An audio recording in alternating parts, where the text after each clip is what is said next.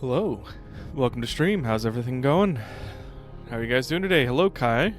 Good to see ya. Musa, good to see ya. Is Star Rupture a euphemism for something? Only if you want it to be. I'll leave that to your imagination, Musa. Faint smile, thank you for the hydrate. Hey, Tomo fans, good to see you. Always good to do an earlier stream so international folks can join. Only if you use it as a euphemism for Taco Bell regret.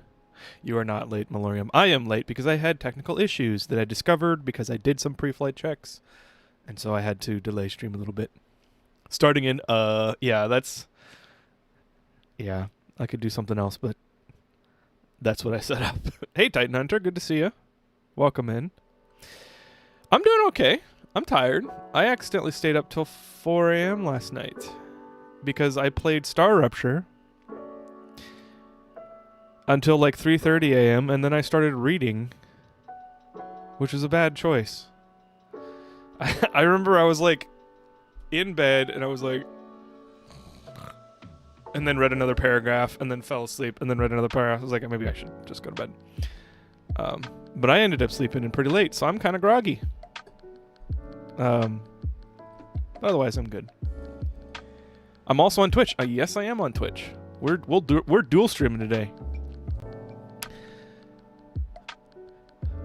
Hello there, Clockwork Crow. I heard it. I didn't respond until now. My bad. I'm on my second bowl of bean chili of the night. Oh boy. I'm praying for your roommates, whatever that might be. Or whoever that might be. If you have roommates. I don't know. I just happened to check Twitch and saw a stream been playing Hytale all day. Nice. I've been considering playing Hytale, but like it is early access. And with a game like Minecraft and Hytale, well, it's like Minecraft. I know it's like different. It's like a modded Minecraft starting point. At least that's what I've gathered so far. But I'm not sure I'm gonna play Hytale yet.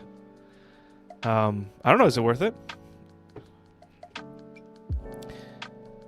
Steam still had you on Star Rupture at 4 a.m. Okay, maybe I read till 5 a.m. then. I don't think I checked the time.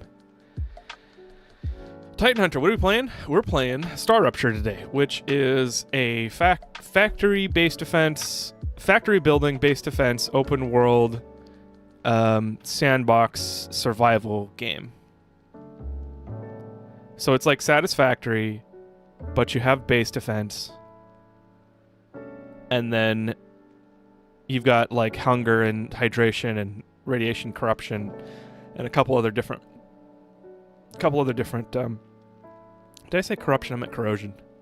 You've got a bunch of health bars, I guess. It's not a health bar. It's like a, I don't know, survival bars.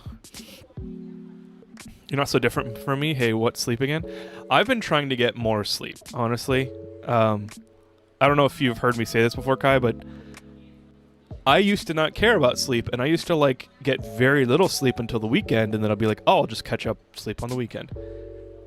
I found out that your brain does garbage collection, meaning when you sleep, it takes out all of the byproducts of like thinking and existing, and it flushes them when you sleep. So if you don't sleep, you build up more. And so not only does that increase your like, it makes your brain not able to work as efficiently, but it contributes to potential diseases like frickin' Alzheimer's and dementia when you get, I think Alzheimer's might be a genetic thing, but like dementia, it can contribute to that. At least studies have been showing that it does. So I'm like, holy shit, I should take care of myself because I like thinking. I like thinking. I should get some more sleep. So I try. How are the kitties? They are good. They're very happy. I almost posted a pet pics and then I realized it was posting some doxing stuff. So I couldn't, but maybe I'll edit it on my desktop. I'm not very good at like mobile picture editing. I know there's probably a bunch of tools, but like All I want to do is like blur out selective parts of the picture, and that is like surprisingly annoyingly difficult. Maybe I just don't know how to do it. Terraria news. Hytale kind of feels like 3D Terraria. Ooh. Are there bosses then? This is factory slop. You only like it because it's fun. How utterly hardcore of you, Musa.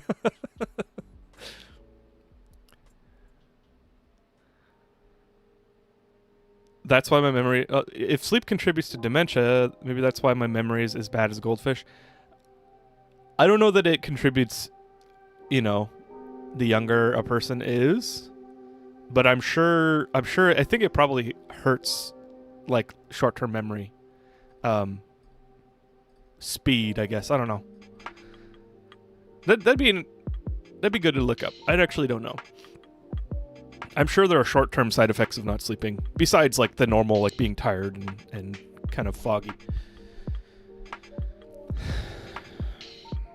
The ability to create anything in Hytale is insane. Everything a Java Minecraft server wants to be if it didn't have to obey Minecraft code restrictions. Ooh, that's actually like... That actually could be really cool. You know, Minecraft development has been held back a long time by Java. And the way it was written, the architecture of how it was written.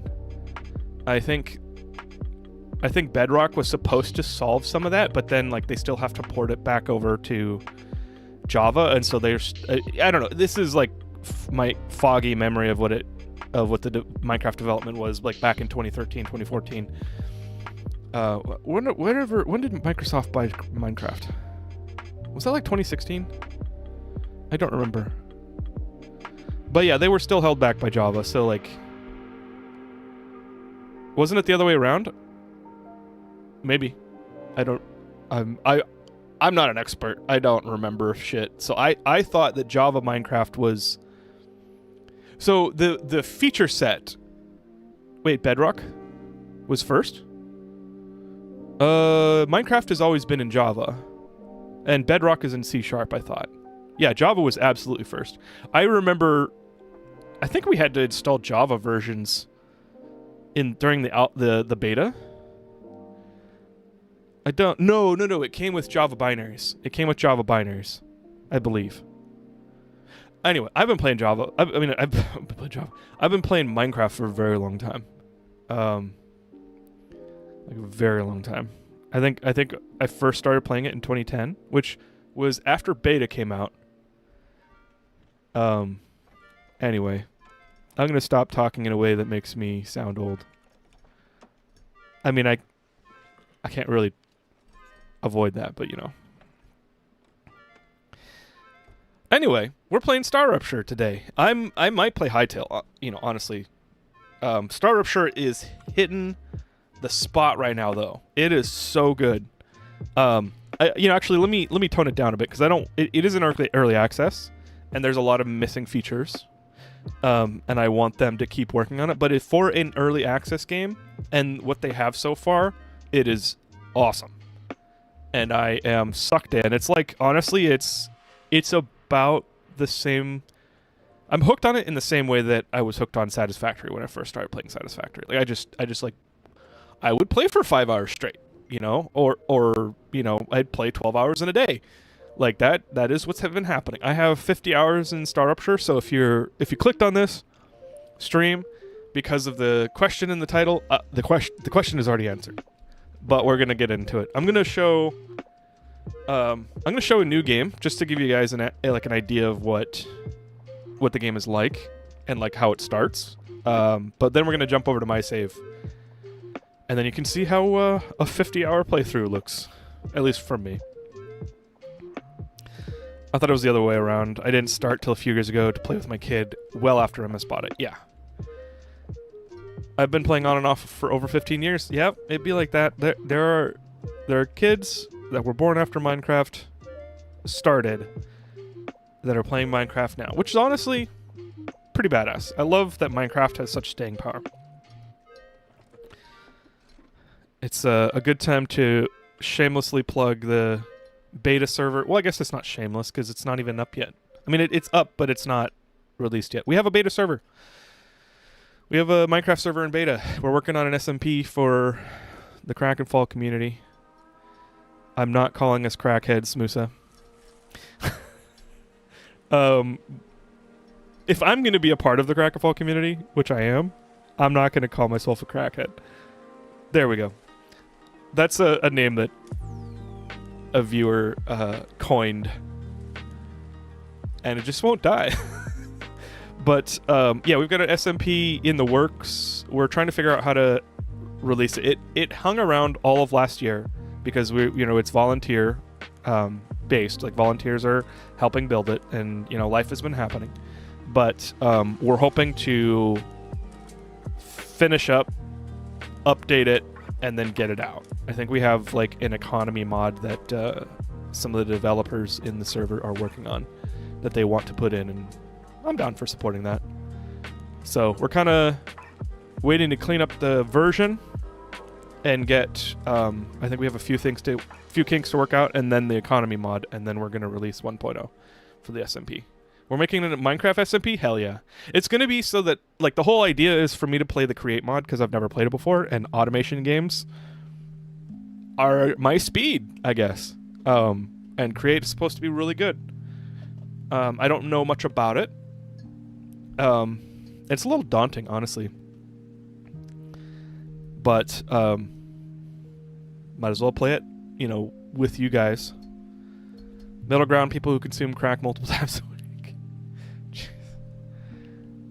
One of my favorite Minecraft YouTubers got started because he was playing Minecraft with his kid. His kid is in college now. That's hilarious. I wonder if his kid still plays Minecraft. I hope so. It's one of those games. Is it going to be public? Yes, it is. Non-paid, public, player economy. We're going to have shops and stuff. In-game, with in-game currency, not real money. But it's like a good way to grind and like interact, and you can set up your own shop and kind of stuff. At least that's what the economy mod is supposed to be. If it launches with the economy mod, that's what you're going to be able to do. There is grief protection. We're using luck perms, I think. I don't remember if luck perms does the grief protection. I don't think so. Anyway, we've got grief protection, so like you're going to have, the more you play the game, the more area, like blocks you get to claim, so you can claim your base, and then nobody can build in it unless you give them permission. It's not luck perms. Okay, thanks, Chris Quartz. Chris Quartz is one of the people working on the Minecraft server. Thank you, Chris Quartz. But yeah, we're working on it. Hopefully this year. Maybe I'm not going to say Q1 or Q2. That's like a horribly corporate way to talk about it, because this is a free volunteer thing for the community that you guys are paying for, technically. All of you subscribers. Well, I guess not on YouTube, but Twitch subs and super chats and YouTube ad revenue, it's all helping pay for all of the Minecraft servers and stuff. So thanks for that. We're using Flan. That's right. Flan. Luck Perms is a permissions plugin. Yeah, for the mods. Yeah. That's why I was like, wait, that's not it. Do you know what an obby is? I don't think so. I've never seen that word before. I haven't played Minecraft in a while. I've been grinding the hell out of Genshin Impact. Nice. I played that game for a solid 20 hours. I kind of fell off, but I know people that are really into it, so hope you're enjoying that. Newest version of Create threw a major wrench in the works because it was evidently rewritten from the ground up, basically, which meant all the Create add-ons also need to be rewritten. Damn it. So maybe we launch after the add-ons get updated. Did they say obby? Yes, O-B-B-Y. It's like parkour.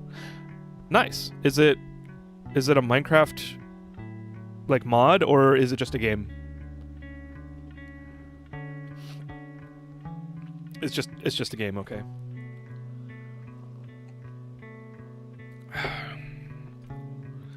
We'll release at least by Q4 2034. I mean, hopefully, I am gunning for this year. I want to play Minecraft this year. I almost started a Minecraft world in December. I was feeling it, and I was like, I want to play Minecraft. But I held off. If you were to create a stage in a parkour obby course, what would you add? So do you have stamina in obby? Like, do you have a limited number of parkour moves that you can do, or is it infinite? Because one of my favorite things is like wall jumping.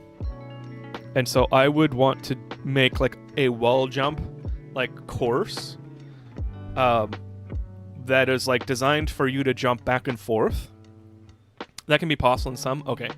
I want to be able to jump back and forth and like there's no bottom. So like if you stop, you die. Oh, obstacle course? Okay. Yeah, so it depends on how realistic of a game obby is supposed to be. If it's realistic as in like you're a human and you do human things and you do obstacle course stuff. Oh, it's not a game. It's specifically more of a genre of games. Okay. Got it. Okay. Yeah, I like wall jumping. And I like, it'd be cool to do things like wall jumping and like slides or like boosts or, And like if there's enemies to kill in the game, then you can like have like a little. It's like the Titanfall time trials. If you look it up on YouTube, if you don't know what that is, but that was really fun, and I actually played that a lot. Like I don't like doing repetitive things or like repeatedly, repeating the same thing over and over again just to get a bit better of a time. It's usually not my speed, but like the movement in Titanfall was so awesome and amazing. That anything kind of like that. Actually, Echo Point Nova is a game that actually Musa redeemed the channel point redemption to make me play a game. Echo Point Nova is one of those games, and it is that. It's like very wall jumpy, low gravity, movement ability kind of thing. It's very nice. Echo build point maxing Nova Chat. It's so good. It's so good. There's really nothing better than full on chomping down on the inside of your cheek. I despise that. That actually kind of ruins my day. Like I can usually get past most things and accept a lot. I got a canker sore. Ouch. That sucks, but oh well. It's just a little pain. Chomping on the inside of my cheek is annoying, mostly because it swells up and there's a high chance that you'll chomp on it again. And it's like, I can't get, that's the part that I can't get past. It's like if I'm going to repeatedly do it over and over again and it's going to hurt more and more. And then like I touch my cheek and it's swollen and it hurts and it's like, motherfucker. It just, I see red. Exactly. Yes. It's so bad. Like the background? Thank you. This is somebody made me remember this yesterday because they asked. This is the Lake Lena Trail in Washington State, Cascade Mountain Range. These trees are larches, and they turn like a vibrant golden hue in the fall. And my brother and I went on this hike trying to see the larches, but we hit it a little late, and so it started to like. It wasn't a blizzard, but it was definitely a bit of a snow. So we didn't make it to Lena Lake, but we got to see a bunch of larches. I actually have a bunch of VR video because I have like a VR camera. I was really back into it back then. I don't know where it is, but I have it somewhere of this area. There was one point when I thought I was going to be a VR video content creator. And then VR video died. And then I was like, oops. That's funny. Okay, let's get into Star Rupture. Like I said, I'm going to start a new game so you guys can see what it's like. But the answer to the question in the title of this stream is hell yeah, it's good. Actually, what did I say? What is the title of the stream? Yes, okay. Is Star Rupture good? Hell yeah, it's good.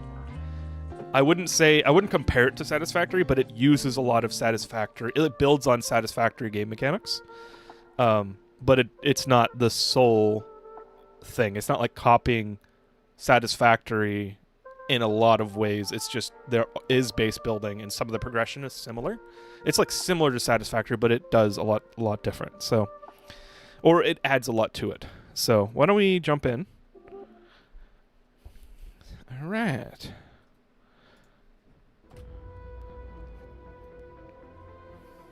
Okay. So we're just going to do a new one. Snap, crackle, pop. I already have a save named Crackle Pop, and I'm just adding Snap, Crackle, Pop. I was thinking about this earlier. I'm going to skip the tutorials so that you guys can experience it for yourselves if you ever decide to play this. The bigger question is Star Rupture 1 or 2 words? I think it's 1 word, and I've just been getting it wrong. I'm pretty sure I've been getting it wrong in like the title and everything. I accidentally clicked on Soldier because if you click anywhere in this box, it picks it. And so I clicked on Soldier to try and see more information, and I've just been a soldier. So I'm actually going to pick a different... I'm going to pick like... let's be an engineer. Convict... Oh, so the thing is, you're... like everybody... Okay, you are a criminal, and you're serving a sentence, and so, thing is, the sentence is, like, delivered by corporations, and so, like, you're a corporate criminal, and so the corporations send you out here to, like, do science work and like, mining and stuff, and, like, build products, just like in Satisfactory, to send up to the corporation. So that's like a similarity to Satisfactory, but you're actually a convict. So like the engineer is convicted of smuggling drugs and dangerous materials and aiding terrorists. So apparently I was a revolutionary or something. Specialization is engineering of space excavation. Previous occupation, lunar penal colony. Oh, I was a previous criminal too. Characteristics: disobedient, sharp-tongued, highly intelligent, can cause trouble. I mean, that sounds like me in a different life. Weakness: her family. Ooh. That's spicy. That's like evil. So corporations equals evil. Got it. What'd you rate this game out of 10? I don't like just a number. I would number multiple things. If I ever did reviews, which I don't have enough brain juice to do reviews. Prisoner E4101. I would probably use the 10-point scale to like do a bunch of different things and just average that out. But if I were just to choose, I would say this is an 8 out of 10, 9 out of 10, somewhere in there. I've been running engineer, not sure there's really a difference aside from the lines. I don't think there is a difference, Memoriam, but I haven't played more than one character, so. Welcome to Arcadia 7. You've chosen to skip the recommended onboarding training. At the Claywood Corporation, we value that kind of confidence. I'm looking forward to working with you. Okay. So we got a survival food pack. Get 15 health, 25 calories, 35 hydrations. Gotcha. Gotcha. So one of the things in this early access game, your character is very noisy. Like they say shit all the time, and it like got on my nerves for a little while, but then I got over it. But something to be aware of. Can you hear me? What was that? Oh, don't worry. It's only B1690, one of your colleagues. You're connected via audio, even when they're not currently active. When they're not active? The human brain can't go on for too long without stimulation. When sleeves are sleeping in the regeneration chamber, they get a constant audio and video feed of everything you do. They can also communicate with you. You'll also get this opportunity. Let's turn the audio back up a little bit. Uh-oh.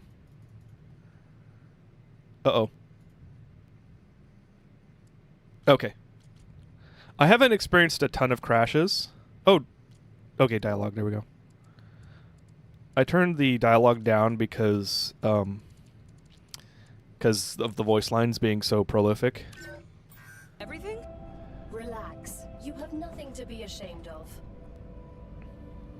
So one thing that's cool is they're kind of borrowing sci-fi ideas all over the place. Like satisfactory similarities aside, one of the things that you'll find, I won't talk about it too much because like there's lore drops in this game. You like find these terminals throughout the world and like broken down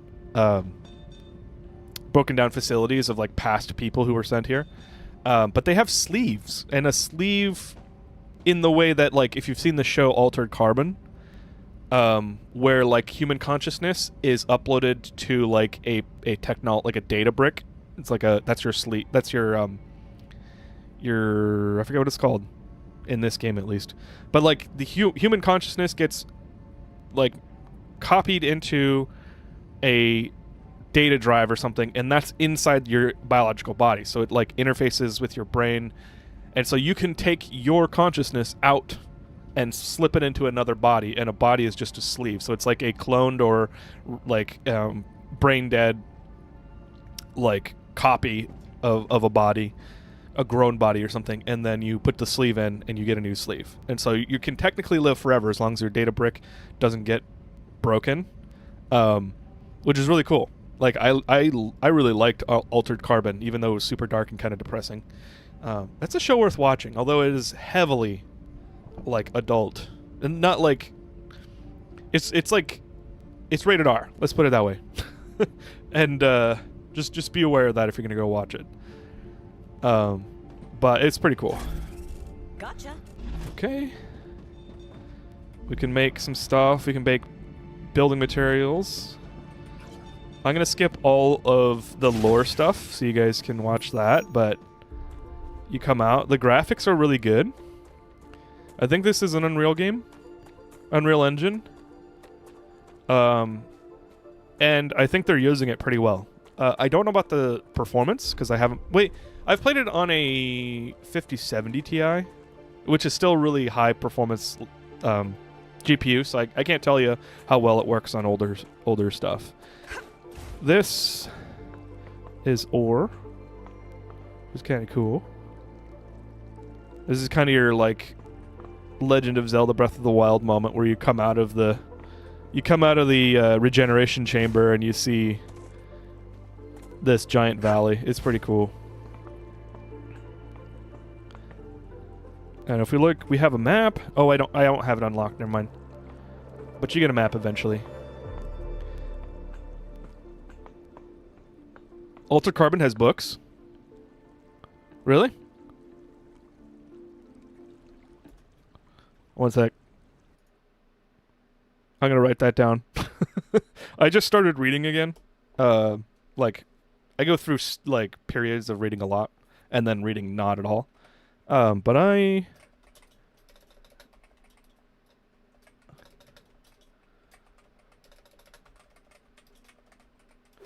gonna note that down because that's another series that I would love to read. It's unrated. Check the taskbar icon unless they updated it. Oh, Unreal, not unrated.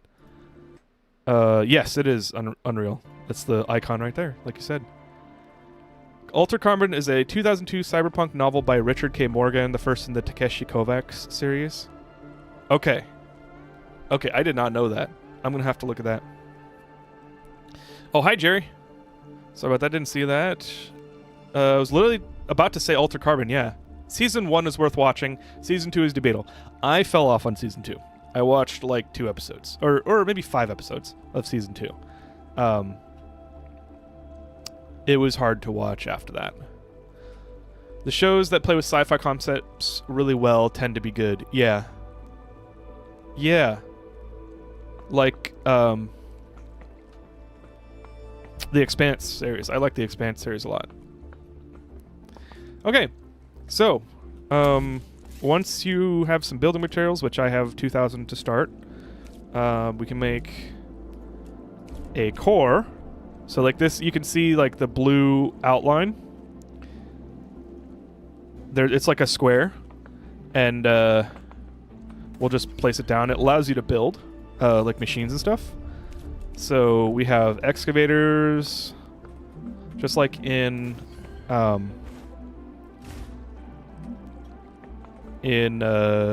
Satisfactory. And then we have rail connectors. So they do like conveyor belts a little differently. It's like rails that drones like attach to. So it's kind of cool. It does kind of make aesthetics a little hard. Like, I've been trying to be fairly regulated in how, like, I'm trying to avoid belt spaghetti, but it's been pretty hard to avoid that. The next thing we can do is smelt. So, oh, you have a double jump right off the bat. I love that. I hope they don't make you unlock double jump. So titanium is one of the ores. One of the things is there's a lot less ores, like ore types, like metal types, that you have than Satisfactory. So which kind of simplifies it. It simplifies Satisfactory quite a bit, but by the time you get far enough, like things do kind of get complex. Like once you start building off of other recipes, then yeah, you still kind of need to plan out your factory. So I'm just gonna attach this. E4101. You look like you're a magnet for trouble. I won't pretend I'm a saint.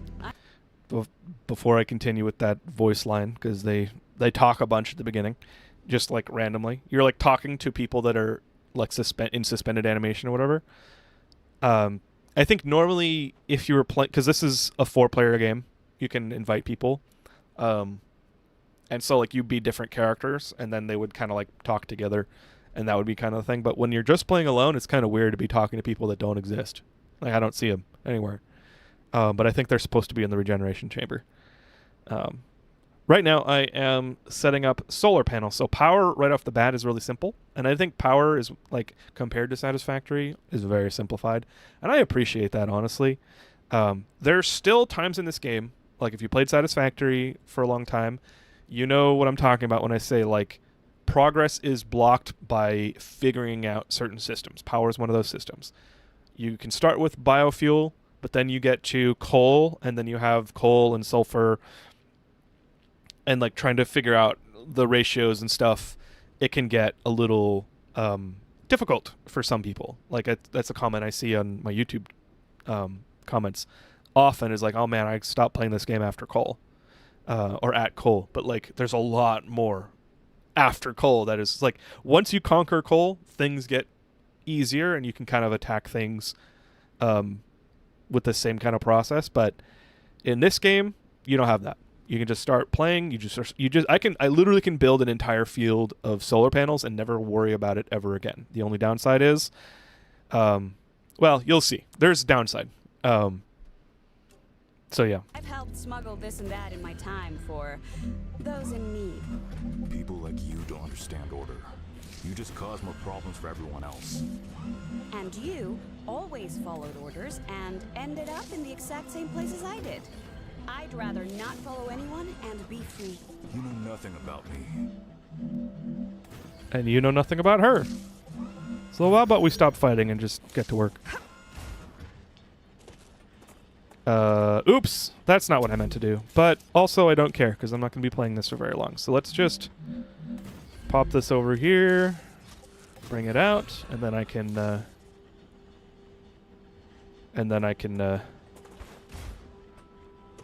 process, whatever ore that comes out. I like how there's a bit of StarCraft in this game, like in the enemy design or the alien design and the alien attacks, like the Zerg attack kind of thing. I could see that. Pluribus is another example of good sci-fi shows. I've never heard of Pluribus. Is that good? Cries in Expanse. Yeah. The outline is a lie. As soon as you place it, you lose about a 30-meter diameter. Oh. I didn't know that. Maybe that's a bug. There's helium, calcium, titanium, wolfram, copper, I think. Yes. I think there's 4 primary materials. There might be more later, but I haven't come across anything else. the voice lines will interrupt one another. Yes, they will. I did notice that as well. And also the voice logs that you find will cut off after a certain amount of time. But that's, again, this is an early access, so I expect. I've actually been creating a list of things that I've found. Nothing crazy, and I'm not gonna I'm not gonna mark down every bug, but like these are like feature requests or things that I wish I had, or issues that I've found that I think may not be like common. So like I want autosave. Autosave is a problem. It happens, but like there's a bug with the save loader where autosave doesn't show up. And I think it's probably something about admin permissions in the default Steam install directory. But I haven't like figured that out yet. I'm gonna like go through these and actually like flesh them out. I want a drop item button, so I don't, because like right now, if I want to drop something, I have to right click it. There is no dragging it out of my inventory. There's no shortcut to drop it. I just have to right click and select drop. So I have to have cursor awareness. Well, and I already have cursor awareness, but like it's like a multi-step process. It'd be much easier with a keyboard macro. Increase or remove copy item range. Oh yeah. So there's a couple. I was thinking about making a tips and tricks video for this, but I probably don't have enough brain juice to do it. But if I am just looking at stuff, I don't have my build tool out right now. I can just look at something, click Z, and I can copy. I didn't know this for the first 10 hours, and I'm so glad I did learn it. So that's really handy, but I cannot. There's a range. I'm pressing Z right now. I'm spamming it, and if I walk towards, I'm spamming it over and over again. Okay, this is about the range that you have. Like, I want to be able to look up at that and copy. I want to be able to look at that and copy. I want to be able to look infinitely and copy it. Like, it would be nice. But at least if you run up to it and then press Z, you don't have to open up the build menu with B, go over, where's the mining, and then excavator. So, like, you have to have, like, really good mouse control to be able to click quickly. So, yeah. There's a bunch of other like bugs and feature requests that I'm writing down. I might make a video about them. Just be like, hey, I love Star Rupture. Here's some things that I wish, and here's some things that I've found. It's almost like they took Satisfactory and upgraded it. Yeah, I think in some ways, like some things they took from Satisfactory, some things they didn't. I'm certainly addicted to it like Satisfactory. I'm sure you're going to get there, but you know about C while building, yes? I don't get it, Sam. What's so interesting in beetles or flowers? They're part of the world we live in and are inextricably connected to it. I don't know about that. I don't remember it. Flowers. We wouldn't exist without fundamental forces. Beetles and flowers can be easily replaced with automated systems. You can't replace electromagnetism. You'd really want to live in a world without plants? I wouldn't mind it.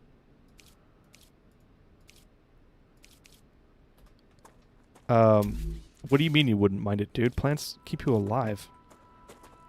L take. Okay, so we need to create a habitat, and we need to do some research. So this is how you kind of progress. We need to send stuff to, like, corporations. So you click on this. Corporations request Wolfram bars right now. But you have a bunch of different corporations you can send, and then you unlock stuff. Like Storage Depot is just a storage container. Well, it's not a storage container, it's a distribution node. So you can put an item in it, and then it will equally distribute it throughout the rest of the connections, which is really nice. It's like a buffer. Analyzing station, you can like this is just, there's a bunch of like items in the game that you can just convert to data, and data is like the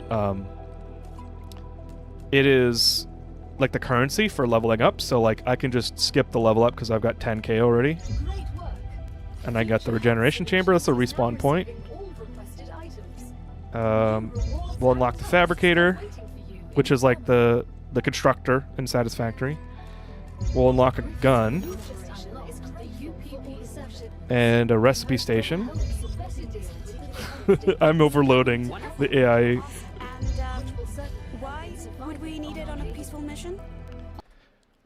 Let's just mute that for now, because I kind of did things too fast. That's one of the things this game is a little rough around the edges. The voice lines talk over each other. But we got a recipe station. You can like put in materials. A lot of the like these I don't have unlocked, but it doesn't really tell you. Smelter, you can unlock the ability to process calcium, and you can unlock more recipes by coming in here and just like making the titanium bars. So I don't have a wait. Do I have a storage facility yet? I don't. Let's unlock that really quick.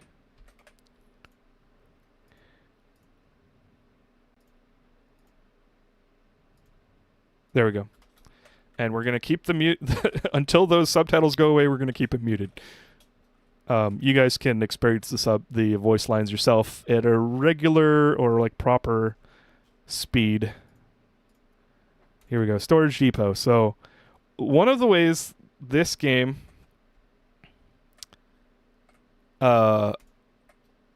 is different than Satisfactory. Once you start connecting resources and power to a constructor or some other machine, it'll just start building. It'll just do what you said. You know, you add a recipe, and then you give it the resources it needs. It just starts going, and it goes infinitely. In this game, it is a push and pull system, which means it doesn't build unless it needs resources. So what we're going to do is set up a request in here. So this makes, I think, titanium bars. We have titanium ore getting excavated and smelted into bars. So we'll just store the bars here. So we'll set the bars. Now this machine will request it from the smelter, because the smelter is the source. You know, if I had another storage, what do you call it? Storage depot, and it already has iron bars, and I made a second one and set up the request, then this depot would send out the iron bars to the other depot. So I won't do that for now. As long as the source that the rails are connected to has the material that is requested, then it will send it. But only if it needs it. So we'll go ahead and set that up. And now... Oh, I have to set up the recipe. So the source doesn't exist yet. There we go. Titanium bars are now requested. But if I delete this storage account, if I delete this storage depot, suddenly it stops. Well, it will stop if this was full. So I messed that up, but that demonstration up. But we'll just set it to build a bunch of titanium bars. Sorry, I'm behind on chat. What kind of weapons are in the game? Are there any weapons? There's a lot of weapons. In fact, I don't know. I think you can see all of them.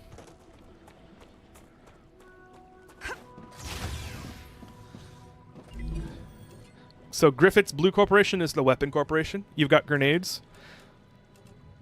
And technically, once I get the equipment upgrade station, then I'll be able to use it. I don't know if I have enough points. Wow. No, I do not have enough points. But it has 4 weapons besides grenades. Like grenades technically are a weapon, but you don't have ammo for them.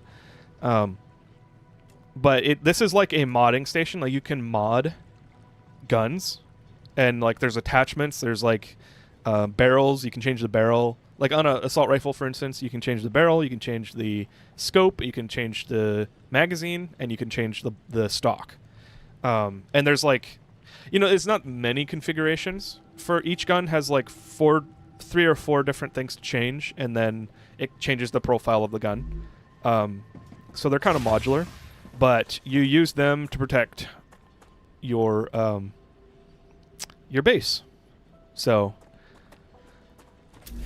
we'll just real quick. Actually, I'm going to catch up on chat more.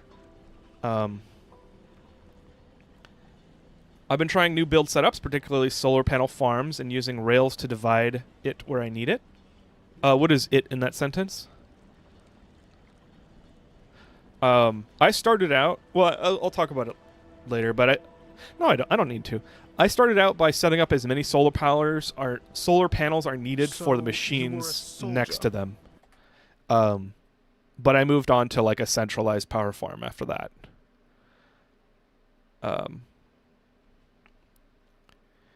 To be fair, he did just say bees and flowers can be replaced by automated systems. That is technically true, but I would rely on biology as a background support system much more reliably than technology, which can degrade and be destroyed by time and blah.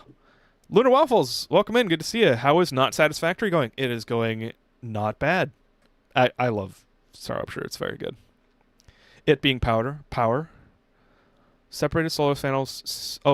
Farms and using rails to divide it where needed. Okay, got it. That makes sense. So we will set up a fabricator, and then I think I'll take a little excursion out into the wild, and then I'll switch over to my 50-hour save, because I'm going to be playing that. I was like, I'm going to be playing that all day anyway, so I might as well stream it. But I just wanted to show like an introductory... I just wanted to introduce the game to you guys if you haven't played it, because I'm having a lot of fun, and I like sharing fun things. So Fabricator, like I said, is like the Constructor. Like titanium rods right now is what I can make from titanium bars. A nice thing that you can do is you can favorite things. So let's see. I'm going to need platforms. And then an excavator and a smelter and a fabricator. So then you can go to favorites and you can grab what you favorited. So here is titanium bars. And now this is requesting titanium bars, and so the storage container sends it, which is very nice. And now we'll press Z to copy it, and we'll store the titanium rods in a storage container. So now it'll build as much as it needs to fill the storage container, which is nice. We'll go ahead and set up this ore, which it looks like copper, but it's called wolfram.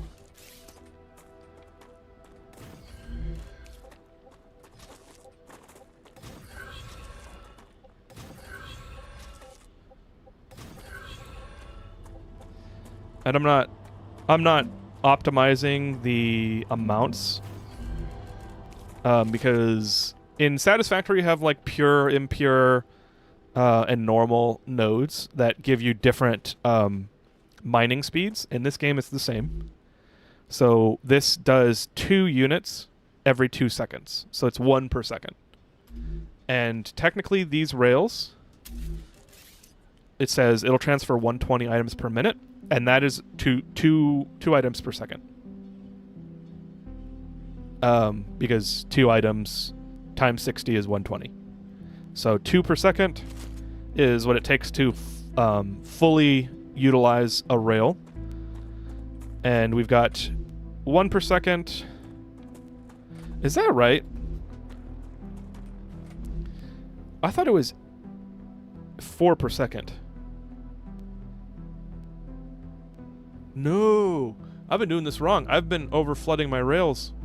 I should probably stop to do some math. I think it is 2 per second. Okay, oops. I need double the amount of rails that I've been using so far. So 2 per second. So this is 1 per second. And this is 1 per second. So these two combined will flood the rail. Or like maximum utilize the rail. See, that's like a lot simpler than Satisfactory. Because they're Satisfactory. Oh, I already have one. Satisfactory likes to make your ratios lopsided, meaning like they're imbalanced, so you kind of have to like figure out how to optimize them. Otherwise, you're at like lower efficiency. Power in this system is different than Satisfactory. You have separate power poles. I heard. Come on, bro. It's very, very talkative. I've barely been playing for 10 minutes. Probably. It's probably been 20 now. So power in this game is not like Satisfactory with the extra power poles. The power goes through the rails. And so if I want to connect things to give them power, like these don't have power, but these do, because these have powered rails, and the rail is connected to the platform. Platforms also transfer power or connect power. So these solar panels are connected by a platform to this rail, which then transfers the power. And machines also transfer power. So if I want to connect the power to this, then either I need to place this next to that, like touching by a platform, or I can set up a rail and attach it to the platform, and then set up another rail next to it. So like this is so you can have like, I would do this to set up like a satellite production facility or whatever, where I don't want to have them touching, and I don't want to bring the raw materials over to my main base or whatever. I would just connect it by a rail by making sure it's touching the platform, and you're good. And then Wolfram bars, and we'll put go to favorites. Oh, I haven't favorited the storage container. Let's do that.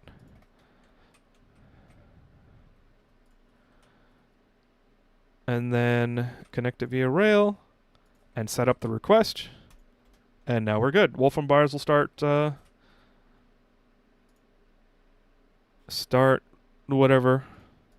building. And we'll put one fabricator in here. And we'll make something out of the Wolfram bars. We'll make Wolfram wire.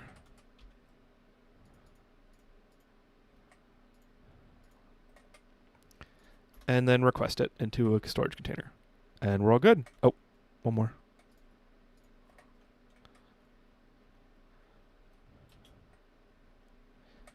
I turned off my noise suppression, and so it's very quiet. You can actually hear my keyboard and mouse.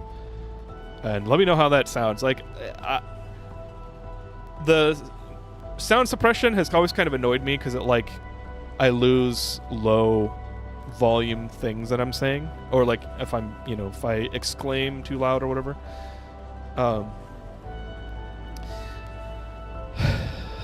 Would it not be possible to develop self-renewing technology? It would, but just as a principle, it is highly entropy vulnerable. Theoretically in sci-fi, yes. You have nanite reproducing nanites in sci-fi, actually I'm not remembering any, like Iron Man or whatever. Like Iron Man suits are like nanite building in the cinematic universe. But like in practically, or like in some kind of realistic or grounded or hard sci-fi or harder sci-fi, technology is very entropy vulnerable, because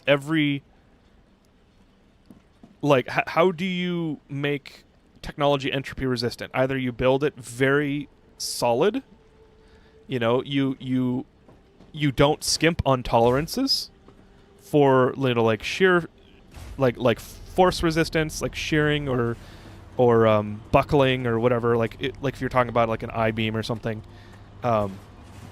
you give it more strength than it needs, and then you build it out of materials that are rust resistant or corrosion resistant or whatever. Like you put effort into building that kind of thing.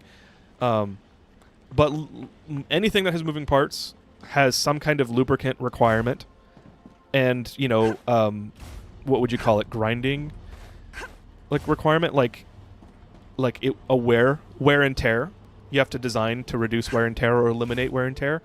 And just like in life in general, in reality, we do not have the technology to overcome entropy, or like mechanical entropy. I don't want to say like physics entropy or like quantum entropy or whatever. So like just in general, it's very difficult for me to imagine any kind of hard sci-fi that we have absolutely conquered entropy of that type, you know. I'm purposefully muting all of the voice lines so you guys can experience that yourself. So that's like the basics of the base. And when we're done, I need some more building materials. I'm actually gonna dismantle some stuff so that I can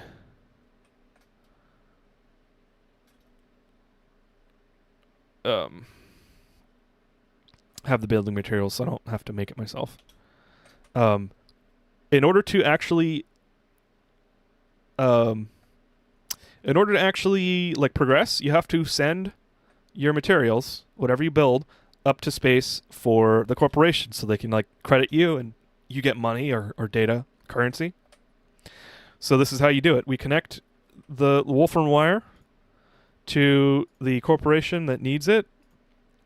Looks like Future Health Solutions needs it. And we do that, and it sends it over.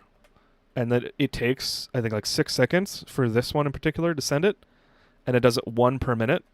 And so sometimes it's a good idea, actually most of the time it's a good idea, to have multiple, I don't have enough resources, but I would make multiple of these cargo launchers and connect the storage container to all of them. And so I would have usually multiple sending out.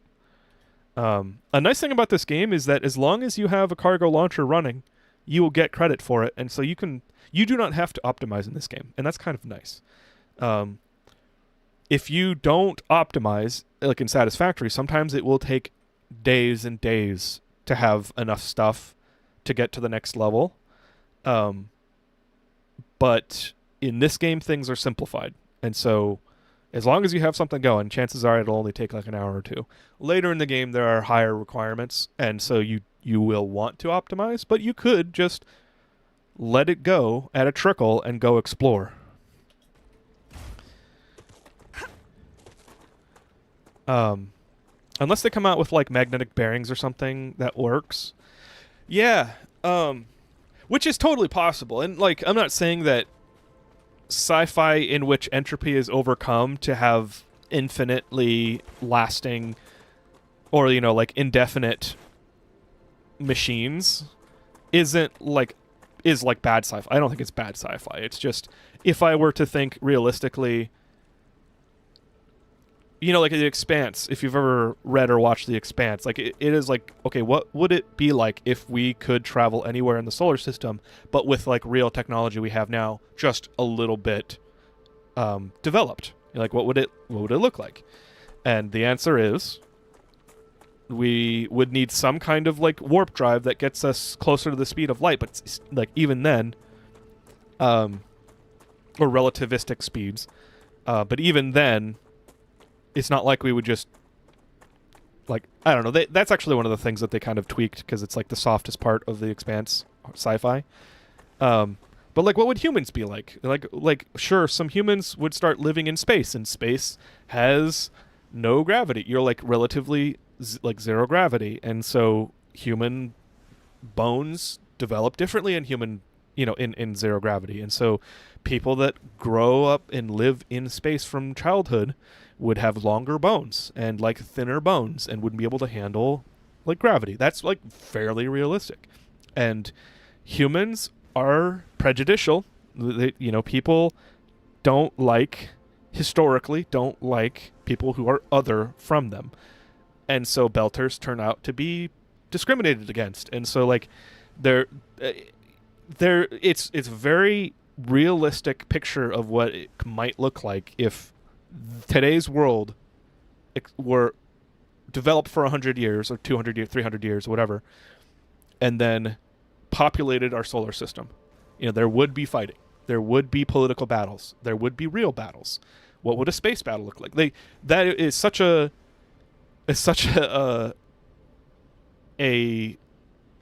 gritty and like realistic or kind of surreal view of what sci-fi would be like in today's context, or like realistic context. I know I'm like slow on the chat, but I don't remember how I started talking about this, because like sci-fi is sci-fi, and I like soft as much as hard sci-fi. I appreciate this game, and I appreciate that it sensifies exploration, but I'm not sure I'm that big of a fan of locking future technology progress behind required exploration. I respect that preference. I personally love it, because I would spend too much time and then I would spend too much time in bases, and then I would not play enough. Like, I would do too much of one or the other. And I also need a reason to go out. So, like, for me, having a reason and justification that gives me the motivation to go do something and feel like I'm achieving something at every point in this game, I think that's probably the most addictive part of this game. It is good for me to go out into the world because I discover new things. I discover lore. Like, everything out in the world right now, in this open world, not everything, but there's good reasons for me to go out there, and that feels really good to me. One of the things I need to do is make a printer so that I can make some ammo. I only have 30 rounds, but that's fine because I'm not going to be out here for very long. So this is my hand miner. You start being able to mine like rocks and like this. I am detecting increased rupture activity. Oh yeah, so here's the big thing about this game. I was just about to go exploring. I can no longer do that because we're located in a planet that has some kind of solar flare storm loop on steroids. So this is a star. It is an old star that is, and there's like something else going on with it. Something weird. It sends out massive firestorms. And so right now, this entire planet's about to be incinerated. So there's like a huge element to this game that's like, it seems unrealistic, but if it wasn't unrealistic, that would be really cool. Like, I'll say more about it after it happens. But let's get in the habitat, and I'm gonna actually dismantle some stuff so that I can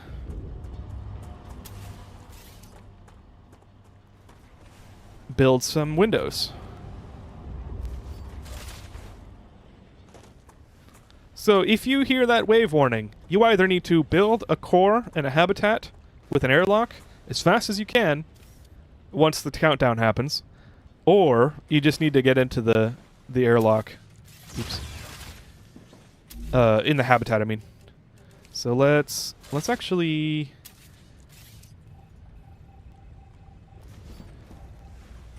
you know what? I'm not going to show you guys too much of it because I want you to explore this for yourself. So I'm just going to give you this little window because it's honestly very cool.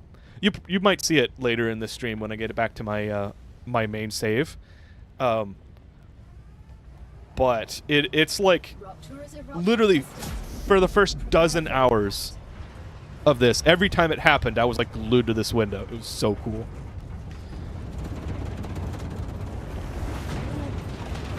Hey, Naked Racing, good to see you. Hope you're doing well.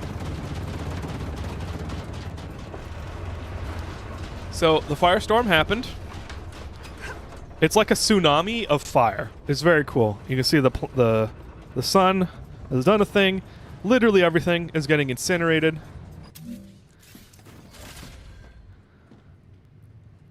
And if we try to go out right now, we will die. Now, there's a bug. I should not be able to like cool off the airlock right now, but I can open this and not die. So I go out, immediately I take damage and I'm about to die. Like it takes like less than 10 seconds for me to die.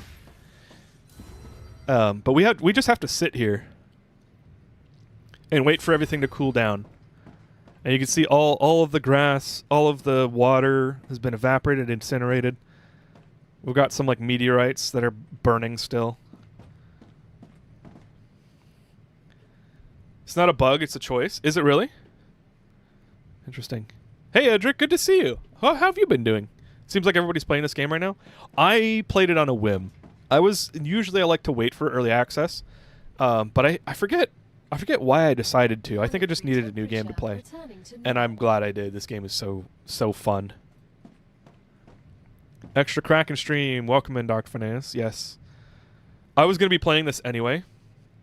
Would you say that the star is about to rupture? Yes, I would.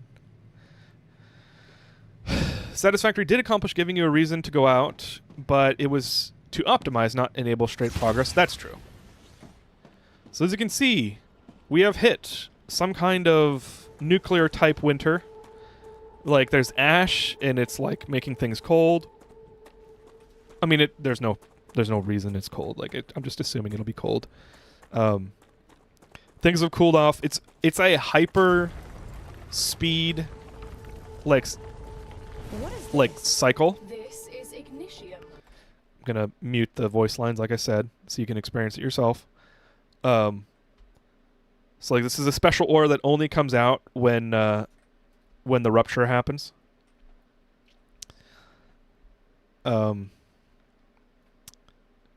I'm doing good, Naked Racing. I have been playing this game off the chain. And I think I started saying but I didn't finish. I was going to be playing this game anyway, so I decided to stream.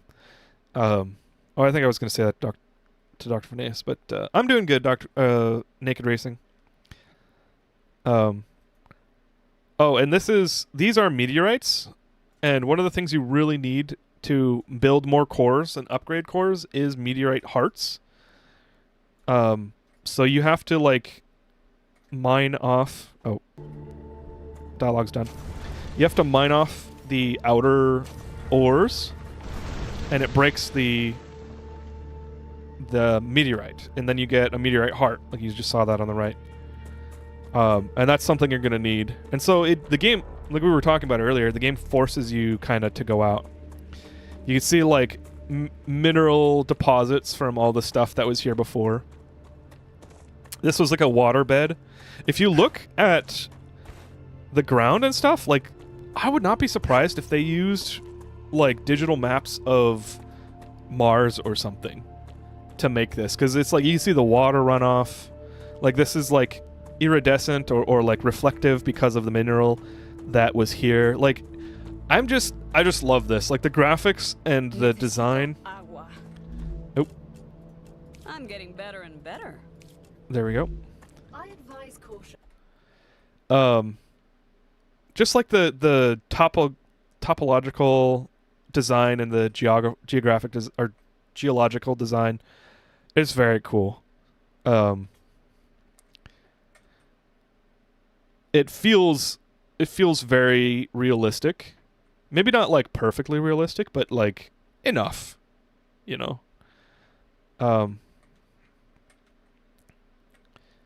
I'll do this and then move on to my full save. Oh, there's a dead body. I don't know why there are mushroom like jellyfish things. But I've got more pistol ammo now, which is nice. They could just have a geologist on staff, hobby level or better. Yeah, and I appreciate that. it's just it's one of those things that is like low grade realistic. It's like secondary or tertiary details, but it's the kind of stuff that your brain picks up on without you consciously seeing it. And so when you have details like this, it feels, and you might not know why, but it feels realistic. It feels real. And so it's very cool. I love that kind of shit. When people design an environment, whether it's in a movie or a game, that feels more full and realistic because of the little details. It's very cool. Planet has adapted to the cycle and the sun is going toasty. So yeah, that's what I was going to say. We're going to see, I might not be here in the save long enough for you to see, but the entire planet recovers in a cycle. I mean, it might be gamey gamey-wamey like speeds. But you would expect this to be like winter-like conditions where like the planet is incinerated for a while, and even if there is life, it's not going to come back for, you know, like probably thousands of years, or maybe even hundreds of years. I don't know how that, if you had life capable of withstanding a solar flare that goes into multiple thousands of degrees, how fast would it regenerate? And I would assume not fast at all, because you would need like precipitate water, or moisture, environmental moisture, to come back, and other things to like trigger the seeds to actually like open up and plant and what's that called, sprout and everything. But this happens in like 10 minutes. It's very, very fast. So like, if that was realistic, what would it look like? Like, what kind of biology would need to be so absolutely virulent to recover from this kind of like cataclysm that happens like every 2 days or something like that? It's nuts. I like it. You don't have to mine the little ores, but it helps break up the meteorite faster. Yes, true. And there's also a speed curve. I'm not near any ores right now, but if you the more things that you mine, you have this, you know, you have these, I can't point to it. Right here alongside your cursor, you get little blocks, and the more blocks you have is like how many ores you've... Oh, we've got a meteorite right here I can show you. The more blocks you have, the faster your mining goes. So like, I do one ore, I get a block. You can see that right there. I mine another ore, I get another block. And as I have more blocks, things go faster. And is there any more? So like, you see how fast that is? If I wait for the blocks to cool off and then go back, it's going to take a lot longer to get through that last bit of bar. It's a heat meter? Yeah, but how does that work? It's like a heat meter on... It's a heat meter on... Oh, wait. Never mind. It's right there. For some reason, your mining laser does not cool down if you don't use it. It keeps the heat. So... Is it a heat meter? You keep the blocks... You keep the blocks even if you cool it off. So I didn't think it was a heat meter. I thought it was just like a gamey kind of speed mechanic.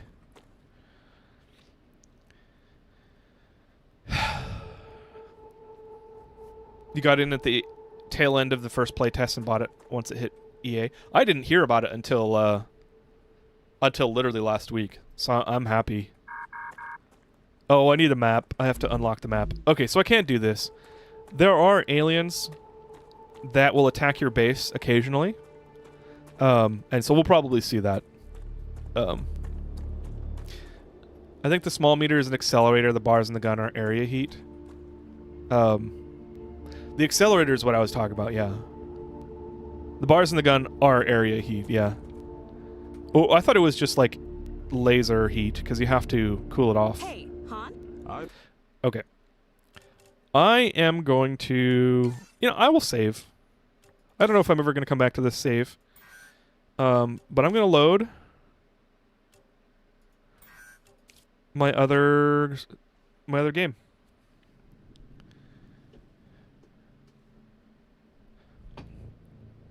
Oh, R heat, not area heat. I was like, area heat? That's not what I've seen. That's funny. Alright, Crackle Pop. One thing I hope that they do is let us rename saves.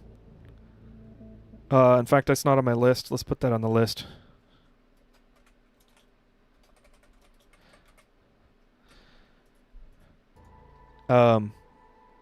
Because I've had bugs and issues that have prevented, like, either caused me to die or some other thing, and I, like, was trying to recover the autosaves. Like, this autosave... Oh, I guess I haven't played today. Yeah, these autosaves are every 15 minutes. Okay, it's showing up for some reason on this computer. I was having issues where it wasn't seeing my autosaves, and so the autosave in this menu was from yesterday, even though I've been playing for like hours in the current day. So, that doesn't relate to renaming saves, but that is an issue I've found. All right, so this is my secondary base, actually. We are absolutely in spoiler territory now, so this is me playing the game to play the game and have fun and can progress. So if you are interested in this game and you would like to experience it without any spoilers, be aware there will be many spoilers. I'm not going to explain them all. So just heads up. But this is my base for sulfur. So I finally got to the point where I can mine sulfur and make chemicals.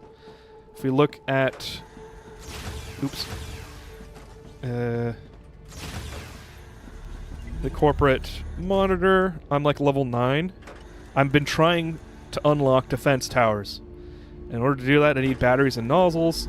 In order to get batteries and nozzles, I need to unlock electronics and, which I did, but sulfuric acid. Sulfuric acid takes chemicals and sulfur. And so this base took me probably 10 hours to build because of how I decided to build it. Not because the game... Like, if I had bootstrapped it on top of what I've already built in my primary base, I could have done it probably in an hour. But I wanted to have more volume, like a higher volume, and so I decided to build a second base. So, once I've got chemicals... Actually, I did finish chemicals, so let's connect this, and then I'm going to go back to the other base. I also need to quarantine a monolith. In this game, you have aliens attack your base kind of irregularly, and then sometimes, usually when you're upgrading your base core, the monoliths will spawn huge waves of enemies, and you have to survive. I absolutely did not survive the first time. It was very difficult, but you can use automated turrets. The defense turrets that I'm trying to unlock right now will allow me to feed the ammunition from rails, and I'm desperately trying to get there so I can stop thinking about like reloading stuff. I'm also waiting for my ammo to fill up so I can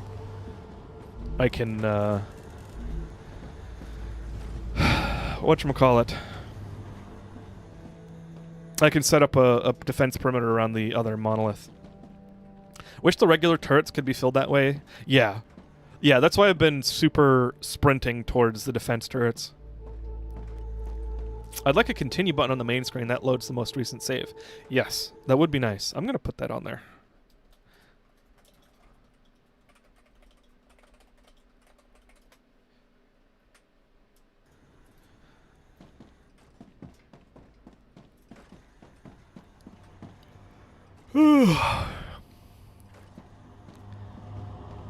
What's funny is it's sushi belts for some reason. I don't know why it's sushi belting. I don't want sushi belts. I want distinct. But they keep popping over. It is still working though, so I guess I can't complain. It's like somehow maintaining the state of like separation. I think it's because the drones are working on request, and if there's a path to get there, whether it's sushi belts or not, it will take the path. So I probably could make my belts more efficient by sushi building. You know what? I think that's what I've been missing. I'm doing this weird stuff. I've been keeping the belts as separated as possible, and then I have to do wonky things like this. One, to like keep the belts routed. Because if I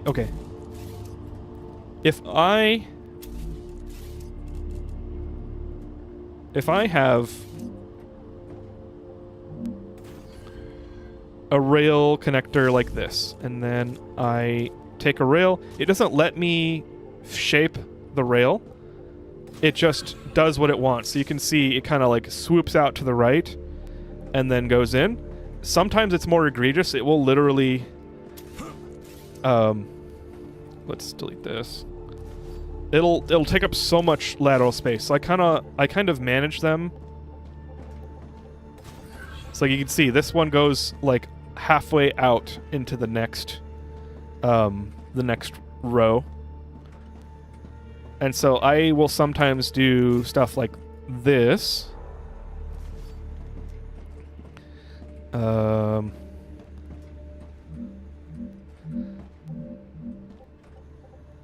show you in a sec.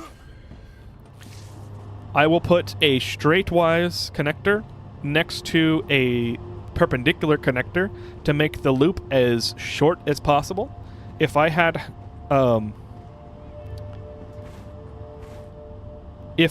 connected this rail connector straight to the perpendicular connector, it would bow out a bunch. And if I'm setting up machines like this, it would collide with them. So I probably should use sushi belts to get over that. Because then I can just have, you know, as many freaking... Like, I just need to connect rails to it, their endpoints, and sushi belt whatever I need, and then they'll find the path. The drones will find the path that they need. It's like a very... it's another, like, optimization on top of Satisfactory. I don't know that it's working super well, because I have failed... like disconnected rails. My rails will disconnect, and even though I have a straight connection to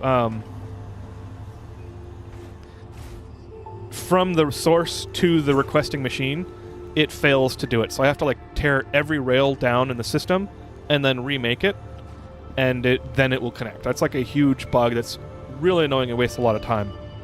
Most of the time it has to do with V2 rails.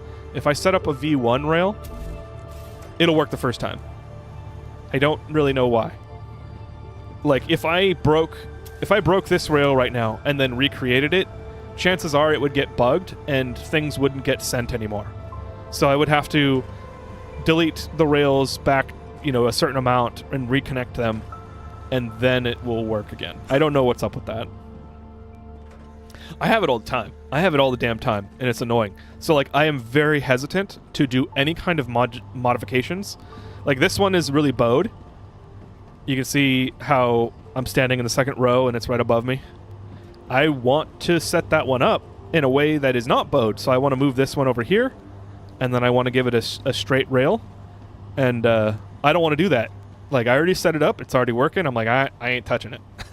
I ain't touching it. It's working. I don't want to have to. And so a lot of my builds end up being like, build once, never modify. Which is fine, because it's easy to set up, like, automation chains. So I just build more platforms and set up a thing if I want it, rather than reusing what I've got. But I cannot imagine that's intentional. So...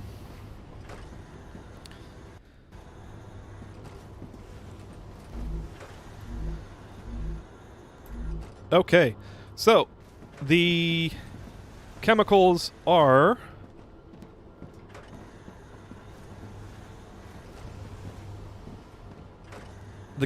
all flooded in the orbital launcher. So now I can take... I'm going to do this kind of scrappy.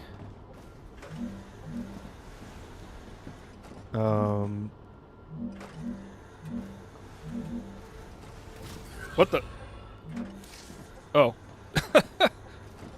I've never had that happen to me. I'm going to take a split out line and just really dirty... make a really dirty line to the refineries. Because my refineries aren't very industrialized yet. Like, I don't need a ton of volume. I just need them to run right now. So I'm going to make a request here.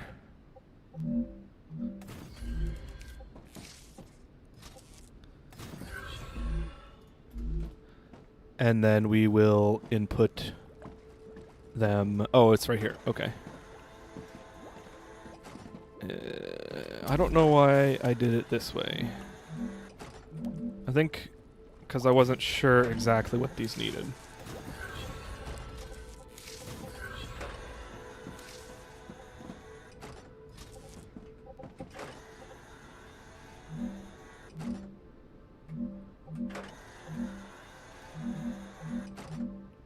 There we go. I keep on accidentally pressing the wrong buttons. But T locks it in place, so I can, move my hand and move my cursor. And I use that like hell.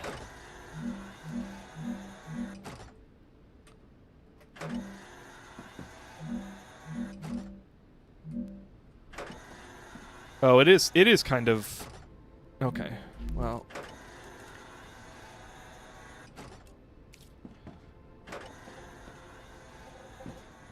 Let's bring this down a level so that I can get over it.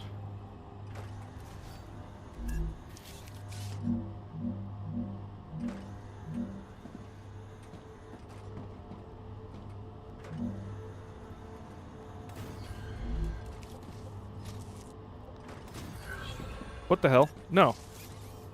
No.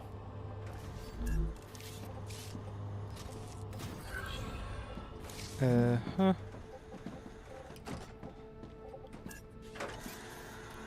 Have you used the building drone? I have not. I keep on forgetting. Thank you for reminding me.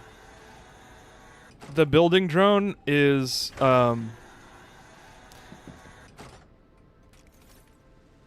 Yes. Oh man, I should have been doing this a long time ago. I didn't. Honestly, I tried to use it when it first gave it to me, but nothing happened. I don't know. I don't know if it's a bug or something. Yeah. Thank you for reminding me. As long as they have the necessary throughput capabilities, smart routing, then sushi belts are totally fine. Yeah. The thing is, I often will completely flood the belts, and I like to keep an eye on throughput requirements, bandwidth on the belts, and I don't want to just start sending things, which is what I'll do. I mean, I'm just saying what I know, the behavior I know I'll have is just start attaching things to belts willy-nilly and not thinking about the bandwidth, because it allows me to not think about the bandwidth, because as long as I attach it, it'll get there eventually, right? So right now I'm like kind of hacking my own brain and saying, no, think about the bandwidth and plan for bandwidth like maximums. And I probably can loosen up on that a little bit. Okay, let's...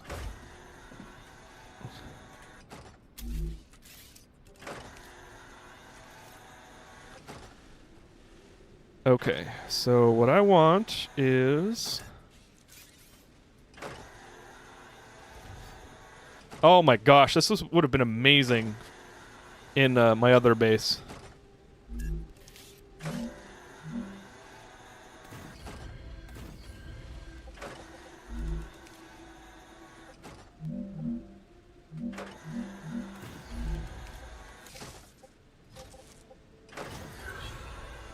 See, I still have a loop. I hate that. And now I've like done all this to like get up there, but one level down, and now I've got to do it again in the next spot. This is like where most of my build time has gone, like trying to route belts. So maybe I really should take a look at sushi belts.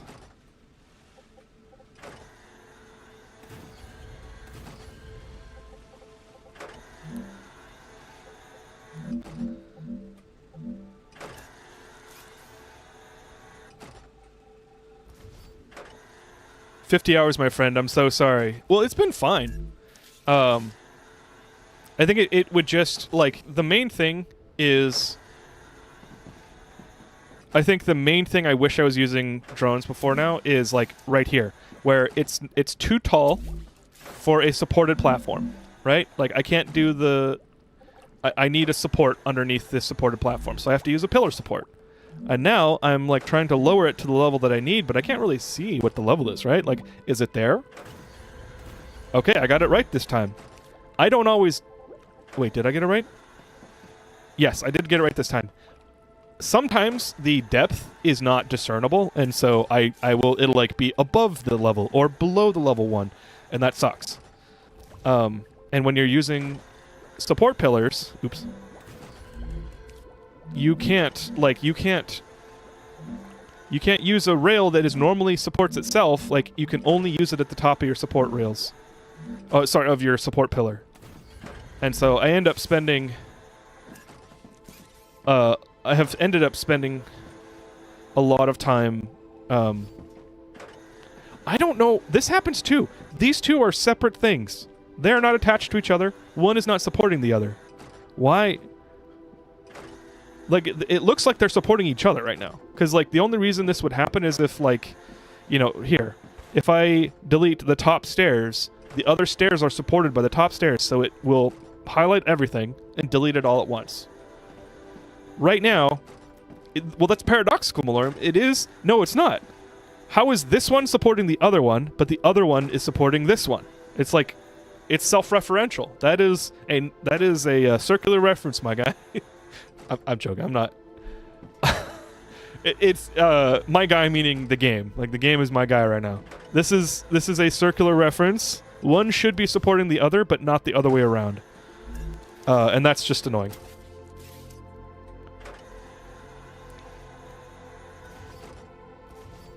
More games need a free cam build mode? Yeah, I agree.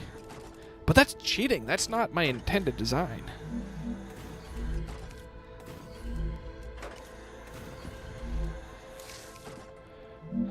That's not how the game was meant to be played. That's the classic developer line, right? There we go. It's not perfect, but it's much better. And now chemicals will start flooding in.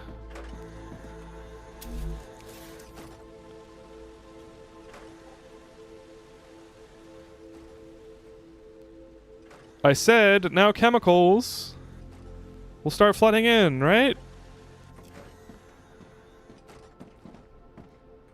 Right? Okay, so it did flood in. It's maxed out at the storage account. But it's unavailable to the item. This is an exact reproduction of the bug that I've been having. So what I need to do is delete the connection from the requesting machine, and then delete the connection to the source. And it's possible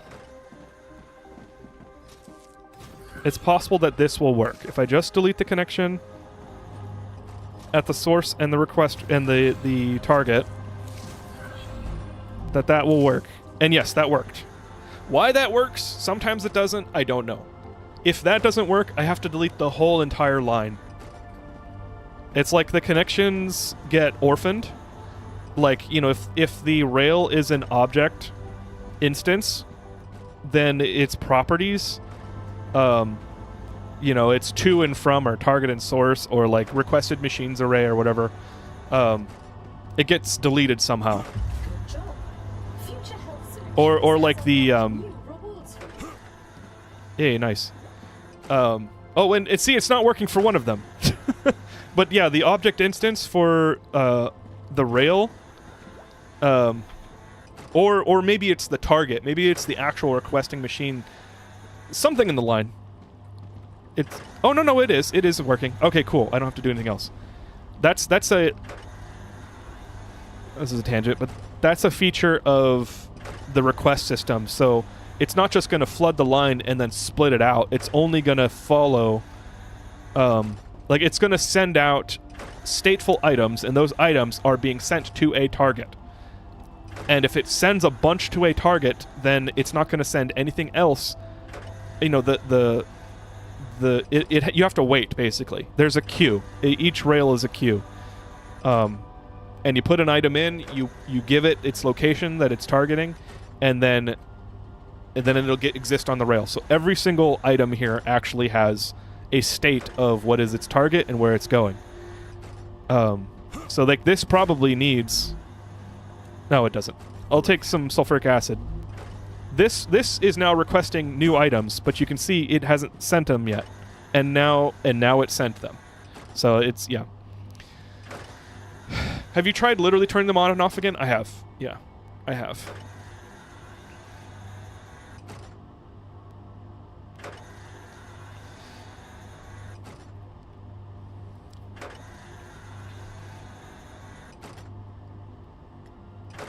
I forgot. The only fix I can think of, yeah, besides just deleting the entire rail system and then setting up the connections to the target and the source separately, that is the nuclear option to fix that, and it's the only one that's worked so far. In my other base, I have V2 rails. I just couldn't fix it. I was like, fuck this. I'm out. I'm just going to set them up with V1 rails, and it's going to go slower, and I'm just going to have to accept that. So the problem is I haven't absolutely clarified the reproduction case, like the reproduction steps to actually report the bug. And I don't know that I want to be as detail-oriented as the reproduction steps. But it's definitely something that's bothered me. But now I have sulfuric acid. I should set these up in storage depots. What do you mean it's colliding with another building? Oh. There we go.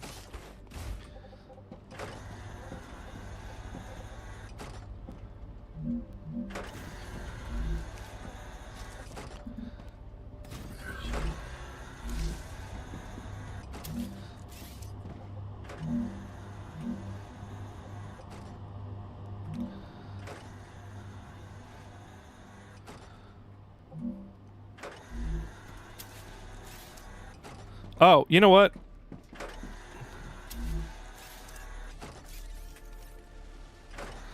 I keep on forgetting to use the drone.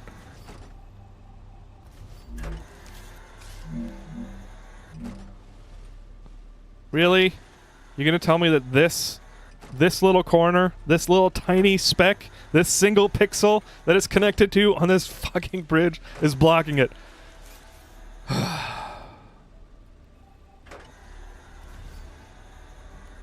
Hey, that's nifty.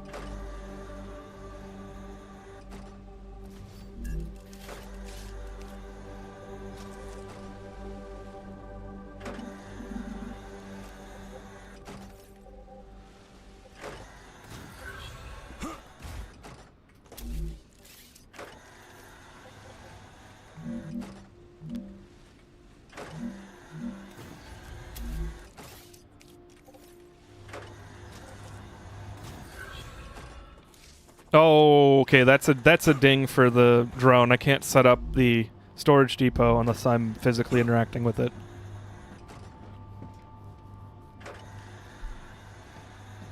Didn't that make it tighter? It didn't. Oh, maybe it did. Maybe that did. Maybe I just accidentally moved it one. I meant to move it over one.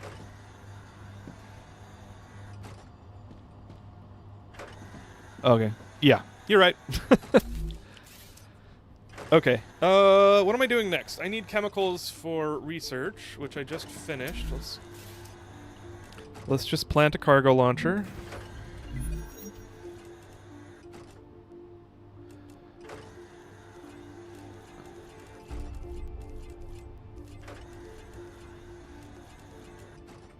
Okay. So let's go look at the corporate board, because I have some recipes to unlock.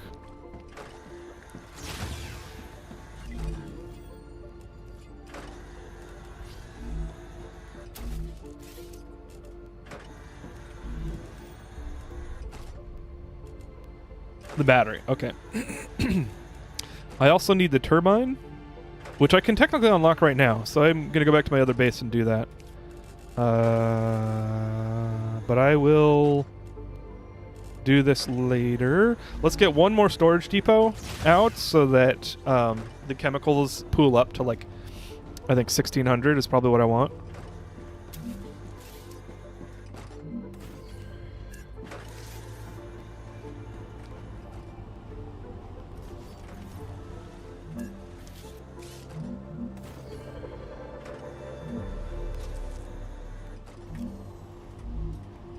Gosh darn it. I should be able to cancel without getting out of the drone. If I hit this and then I cancel, it takes me out of the drone. That kind of sucks.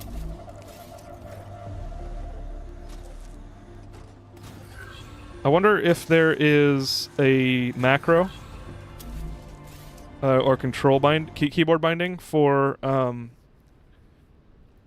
drone cancel. Drone. Nope, there's not. There's just movement for drone, not a cancel. It takes universal cancel.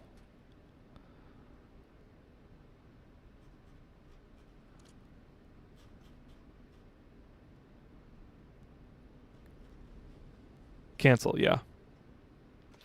All right. Dedicated cancel keyboard binding for drone.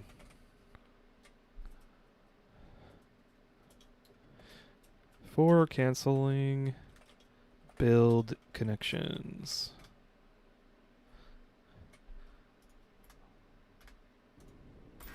So this game is good enough, and I have spent enough time and had enough fun with it that I like actually care about supporting it and improving it, like with feature requests and bug reports and stuff. So I don't know if I'll be able to follow through, but are you trying to cancel? Just hit B or F. Oh, really?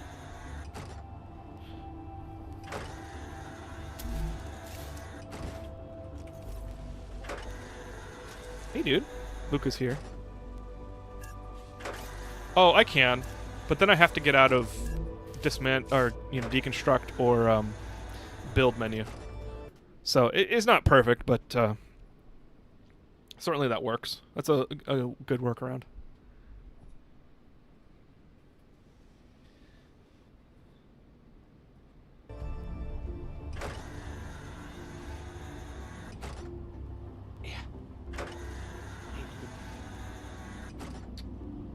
It's like, what are you doing?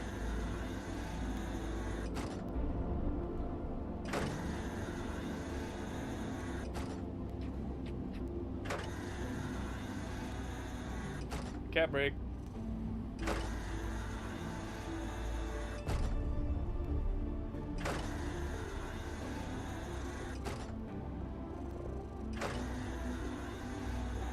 At least it keeps you in the drone. I agree. Separate keys would be wonderful.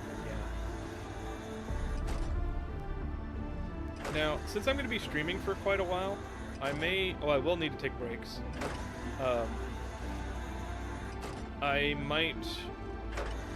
might set up a wireless camera so that I can play with the cats for a little bit, because my partner is out of town right now, and so they're bored, and cats need stimulation. They may not need walks like dogs, but they love to play. So I might take you guys into the living room and play with the cats for a little bit.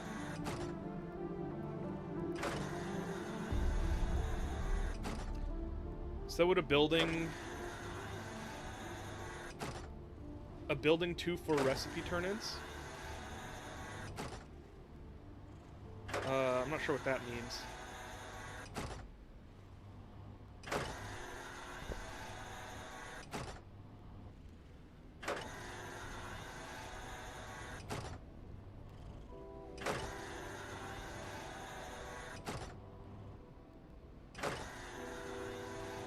Trying to get you to hear his purr, but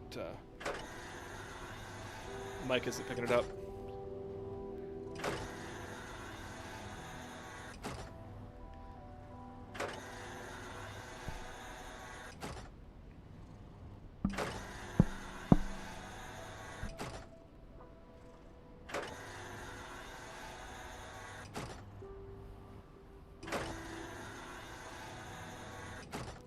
A building 4,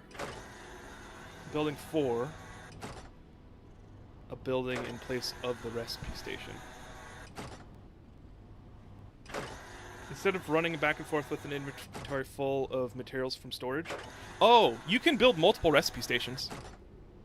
So I was doing that too. My helium was out at the other side. In fact, I might as well might as well go home and show you guys. Yeah, my helium was out at the other side of the base, and I realized I can just make another habitat. And build the recipe station, so that I'm still running back and forth, but it cuts the time down. I built a full setup at each mining operation. Yeah, exactly. I also, it would be nice to like have a central storage or a storage warp or something like that.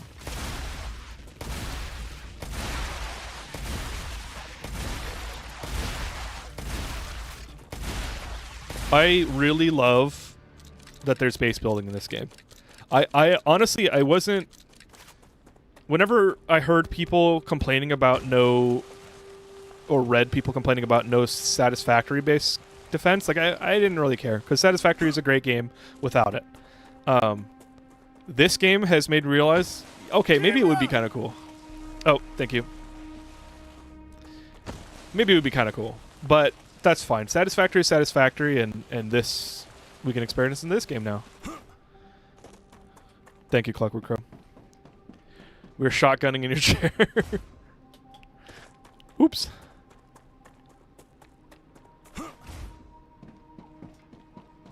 So, I avoided spaghetti for the most part, but once I got to the point where I attached this new addition to the base, it got very complicated. Because I didn't want to... Like, this is all very... I like the spline walkways.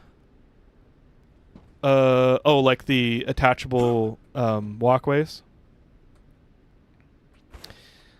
Once, like, over here, I didn't want to...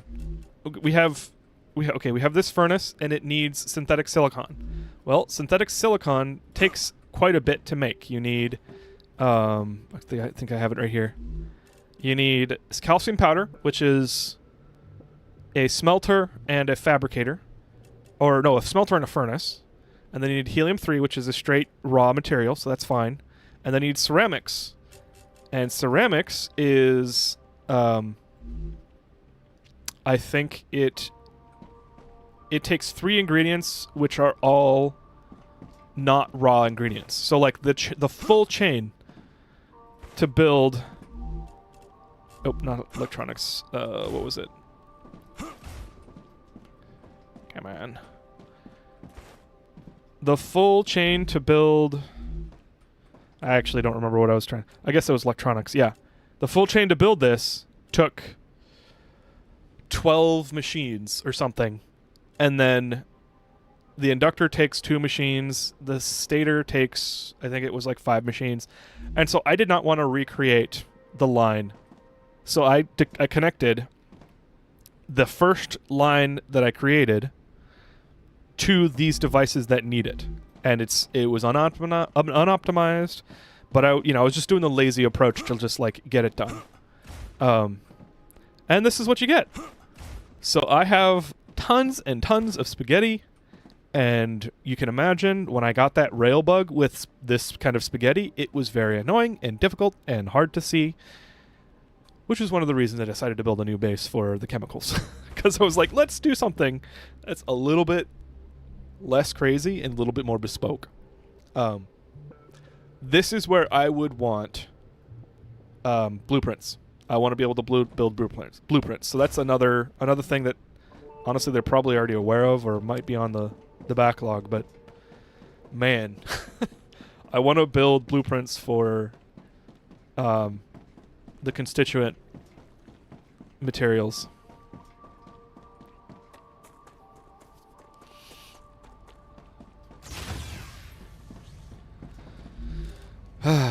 Okay. We've got 2 normal LEMs. Let's put those away.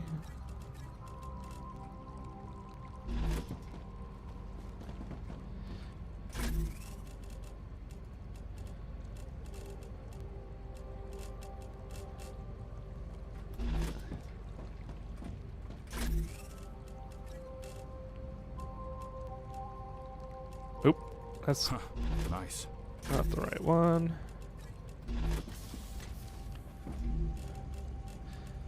Let's turn in the data.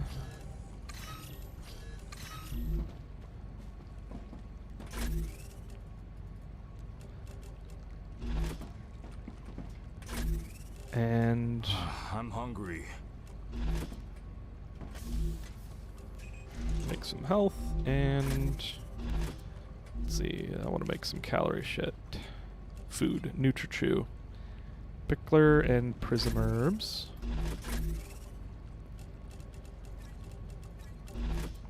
Let's use the rest that I've got.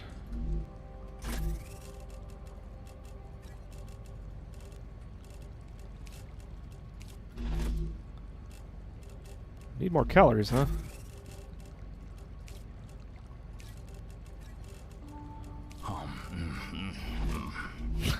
If you got misophonia, they've got a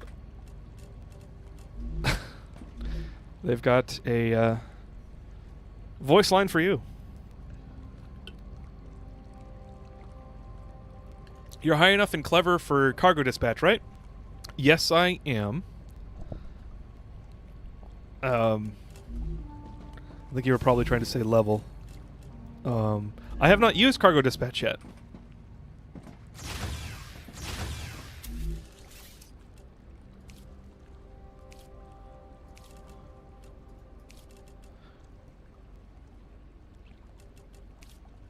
Good work. The cargo dispatcher and receiver are two devices. That's like drones that and work with Satisfactory. each other. Now you can send items between two distinct points. This will surely help expand your production. I think this is like mostly... I was going to use it when I finished chemicals. And also when I get the defense tower, and I need... Like I have a standard ammo production line now, so I'm just going to send it back. Oh, clever robotics. Got it. Yes. Got it. I am.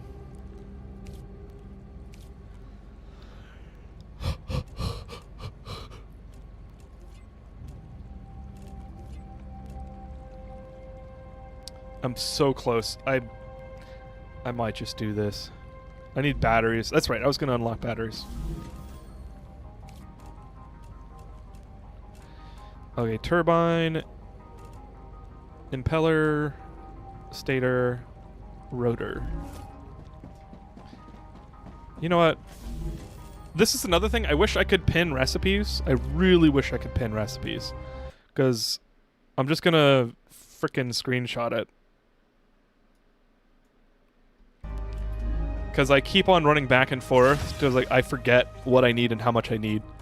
And so it's very annoying. Oh, let's use some of the materials in my inventory so I have more space.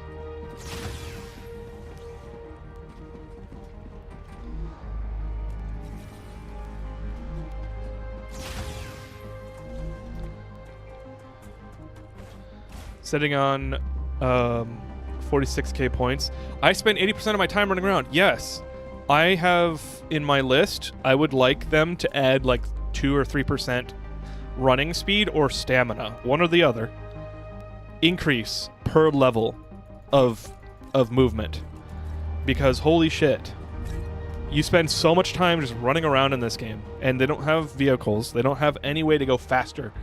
I mean, I did figure out that you can slide, crouch slide to gain stamina back, but it's not very useful unless you're on a slope. And I'm using an LE. I can't. Can I see what LEMs I have right now? Yes. I have one that gives me 70% slide increase. Stamina regen. 70% stamina regen on slide. So, like, it is such a goated LEM. LEMs are like mods, like body mods or whatever.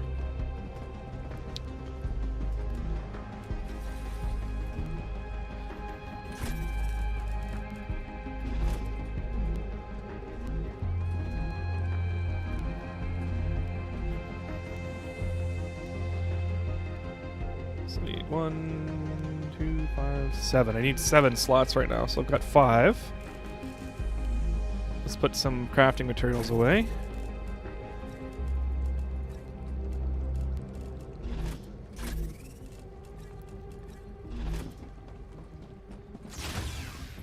Downhill slide is fun. I like that it's infinite. I appreciate that.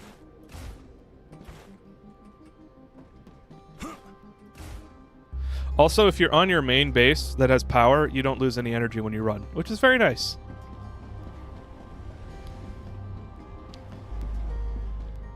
No break, less so. If you hit the crouch button again, then you can stop. That's what I use.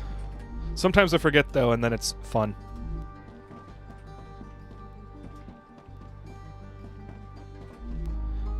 I need 198 technically. Let's split this out. Then I'll have to deal with the excess. And then I need stators and rotors. I think my rotors are over here.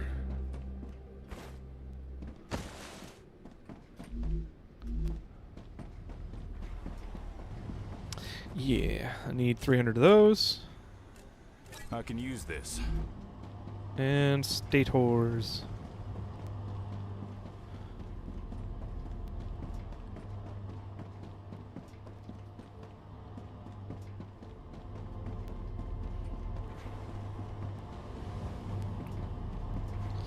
Shit, where are my stators?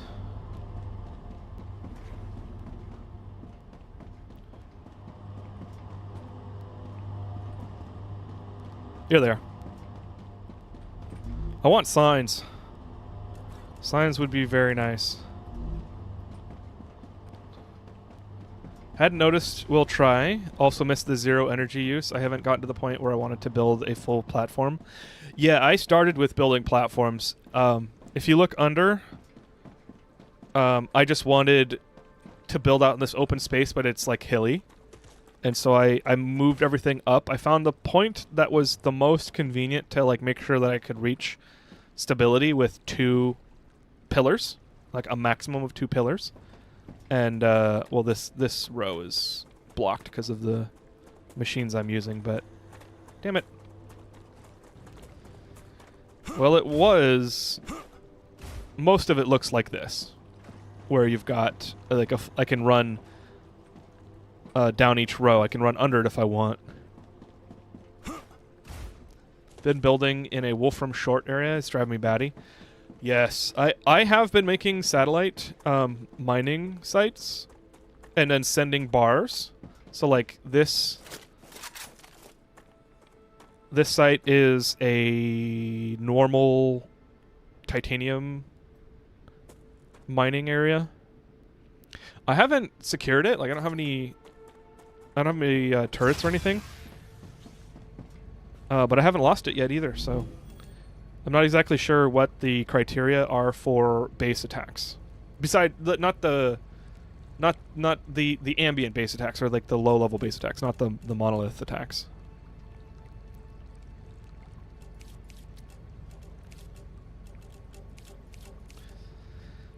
Oh shit! I need. Oh no, there it is. What? Oh, I grabbed the wrong amount. I should have grabbed 300 stators and not 300 rotors.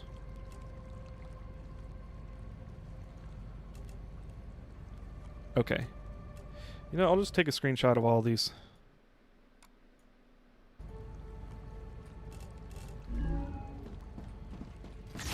I also wish you had a destroy button, but the nice thing is you can just drop anything on the ground and it'll get incinerated during the rupture.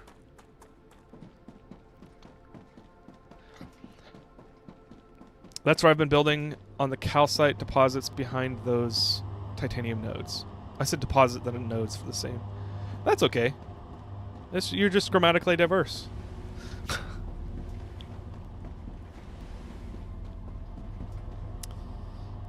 I need 100 of these. I can use that.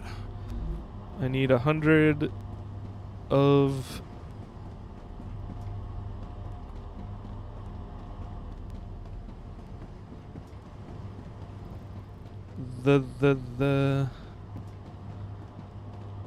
these, and I need 100 of the reinforced plates.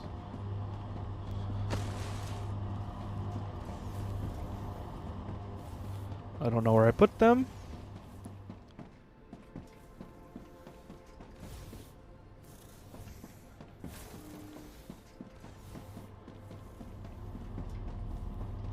I remembered where everything it was up until this last row, and then it kind of like...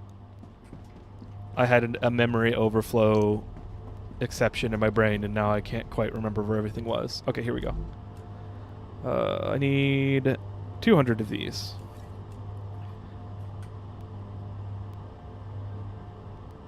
And then 300 copper tubes.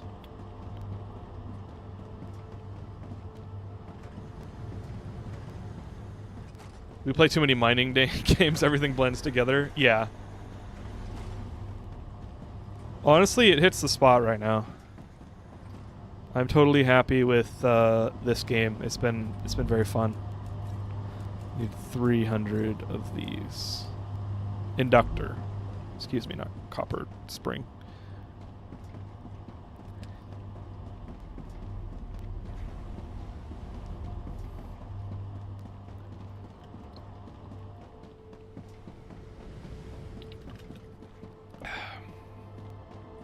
Might need to take a break soon because I'm talking too much, or I'm like maybe trying to project my voice too much. Or I need to like drink some honey tea. Okay. Bam, bam, bam. Bam, bam. And then sulfuric acid. Right. Okay, I'm going to pick up some building materials, and then we're going to go build a defense array around one of the monoliths that I didn't know was there, and so it attacked without any protection. Thankfully, it was attacking the core that I was at that had some protection. I just didn't expect the attack to come from that direction. And I survived it, and I didn't lose my base. Or my base didn't get infected. I think I can use this. Which is the fail state in this game. You have to like disinfect it, and you're in a noxious cloud. And it's the whole thing.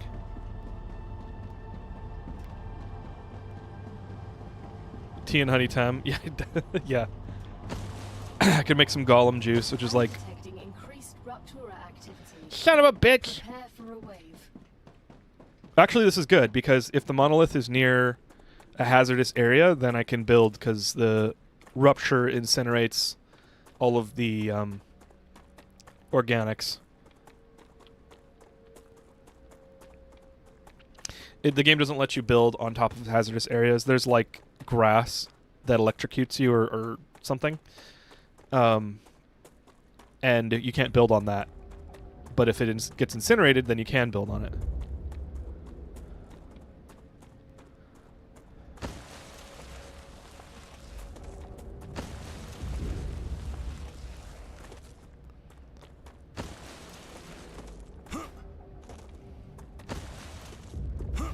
That's the grass. You get drained. It's a drain status effect, whatever that means. Maybe it's the opposite, where it takes your electricity.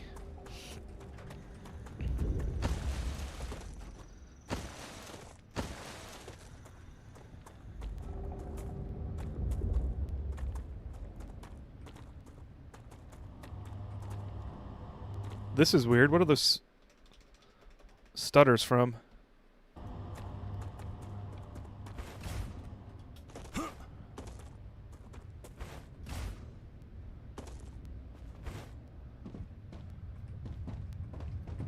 Where is the monolith? Oh, it's right here. Okay, that makes sense.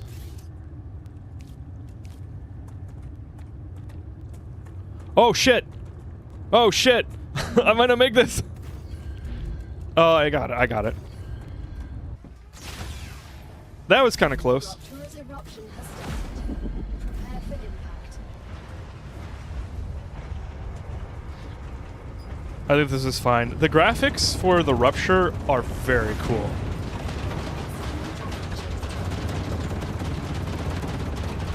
I hadn't hit the monolith attacks. Well, I'm gonna show you a cheese then. This is what I'm here to set up, is a cheese.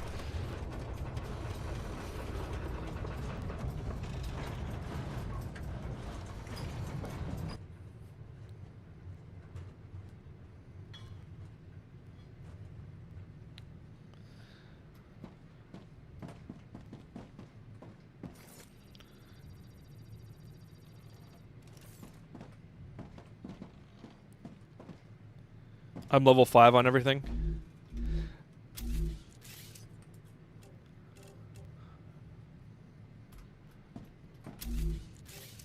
Yeah. I don't care to make a monitor to open it up. Level 4 moon. Oh, okay.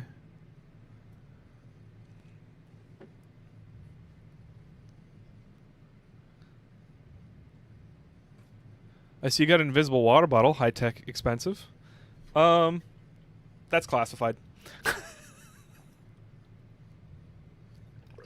Also, welcome in Impunity Zero. Planetary temperature returning to normal.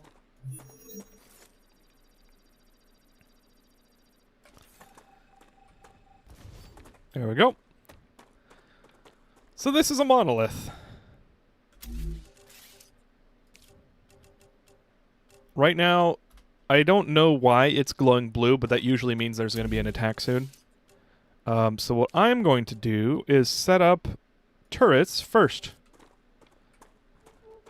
In fact, let's go get some power before we start, just in case it like does attack.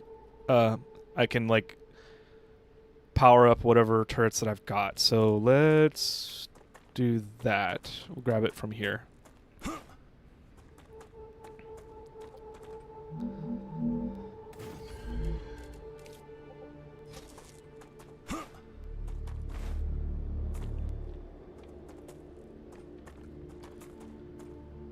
And that should be good.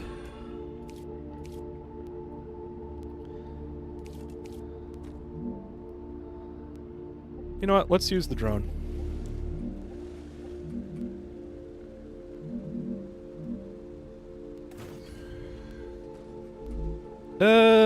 Actually, let's set up the perimeter first.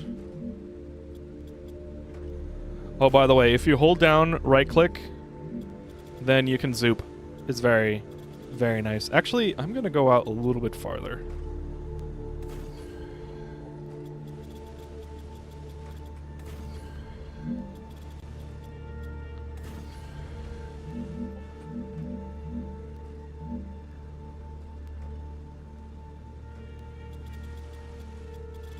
Nah.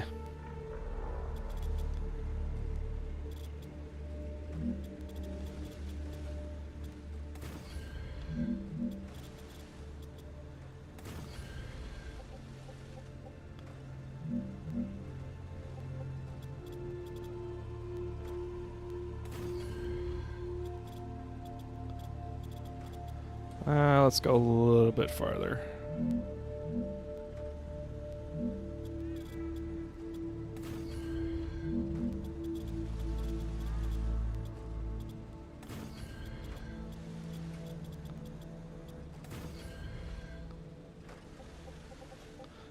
That's funny. The dude's turning to the drone. We're mirroring it. Why is there separate ambient music? Oh, was there? I didn't notice.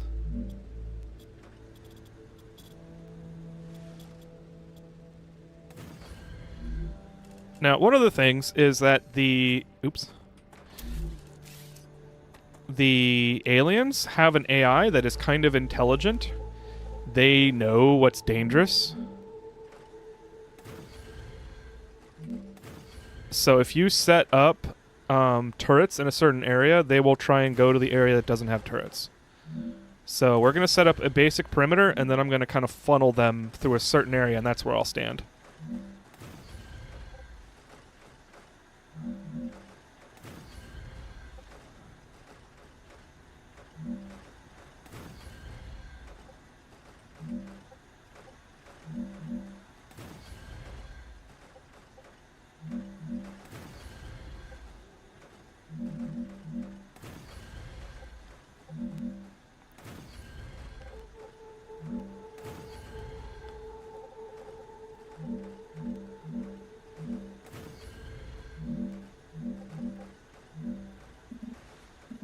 What do you mean it's outside core area?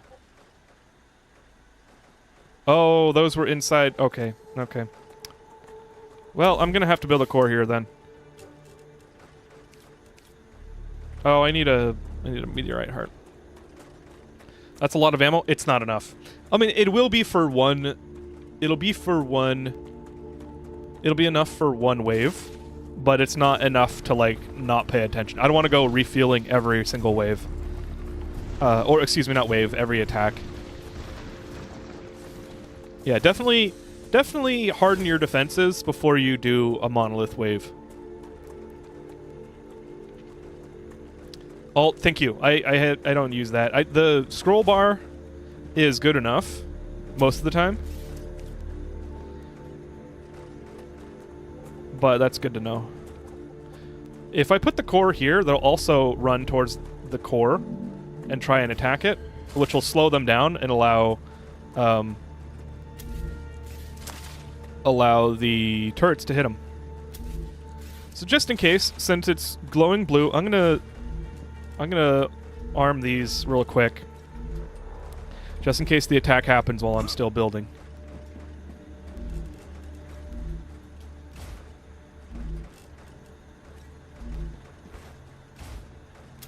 Let me even these out. Oh, a lot of ammo needed for all the guns. Yeah, that's why I'm like trying to speedrun the defense tower, so that I can just keep a production line going and not have to worry about refueling, or whatever you want to call it, restocking.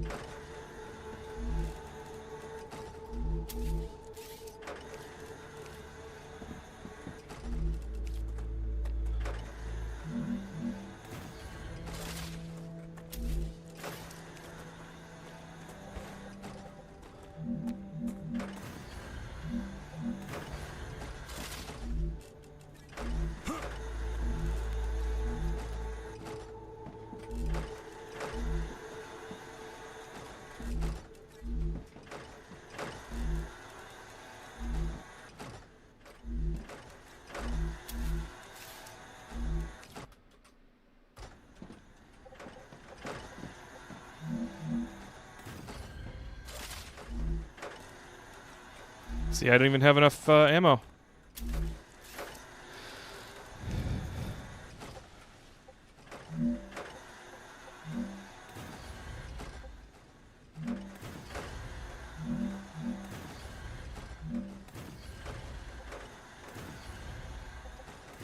Right, okay. So thank you for the alt. Advice, I should have... Alright, I was going to make a funnel here, wasn't I?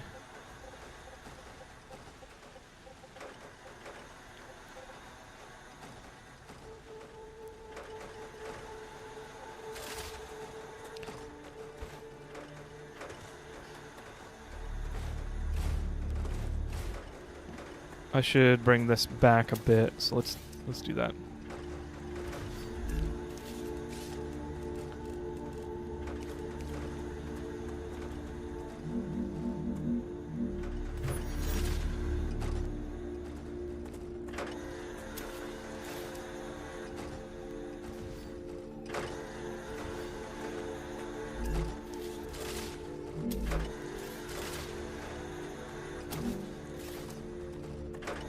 So what I'm gonna do is bring this way up.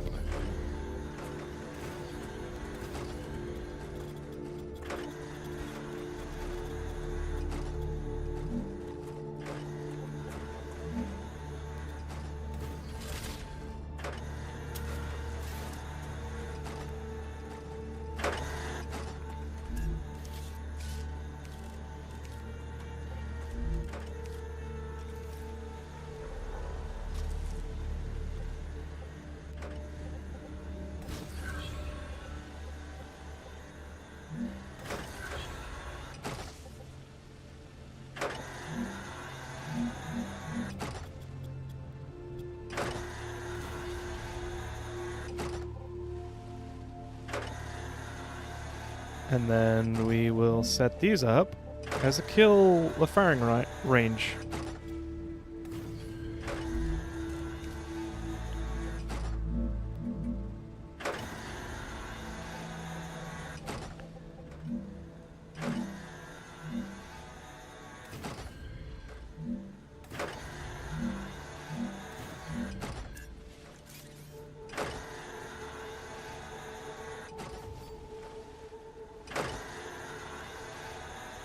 I've been trying to work up to the food machine because the buffs are too good to ignore.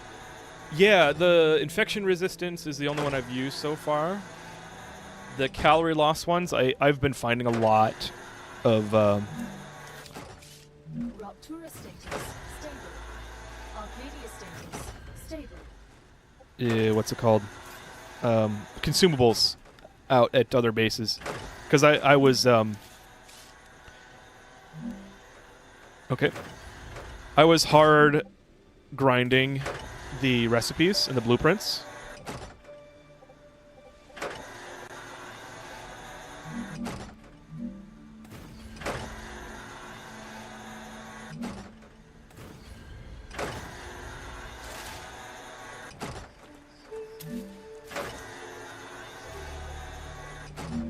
So I've been living off of those consumables I've found so far.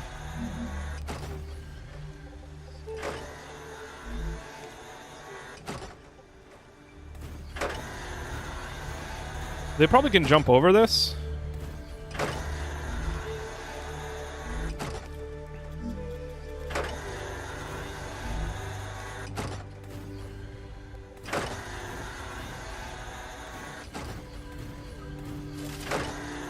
But why not? Alright, we just need to get a bunch of ammo.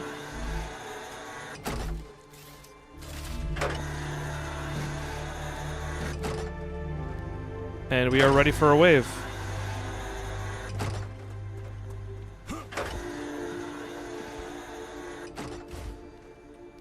They don't jump, they teleport. Really? I haven't seen any teleporting. Mostly I see them jumping, oh, like on top of, okay. Yeah, like if they're out of view distance or out of sight. Okay, never mind. I was gonna get on top of the rail, but that's fine. Guess not. By teleport, I mean the game cheats. Yeah.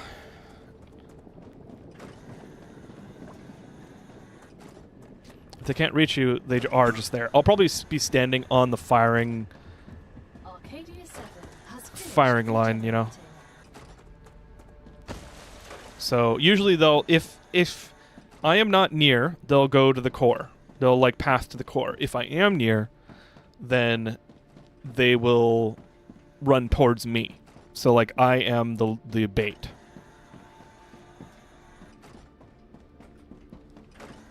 That's just what I need.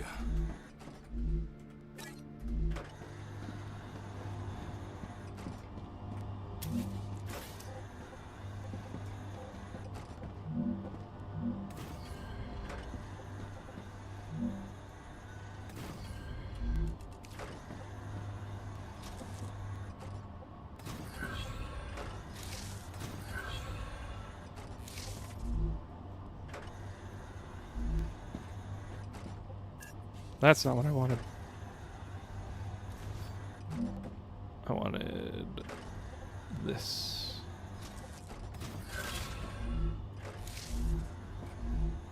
There we go.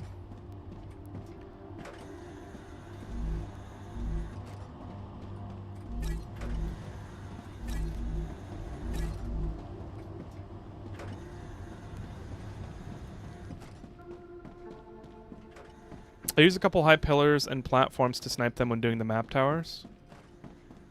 Or radar towers, yeah. Yeah, I know what you're talking about. Add remote to sort for storages for a request. What does that mean?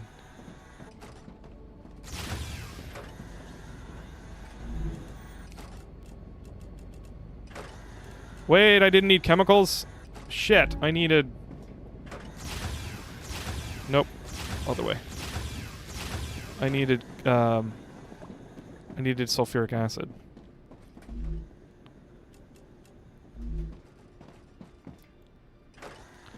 Damn it! Okay, well, let's just put what I picked up.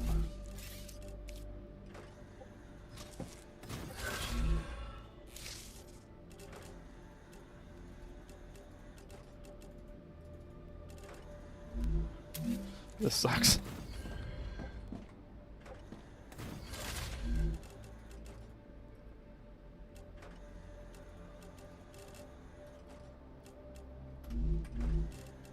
Well, that's a bug. I'm able to put stuff in before I select which item it should store. That's funny.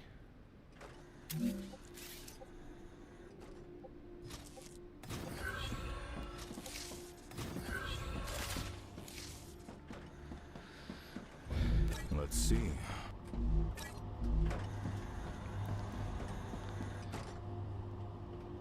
Oh, your list of game requests, the ability to sort your chests. Oh, yeah. Yes, sorting chests. Thank you. I keep on forgetting that one.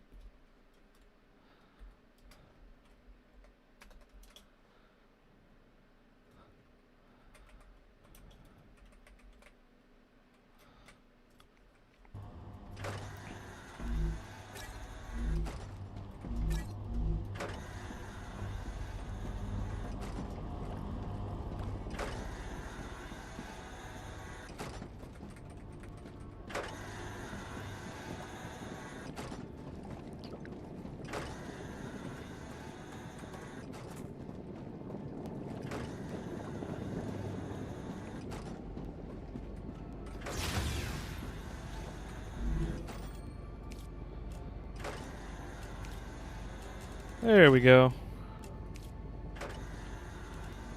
So I'll make turbines and batteries next.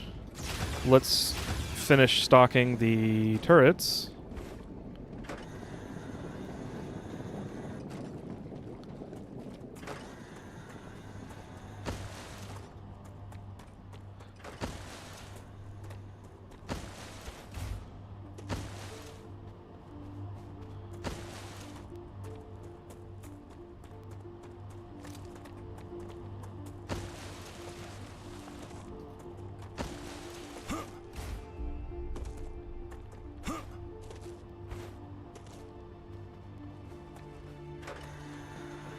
It doesn't auto-choose? Yeah.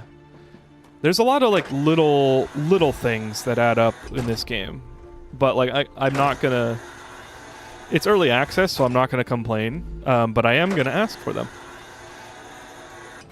Oh, yes.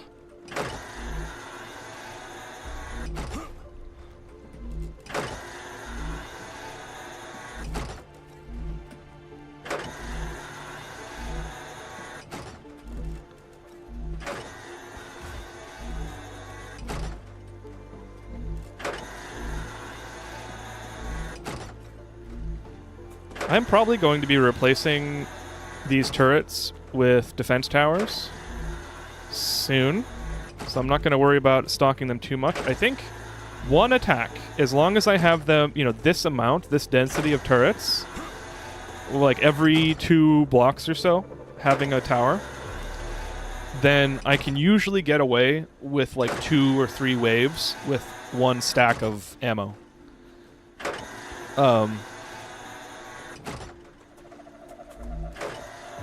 The nice thing about monolith attacks is that they don't happen when you're away.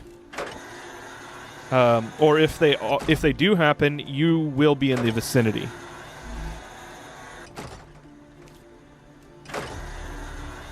Shit.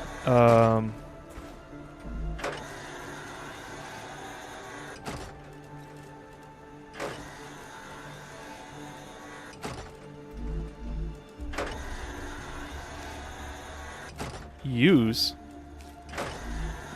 That was weird.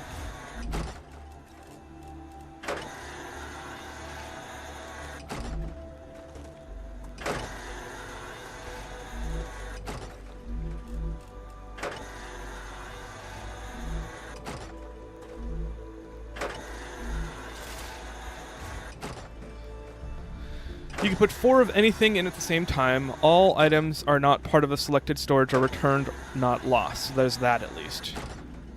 Okay, that's good to know. So I should be able to press F to like deposit all. Or wait, take all is F. What is the... Is there a deposit all button?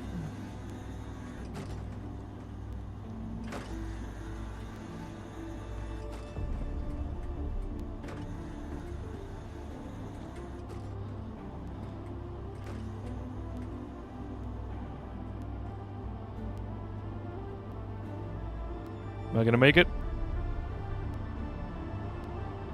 Nope.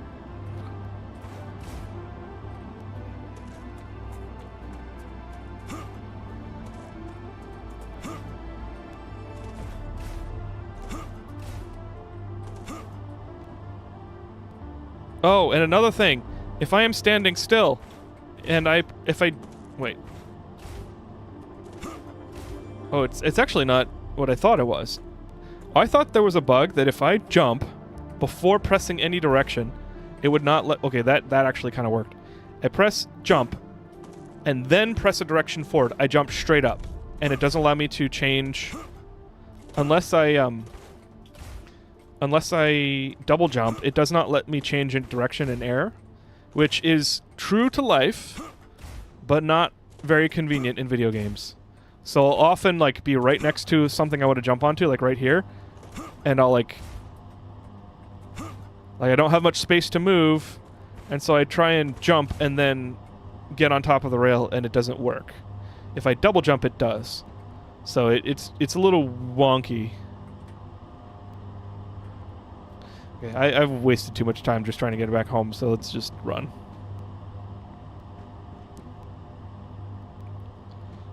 I like that I can run on and stand on drones like they're platforms, because it makes it so I can like fast run. It's like a conveyor belt speed boost, like in Satisfactory.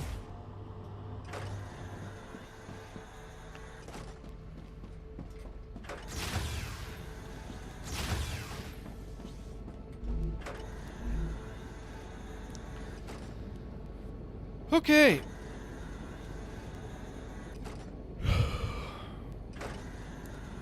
Nor deposit to stacks. Deposit to stacks would be nice. I've been considering setting up transport nodes just for AFK travel. Yes, same.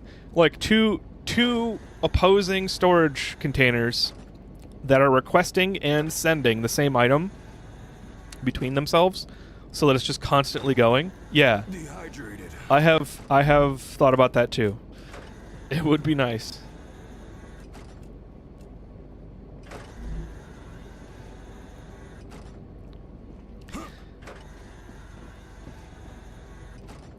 Oh, here are the weapons. You have 2 weapon slots that you can unlock, and you can basically turn in whatever weapon you have and check out or like build, like construct whatever weapon you want. So I could have 2. Can I have 2 shotguns? I can have 2 shotguns. That's interesting. The LMG I've used before, but it's not very good because it takes a long time to reload. So I haven't used that yet. The assault rifle is the best one that I've found. Yeah, the map, I'm about halfway done, maybe 40%. There's a lot of radiation areas that I don't know how to get past yet. I wonder if that's going to be like, like early access 0.4 or something, or 0.2. I wonder, I actually haven't looked at the roadmap yet, so I don't know how long the development's going to take, but, you know, it's a very fully featured game so far. 2 handgun attachments, why not? Give me a sight. I know handgun sights aren't very useful, but, you know. Welcome in, Mew the Pokemon. Welcome in. I just said the same thing twice, but that's okay. We're playing Star Rupture right now. It's very fun.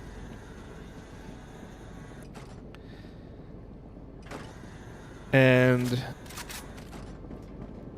right now I need to I need to build 2 new items. I need to build batteries. And I need to build turbines. But I am not going to do that quite yet.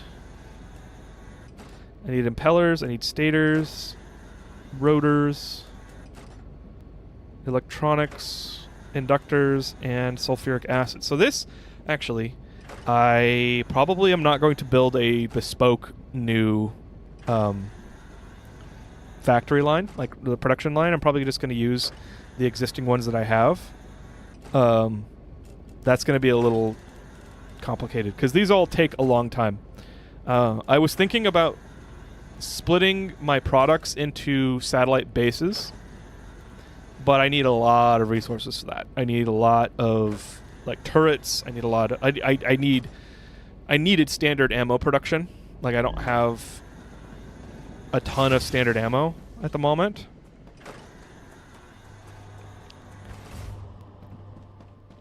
And I was hoping to do that when I get defense towers, so that I can just send ammo to bases via the cargo transfer, whatever that's called. Great. So that's going to be a little... That's going to be something I have to wait for.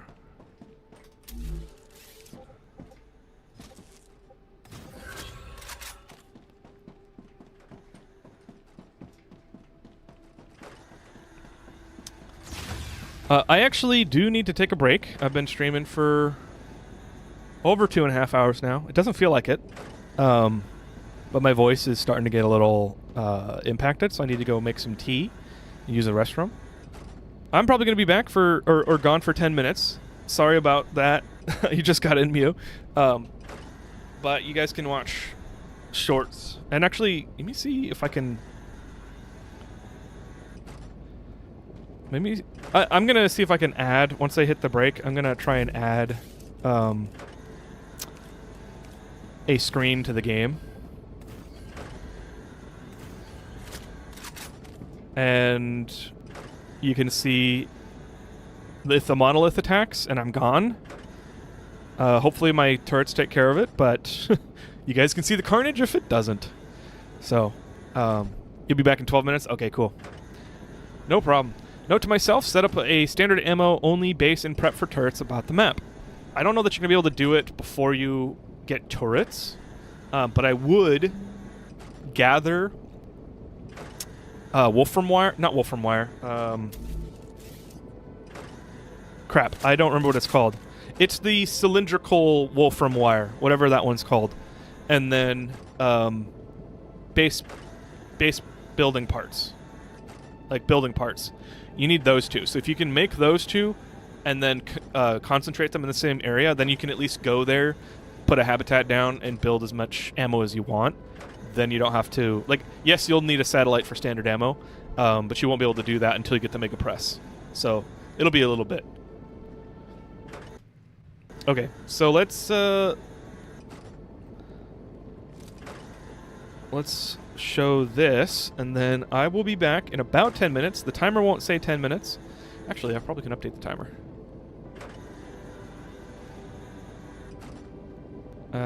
Ad break. What is 10 minutes? 300 seconds? No, 600 seconds.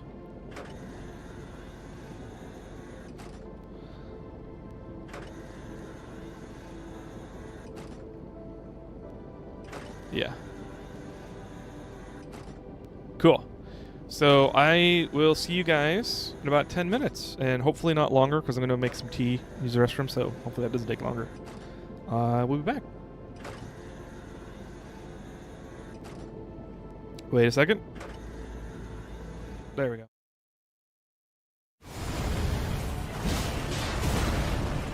Woo!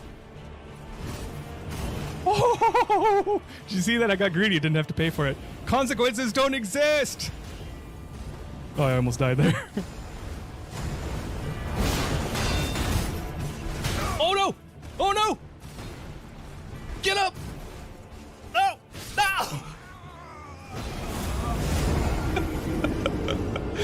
That was my fault, guys. I'm sorry I got excited.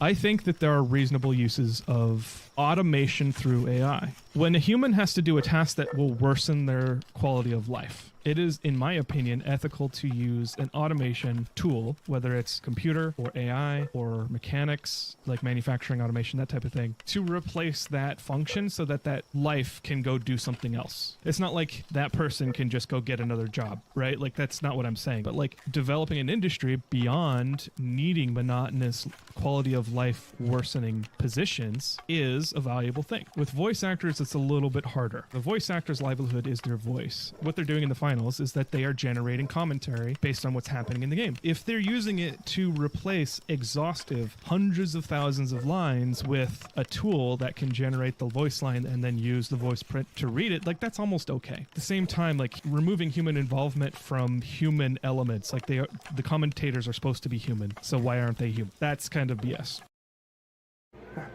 Hi, bud. What's up? What are you doing?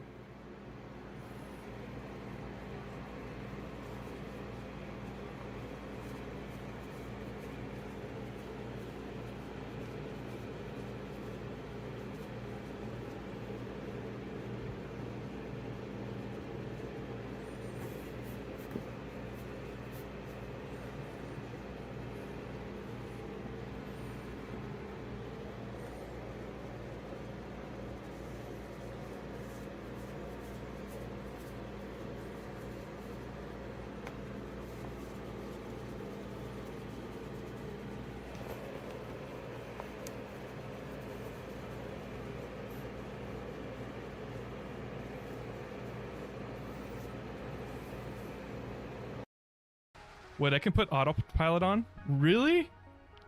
Oh no. I can do donuts and then record it. This is amazing. This reminds me of the little like tech drones in Star Wars, like on the Death Star. Boo-doo, beep, boop. Boo-doo, boop, boop. All right, enable autopilot. Look at him go. Oh, he's going so slow. Aww. What? This is so myopic. You know what? I'll take it. I'll take it. I don't think it's doing the donuts correctly. It's definitely not doing the donuts correctly. It can't turn very fast. Yeah, they're 3-point donuts. It's confusing the system. Well, I was hoping for donuts. They're just old-fashioned style donuts. Yeah, pretty much. Those are freaking tasty. Does he know I'm here? No! He knows I'm here! He knows I'm here! Go down, go down, go down, go down. He won't get me. Yes, yes, no, no, no! Okay, scan. Okay. The biomass in this area is dominated by plant life. Picking up faint Okay, get up to him. Hey, come back. Come back. I need to stab you. I'm so freaked out right now. I hate these guys.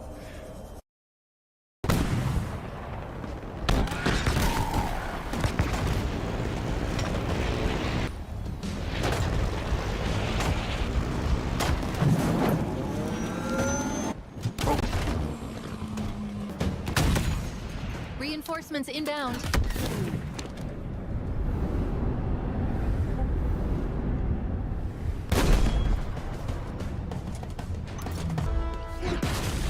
Ransom Keep is officially offline. We did it, Chief. Well, you did it.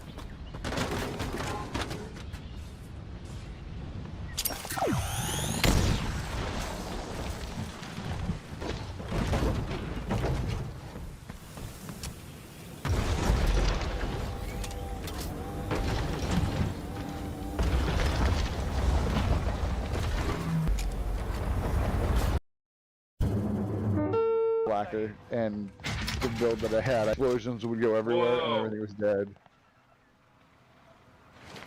This was the worst scav ever. Whoa! What? I'm in an LSD room. What? LSD.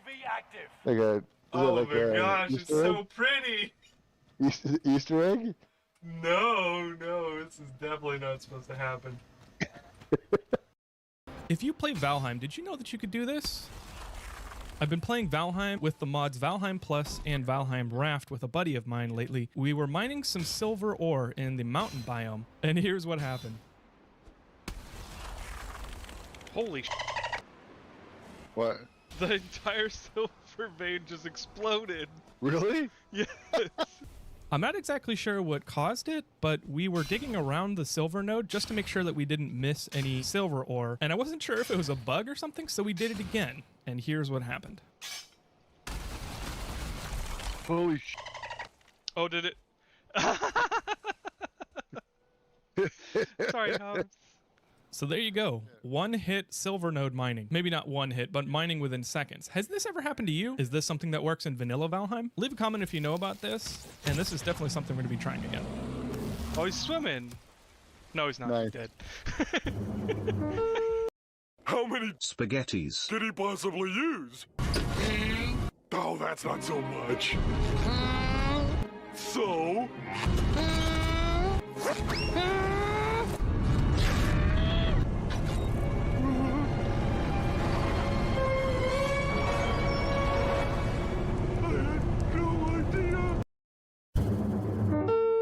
So we get to choose which door we go in, right? Yep. Cool. Well, I can flip a coin. All right, we're going left. Yep. Oh! Thank you. Oh, you know what? It says danger right there. Yeah. All right. These guys, those are the no-no squares. Cool. Very dangerous. Now, this area is opened. You first. Top Tree Dawn definitely comes in handy at times. Okay, so this is what kind of dungeon this is gonna be. Yep, exactly. I bet this one's it. I have to press the pressure plate, don't I? Yes. Yes. Hello. They are always tied to doors. Oh! I should have known.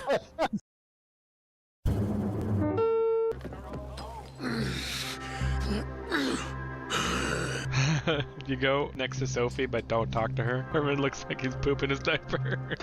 Really does. Don't hurt him, Herman. Let him talk. You're still pooping your diaper, dude.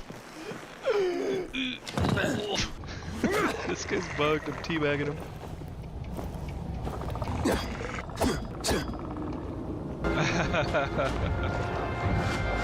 There it is. There he is.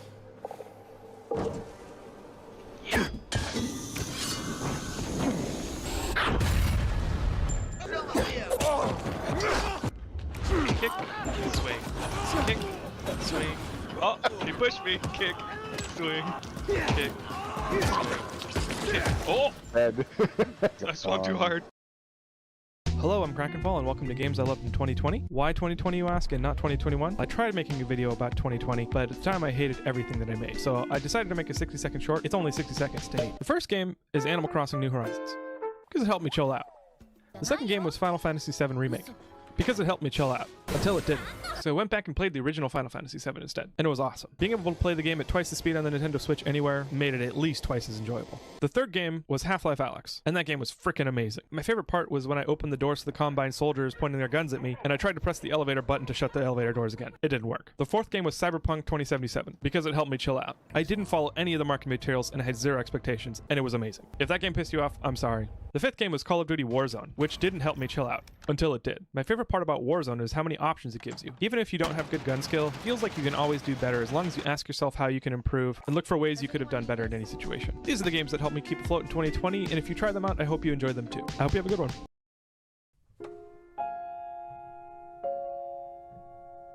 If sport were a real word, what would it mean?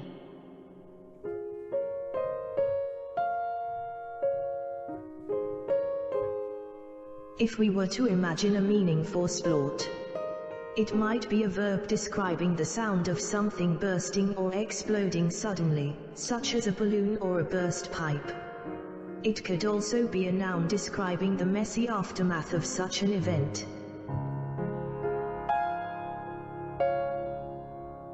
Alternatively, splort could be a slang term for a sudden and intense feeling of happiness or excitement, like a sudden rush of joy. However, since this is not an actual recognized meaning, it's important to note that any interpretation of splort would be purely speculative and subjective. But we don't believe that, do we? I think logic dictates that splort is of an essence so powerful that the pure existence of such an idea means that it must be real. And if it is real, then it is worth having. The question now is it time for splort? Now.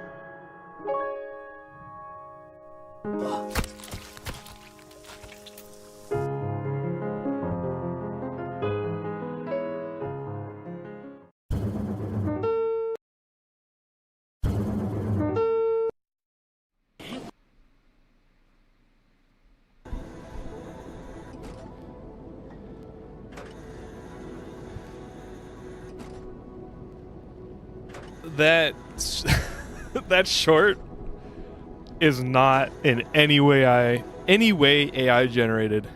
I think I might have prompted the AI to like ChatGPT to respond, like with that the part of the script, but I like finished the rest of the script.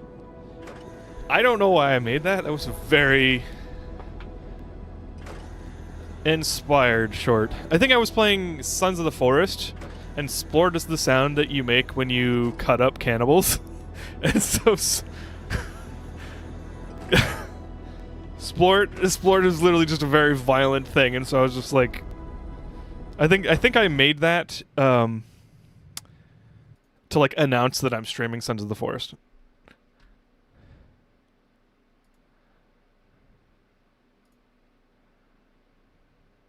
Check gaming.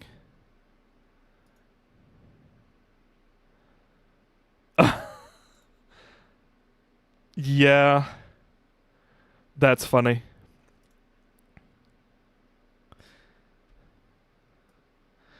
I have not seen that before. I have seen similar, like, vertex bugs like that, though. That's funny. Welcome back, Mew, as well.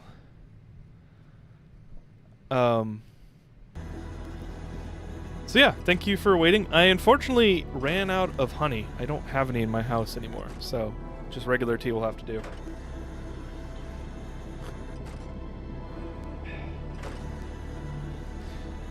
I wanted to check build limits to see what my height cap is so I can possibly build 2 levels.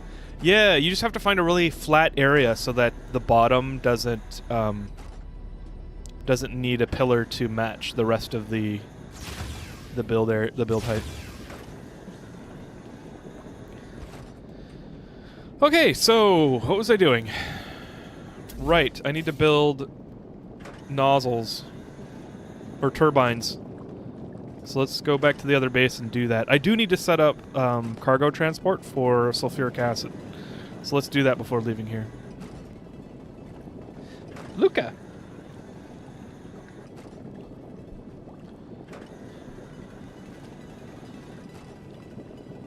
Are you coming to hang out, or do you need something else? I think he's coming to hang out. My cat has joined us.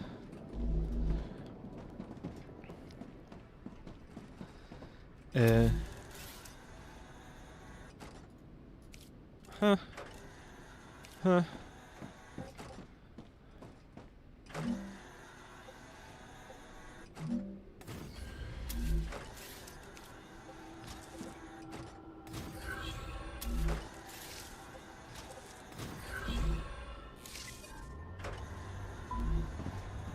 Are you kidding me? I have to select the destination at the dispatcher? I hope not. I hope I can select it from the receiver. But let's head home and hopefully figure that out. Also, is this annoying how you see the rail support has a... Whoa! What's going on? What's going on? What's going on? I figured out no clip. Kind of. Actually, I didn't figure it out at all. I don't know what I did. I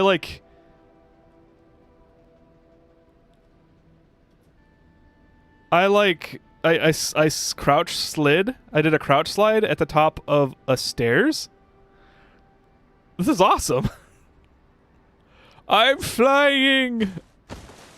Oh, I was trying to lower my elevation, and instead it like finished the crouch.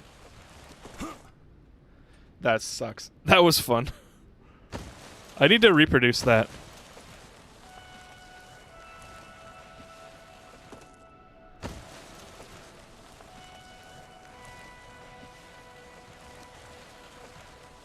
So let's actually try this. I've got stairs right here. There's a crouch, slide, jump, I think. Nope. Oh, I did it! I did it! Okay, so it's crouch, slide, jump on a stairs. And crouch, slide, jump, double jump. Okay, I need to go to the top of the area.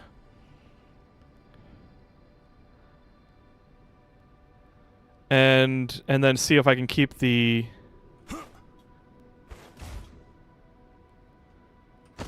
Oh, wait, no, I didn't do it.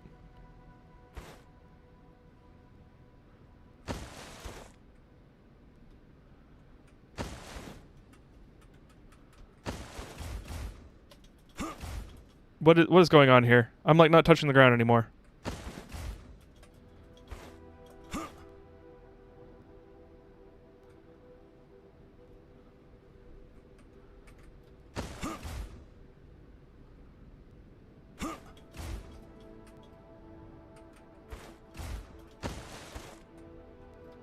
Okay, let's reload.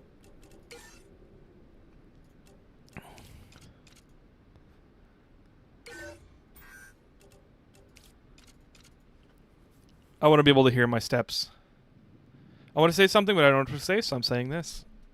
Sounds acceptable.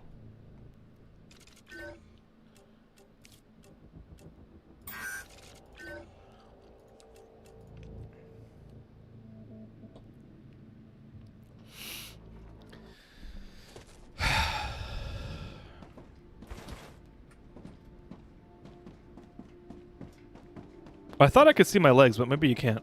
At least I can hear my footsteps now. This is actually cool. No one has talked to me in live stream with chat. Oh, nice. Well, that is the awesome thing about chat, usually. You know, in a bigger streamer, you might just have a chance to talk to them, but I'm not a big streamer. So chances are if you say something that is not...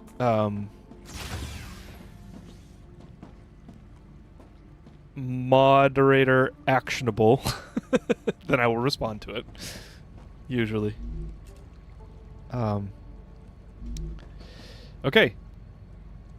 I need to build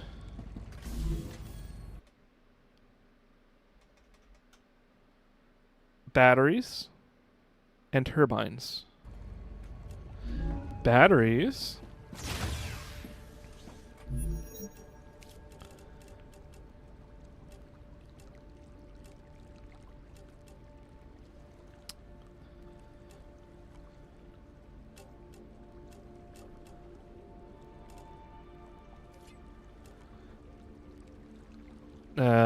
Hang on.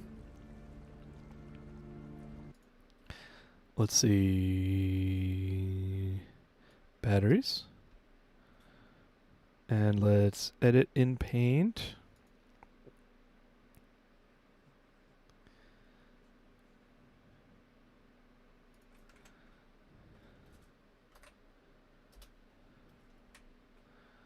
There's batteries. Oh, that's absolutely... That's an attack. Hang on. I'm just going to finish this really quick. I just need to finish pasting. Activity detected. And I think that's it.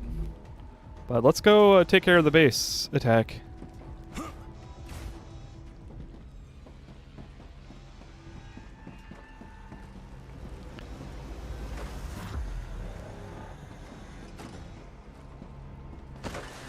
Oh shit! They've already taken over my first line of turrets.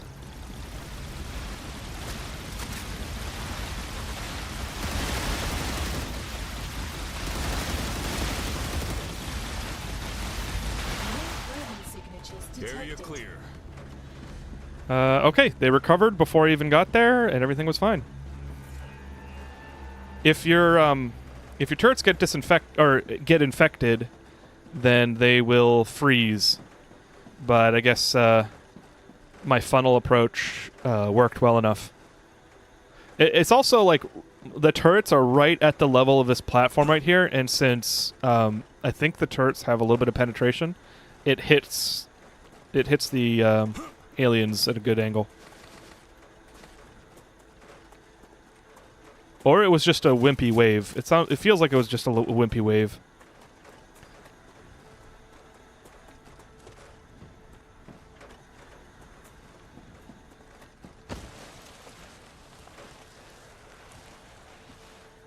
You tabbed out and left it going. You think you got crispied? Oh, jeez. That is why I want autosave. Period. Like I want the autosave frequency to be configurable. Oh, see you later, Mew. Thanks for hanging out.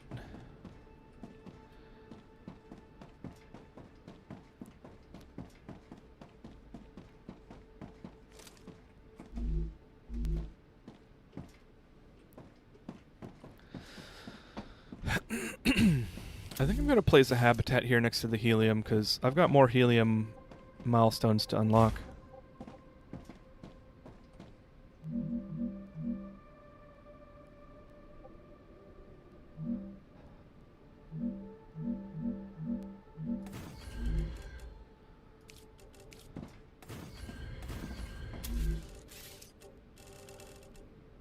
Airlock.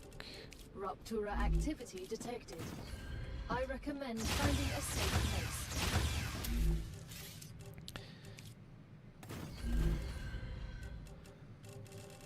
Recipe station.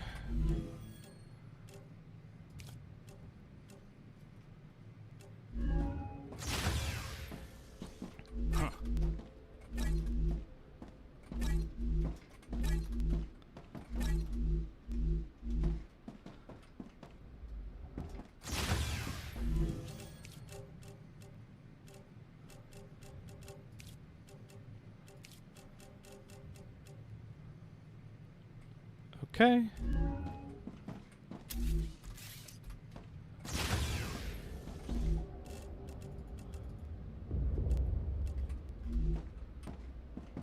Okay, now I'm not really sure where I'm gonna put the turbine and battery production. I'm thinking I might build another platform, like an elevated platform over here. But I'm not exactly sure. We got the turbine that needs impellers, which I got here, stators, which are down there, and rotors, which are over here. And then inductors, which are kind of that way. Electronics, which is right here. And then receiving for sulfuric acid. So I think I will do that. I'll create another platform right here.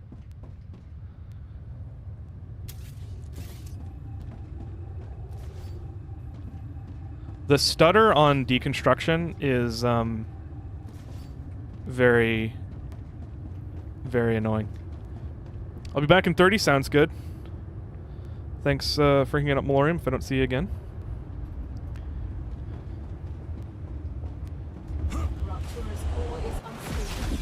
Head to safety immediately.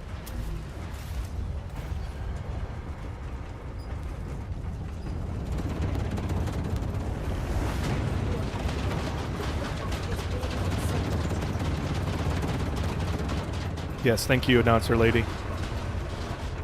I couldn't tell.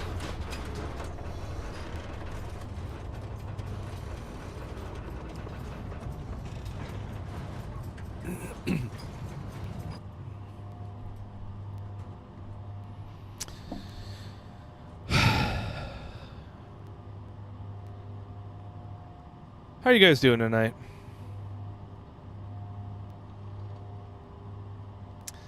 I am here to chill out today. I've been playing this game so hard this week, and I just want to keep playing.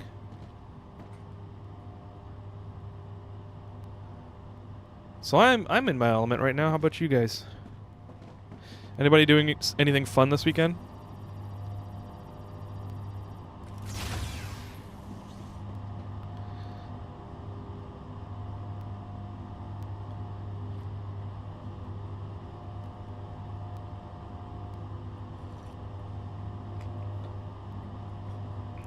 Tarkov, and more Tarkov. Nice. I could never get into Tarkov. It's, yeah. But I do kind of envy people that can play it and enjoy it. You play PvE. Does Tarkov have a PvE only mode? Or do you just run from PvP players?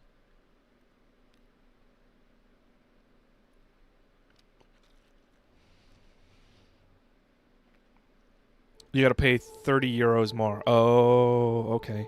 Oh, isn't that the one that everybody got salty about? I haven't talked to anybody that plays PvP only, or PvE only, though. That's kind of cool.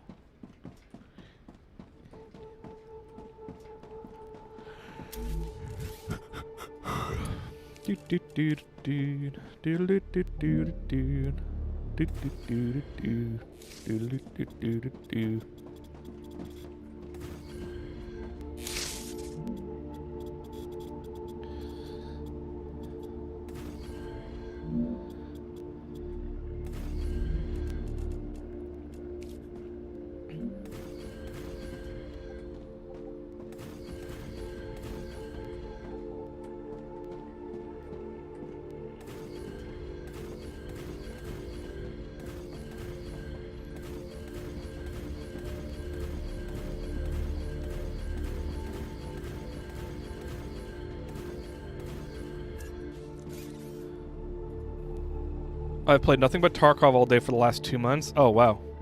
I'm jealous.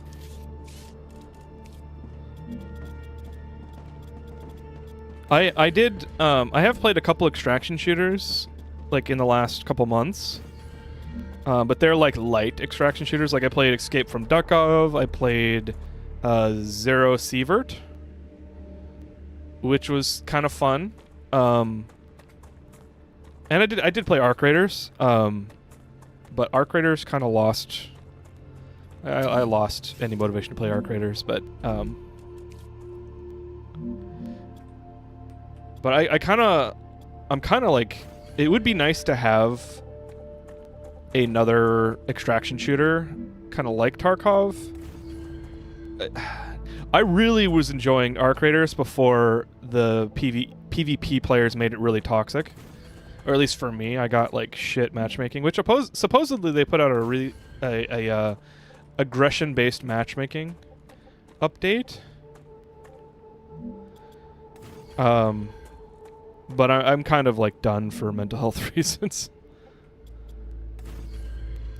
Tarkov is great. Yeah, I enjoyed it a lot. Zero Siva is difficult, but it's fun. Yes, it was difficult. I had to quit the game for a day whenever I lost my best loadout. But it was difficult. And it was like one of the first games that got me into extraction shooters more than I had in the past, because I didn't really care in the past. And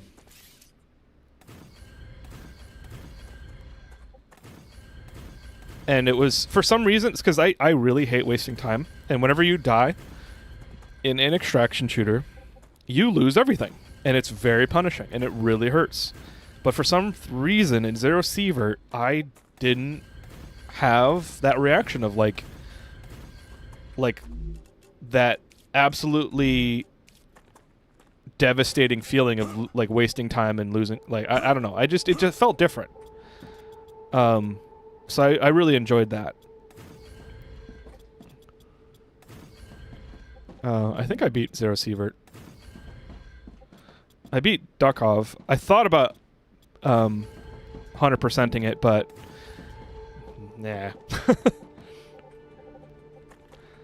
It gets really grindy at the end.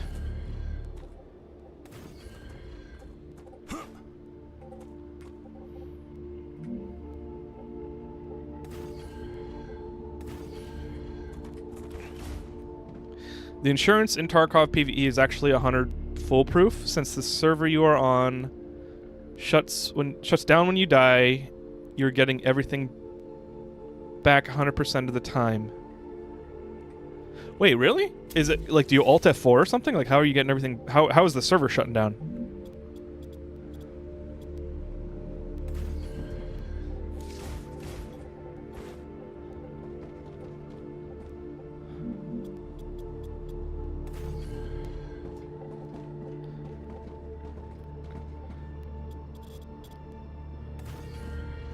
I think an extraction shooter where you don't lose everything is kind of an oxymoron.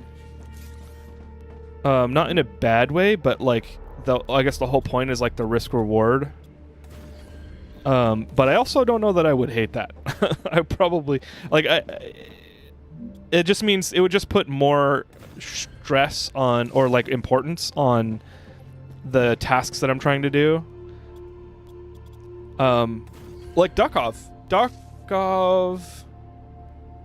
No, Duckov you'd lose everything. I think Zero Sievert was the one that you wouldn't lose. You wouldn't lose anything except what you got in that run. So you'd like get all your equipment that you went in with. You get all that back, I think. That is nice. So you just like lose the time you spent in that match. So Dehydrated. you can still lose gear in some areas, like the lab. Insurance doesn't work there. Okay.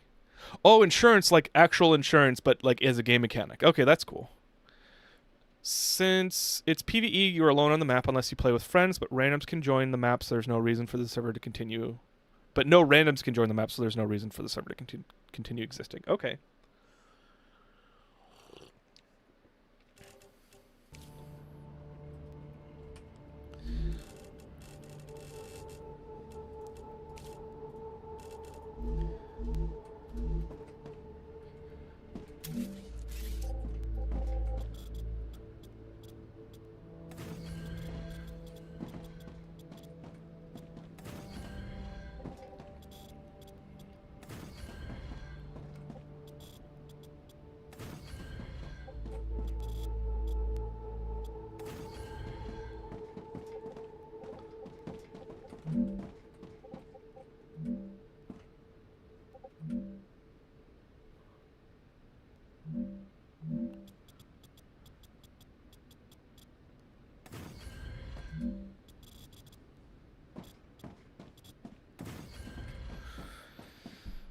Alright.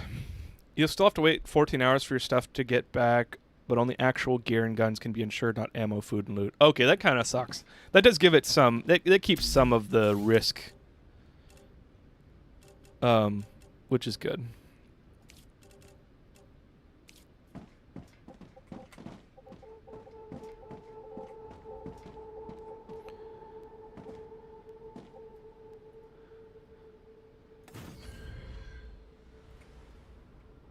Okay. Let's... No, come on. I can't set up the, I can't set up the source. I guess I gotta go home for that. Or go back to the other base for that. Okay. Well, let's figure this out. I need...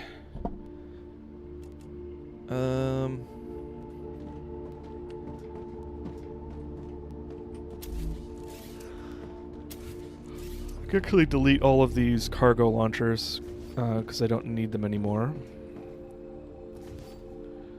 So I can stage some recipe inputs.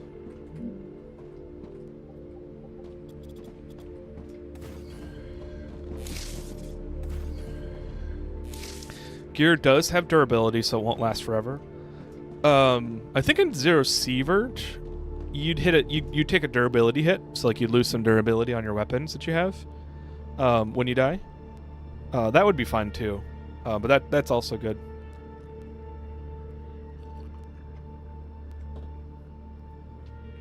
All right, let's get I'm not sure where I'm gonna route it, but let's go look for the inductors. There's the stators that I need.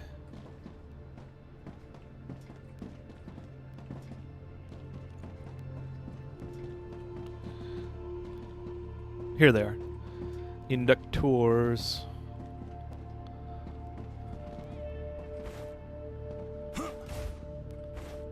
Okay, I can pull it out from here. And I need one every 4 seconds, so not a ton. I can do V1 rail.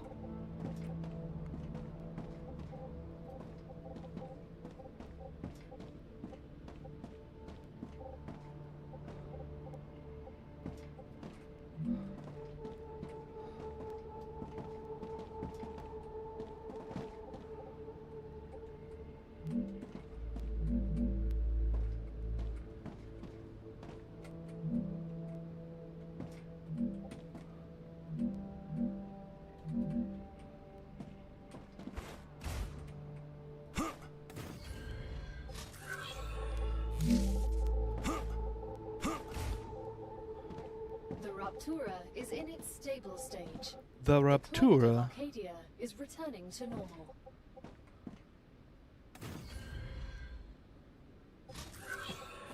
You know what? I might as well set up buffers so that I know where stuff is coming from and I can stop.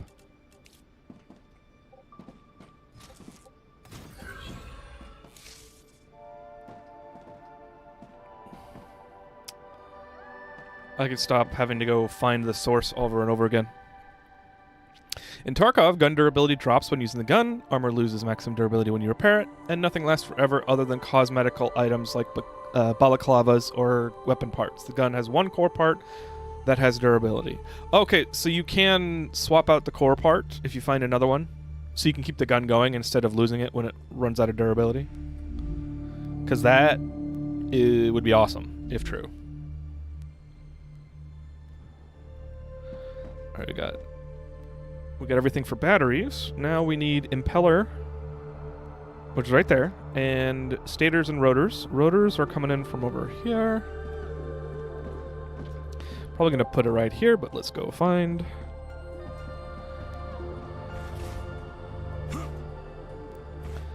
Find them. Find the rotas.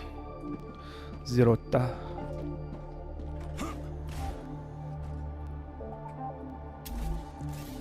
And how many do I need? I need one every 6 seconds?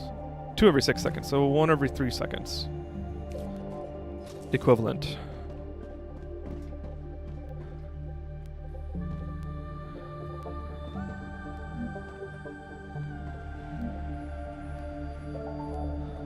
Wanna know.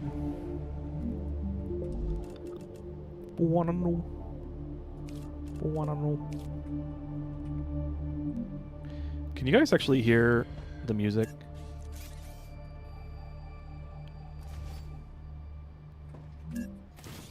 Yes, you can.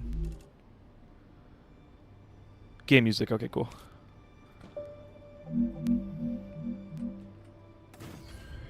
Some things can't be insured, like IR scopes and night vision goggles, and those are expensive. That does make sense. That would be a balanced tuning, I think. Well, Tarkov PvE, like, I'm actually glad. I didn't know that Tarkov PvE existed. And I'm glad you told me about it, because I might play that at some point. Because absolutely, like, Duckov and Zero Sievert showed me that extraction shooters do not have to be PvP toxic bullshit fests.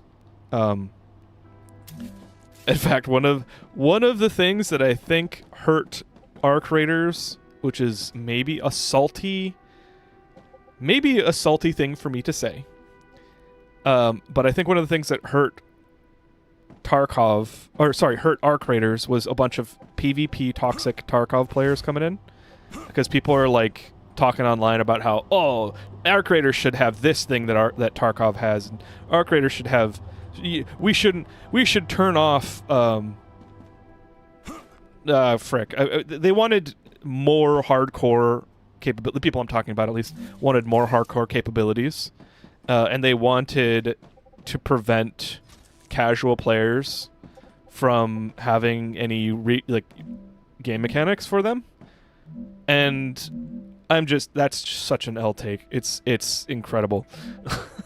So I'm like a little bit not prejudiced, but absolutely like wary of Tarkov players just in general, because of like how I've seen them interact with Arc Raiders.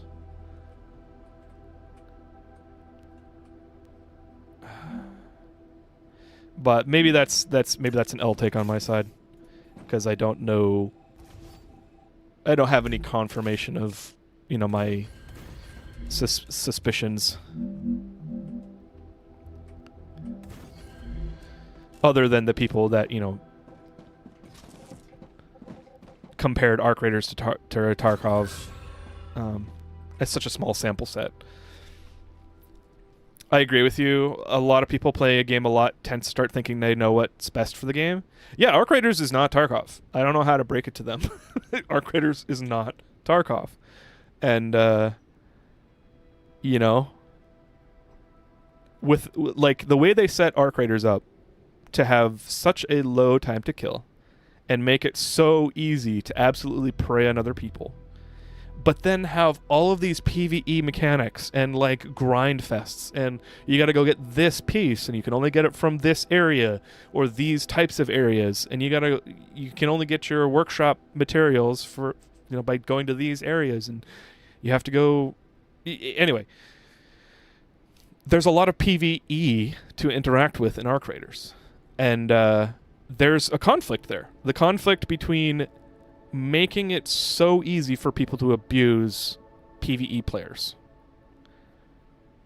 makes it so that PvE players are disincentivized from playing the game.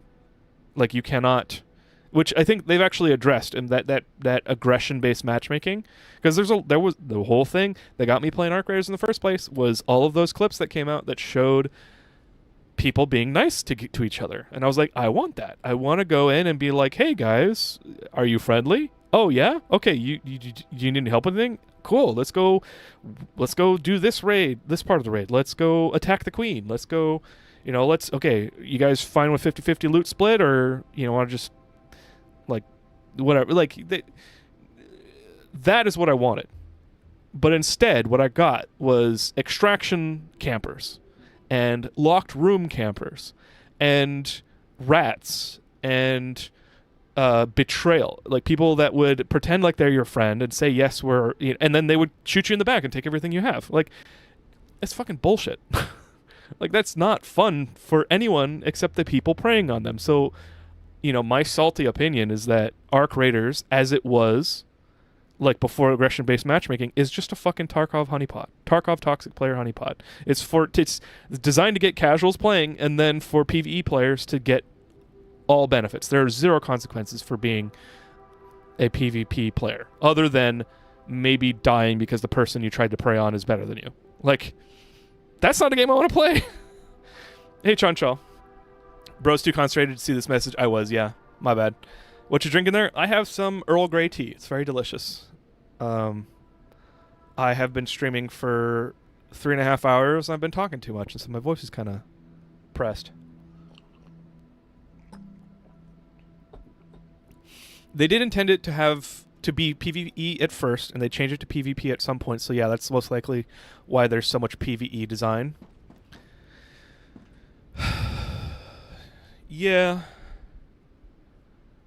Yeah, I think there's some. Yeah, I think I know that they it was totally PvE and then they put PvP in it, but it just ended up that way in my opinion.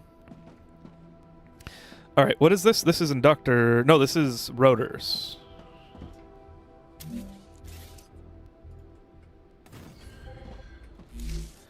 Okay.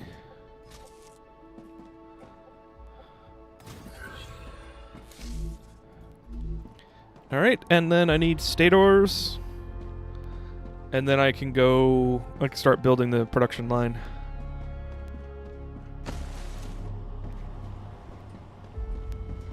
Stators? Are you my stator? You're my stator.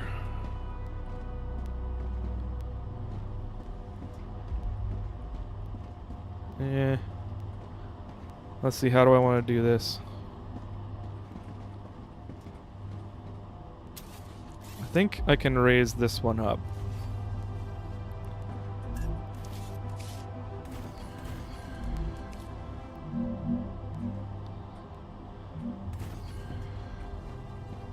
I like strawberry tea? Nice. I have not ever had strawberry tea. I like a lot of teas. I live basically in Seattle, Washington, in the US, and it's a very big coffee culture, but I also love coffee. I drink it every day. But I have been into teas a lot. So I have like a bunch of loose leaf teas. I've got pu'er tea, is a Chinese tea that's like so rich that it's basically coffee. Like you could mistake it for coffee.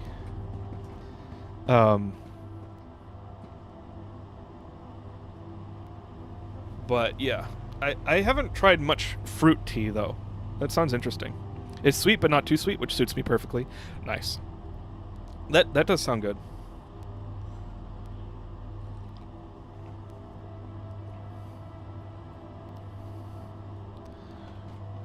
Okay, so this isn't gonna work. What if I routed it here too?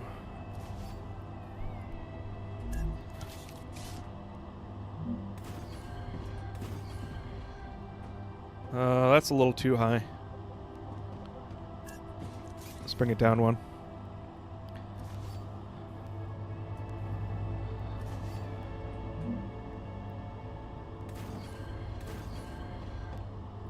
Dang it! It's the same height. Oh, you know what? I should use the build drone for this.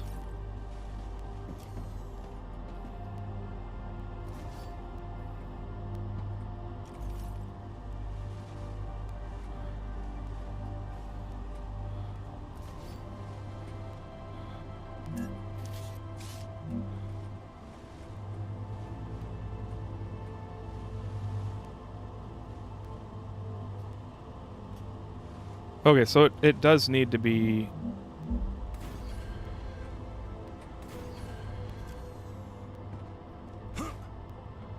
There we go.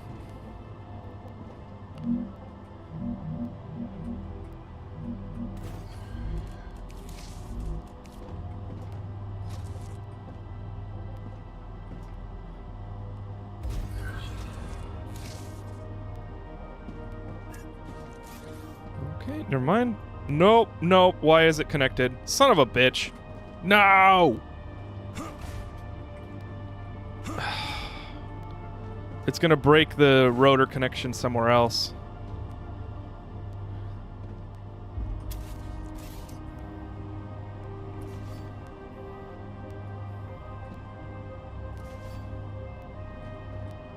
Son of bitch. Okay.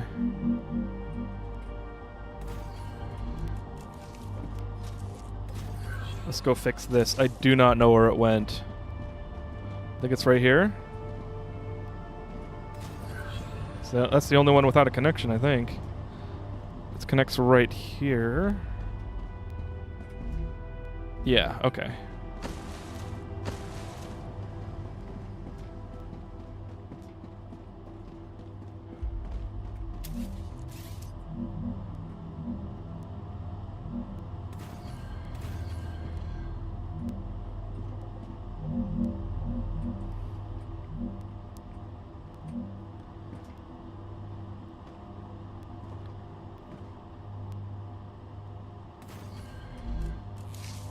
Think this will work. I hope I didn't just do the same exact thing that I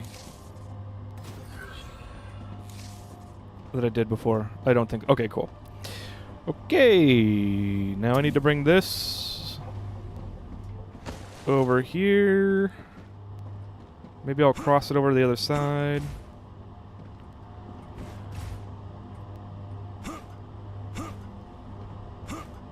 It's gonna have to be like...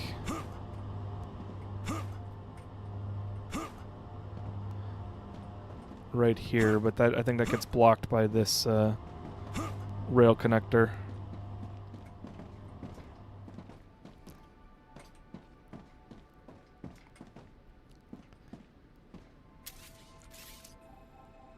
Hopefully this isn't too long of a rail.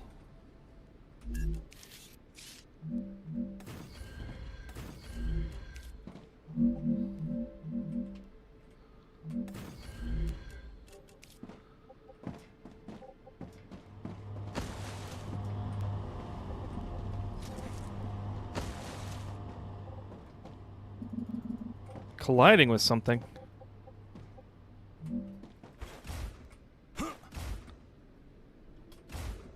Oh. Okay, well, yeah, that makes sense. I think I'll need to bring this down a bit.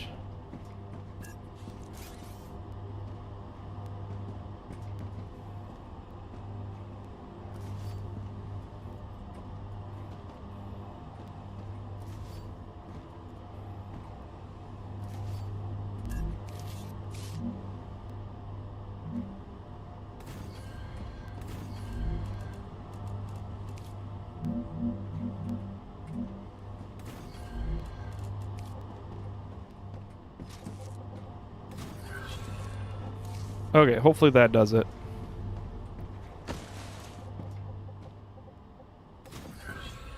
Yeah.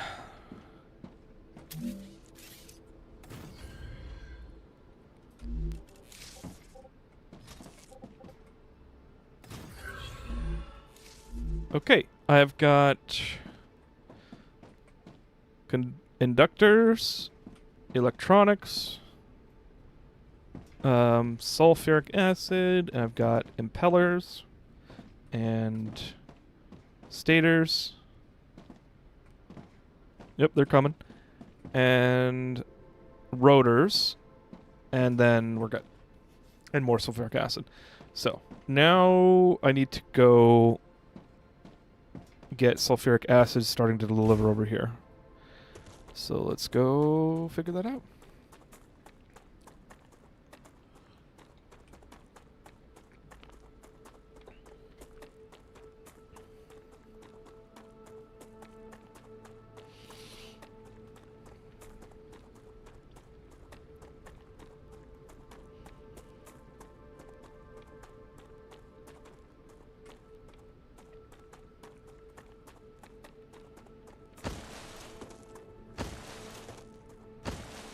Oh, I wonder what that thing is. The, that ruin there? I don't know what that is. It's probably a corporation, like, facility or something. I know I've been to there, and I need a power cell, which I unlock with, like, shipping out materials. So I'll get to it eventually. There's like a door over there that needs a power cell to open. So I'm going to do that at some point. I bet there's something similar there.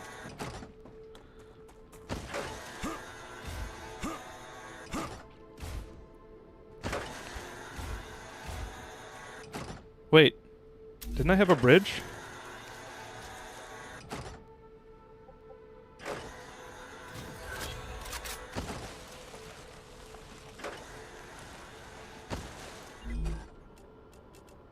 Unsent items will be returned to the inventory.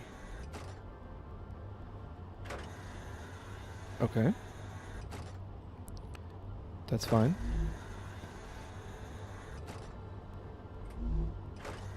Okay, it only has one input. That kind of sucks.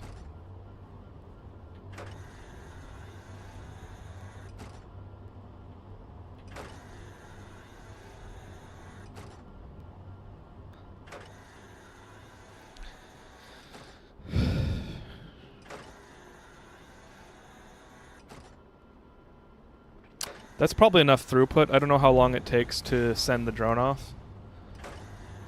Wow, it's going really high. I probably won't be able to see it from here. But it should be coming down like right there. Or maybe right there. Alright, let's set up another one for... I'll do it later. I will pick up ammo though.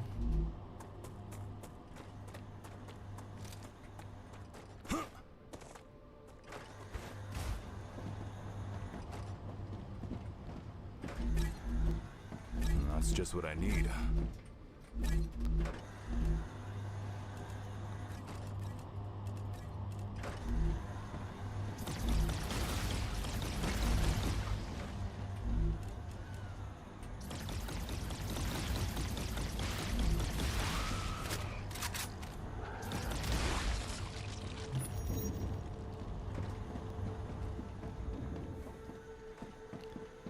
Oh, he's got 600 bullets. That's fine.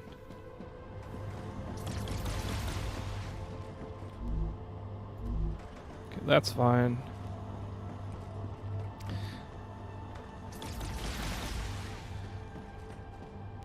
Why don't...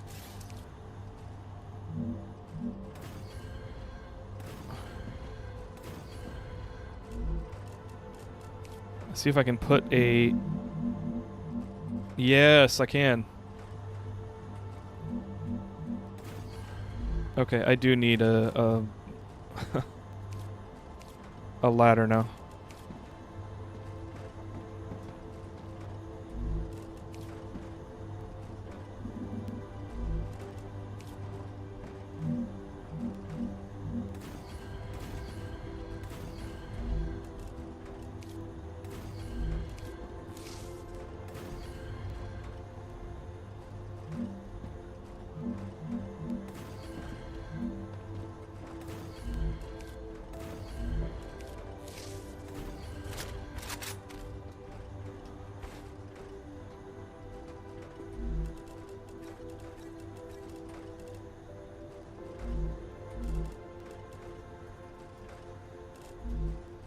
Okay, it should be able to see over the ledge a little bit now.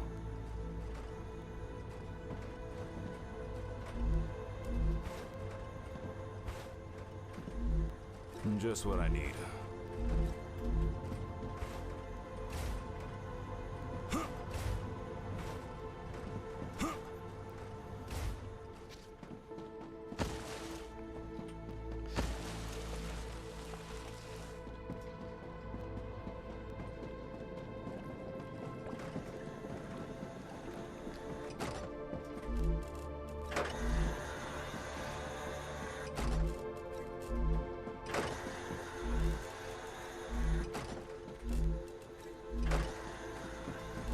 Damn.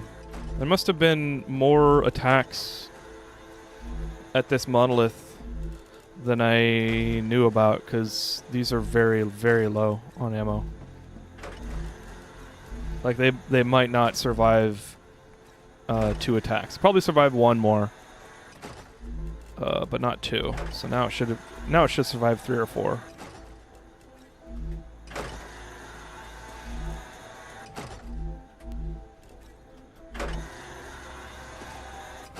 What is this stuttering? There's like a Windows Explorer bug that keeps on happening. It goes unresponsive like every 20 minutes or something, and takes up like 15% CPU randomly.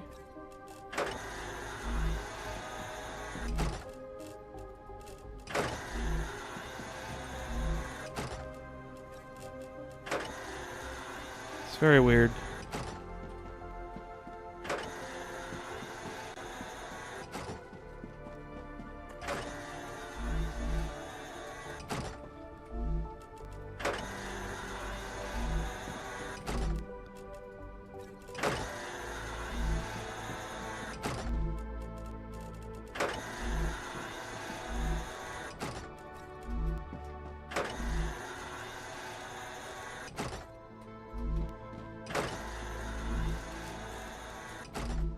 Okay, well, I only managed to refuel these. I'm going to keep the rest of the bullets for myself. But that's unfortunate.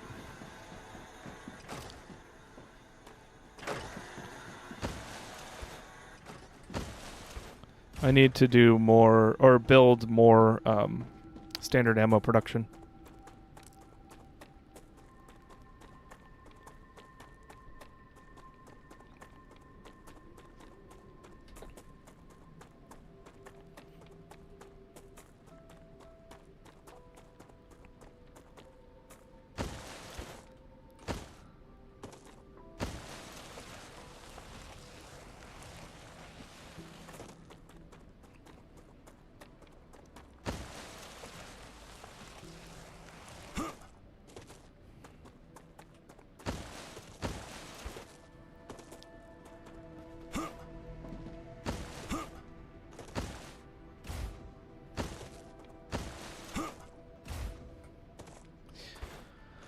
All right, let's figure this out. We need.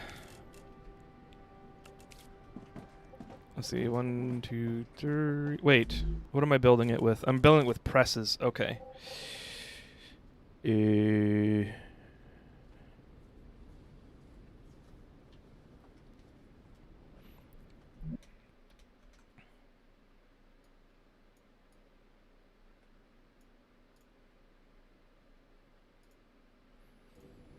We have inductors and electronics, which are this, and sulfuric acid.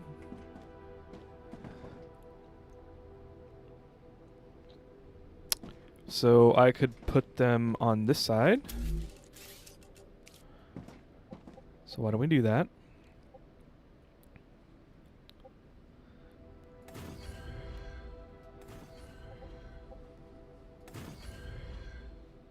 Luca.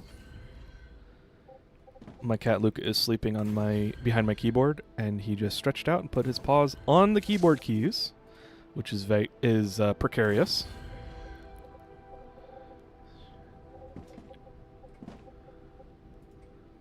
Let's put a gap between the two.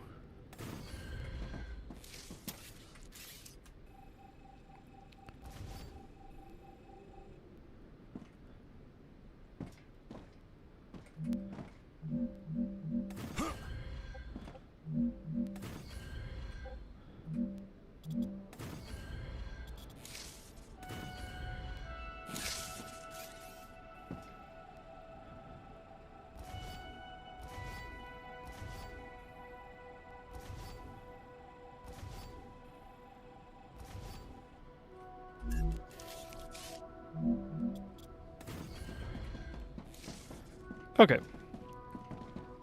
Now I can route stuff with relative ease. So I'm gonna actually bring these two sections down a bit. And why don't I just do them straight out from their storage containers?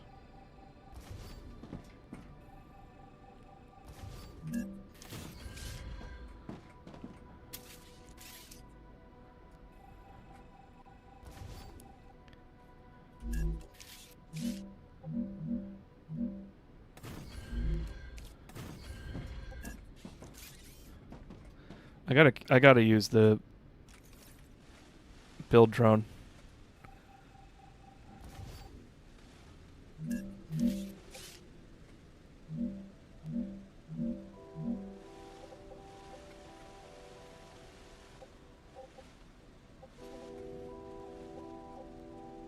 Okay, I can't tell exactly where it is. Oh, it's one down.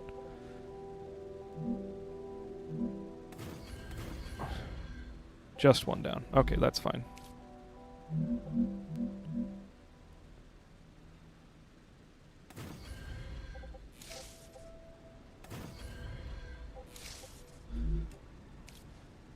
Okay.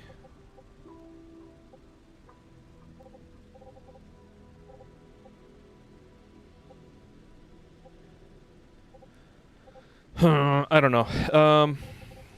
Let's see. This is going to be turbines, which needs impellers, stators, and rotors. And impellers and stators over here, and I need to bring 2 over.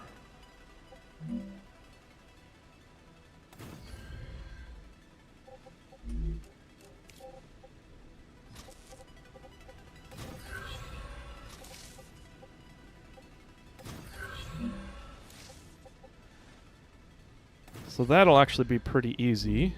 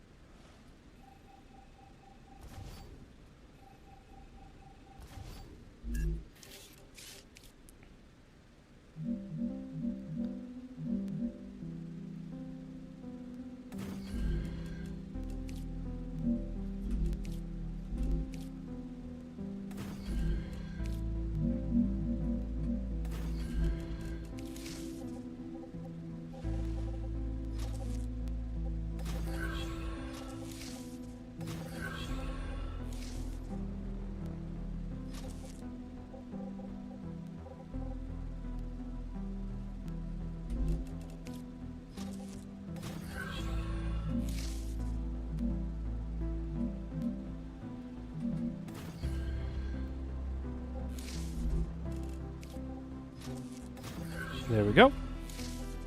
And now we'll just set that up.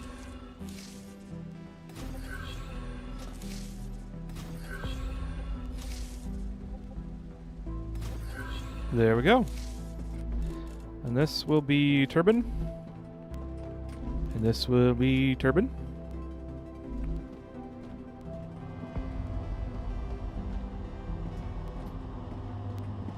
And then we got to do the same thing. We'll set up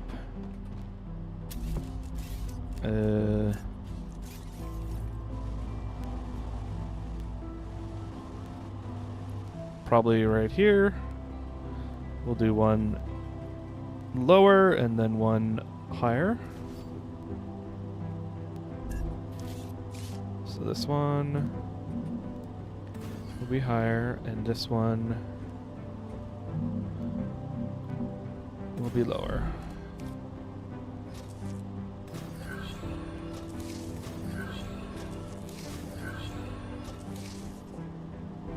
Oh, nope. I could do that one on the outside.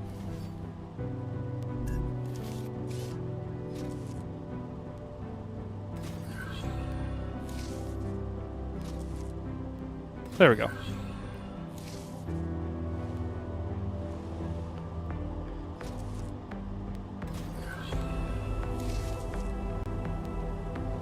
Damn it.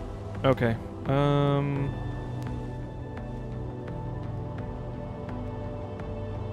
Oh yeah, that's fine.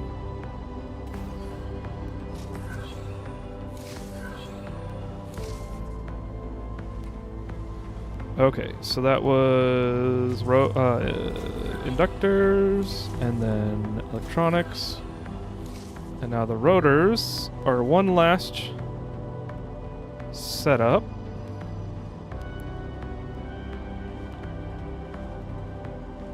Oh, this one actually kind of stinks. I gotta build it higher. Oops.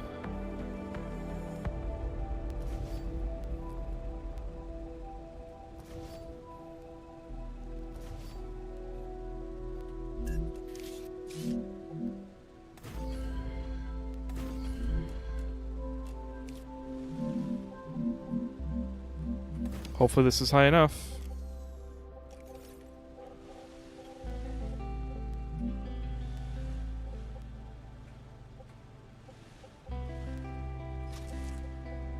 You know, this soundtrack is pretty great. Some of the tracks are a little repetitive, but in general, I've been having a good time with it. Like, this song I really like.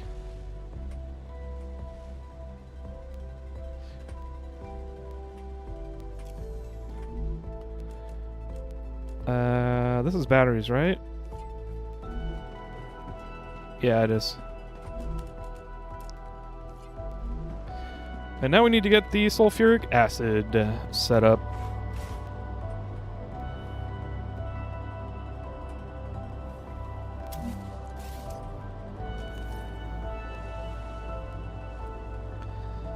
Right, we gotta do this one higher.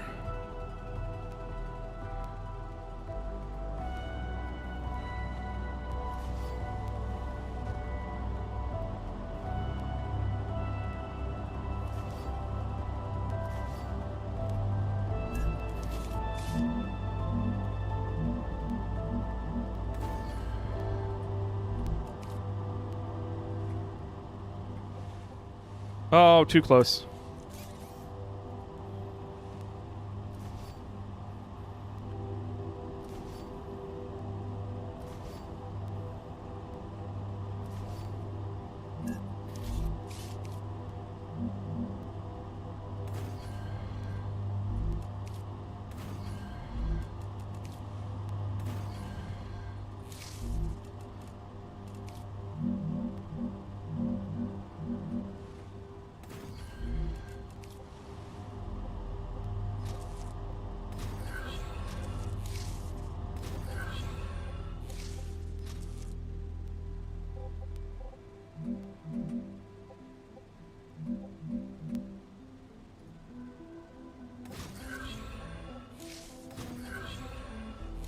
There we go.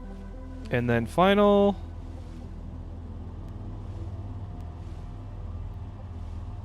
final thing. Dehydrated.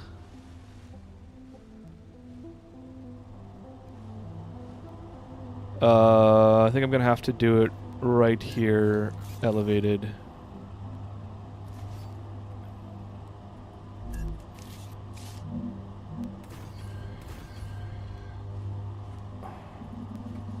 Oh, it's colliding. Shit.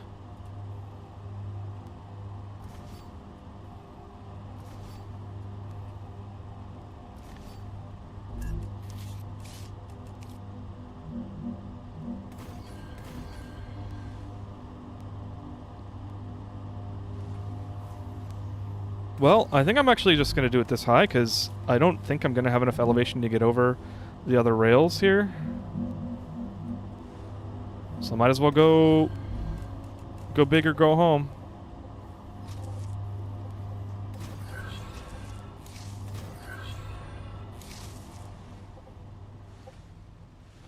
No!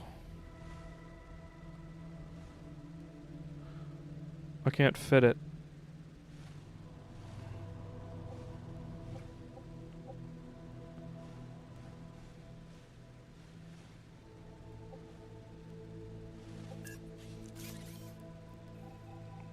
Maybe if I bring this one out.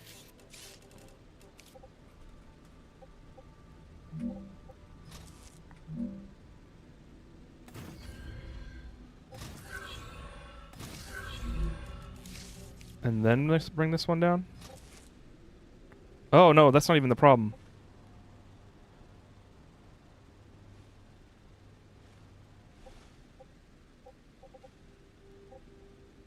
Okay, I gotta do this again.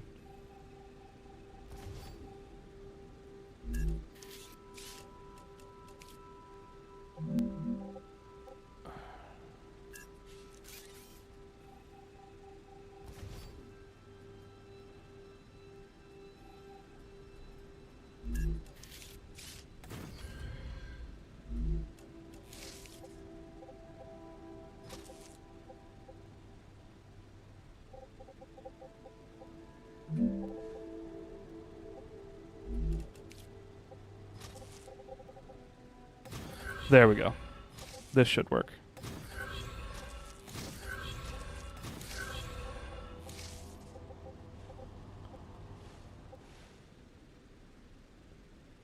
Wait. What am I missing? This? Yeah.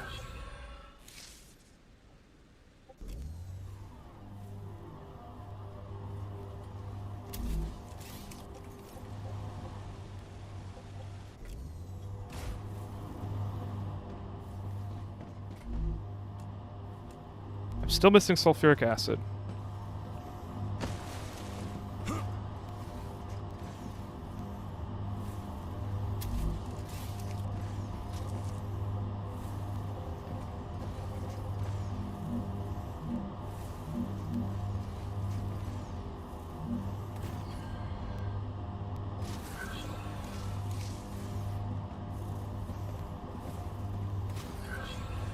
There we go.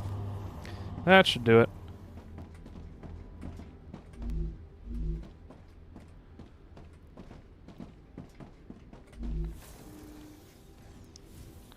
And now I have batteries. And impellers.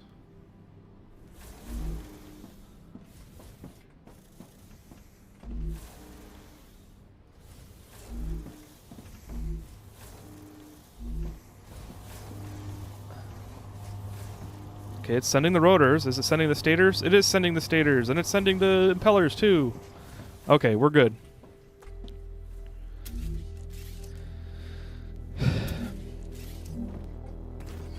So those are figured out. I'm going to need to put them into storage depots. What does it take to build nozzles? And can I do it here? Do I need to, like, move to a different area? Let's see. Nozzles takes heat-resistant sheets and stabilizers. It takes one every 5 seconds. So I think I could do it here. I'm just probably going to move this out into an L formation. So I'll put it on the other side. So So let's put storage.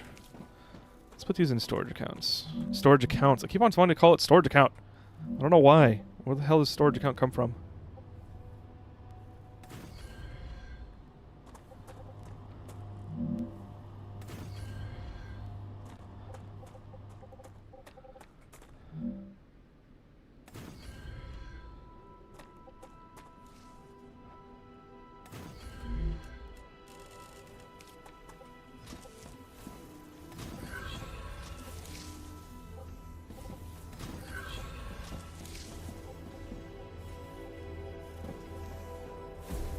Dehydrated. This dude, always dehydrated.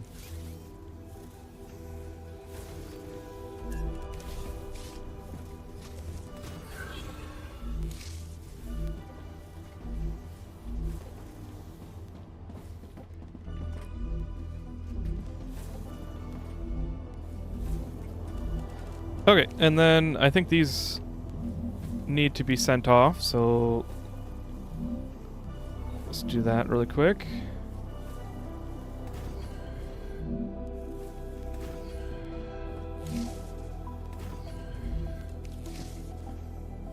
I'm detecting increased Ruptura activity. Prepare for a wave. Are you now?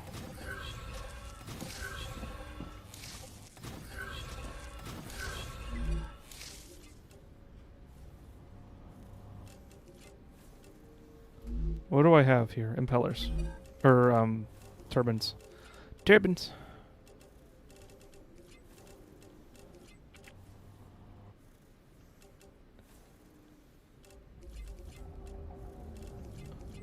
No, I don't. Oh, yeah, here it is. Turbines.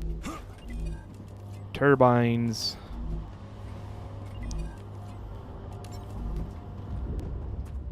And then...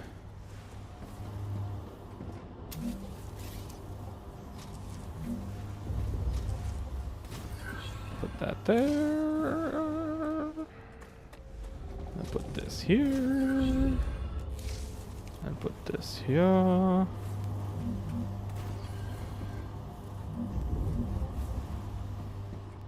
And here.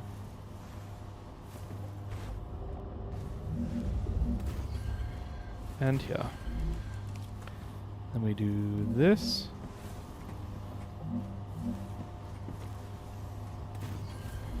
And this.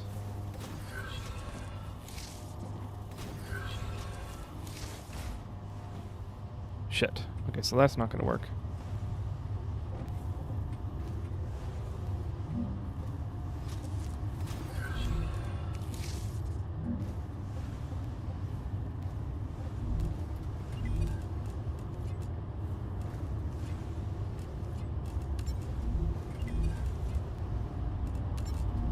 Six seconds. Shit.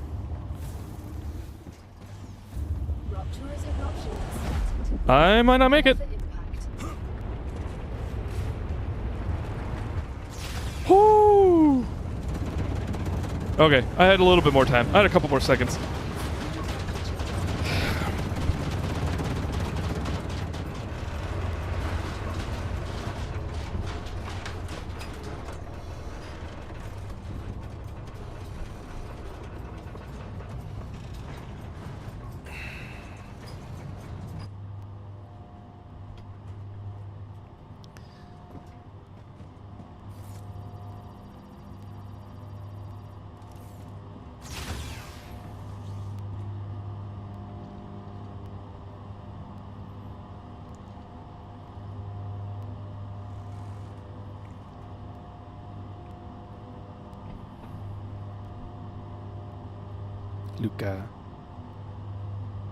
Luca has been begging for food for like the last 2 hours.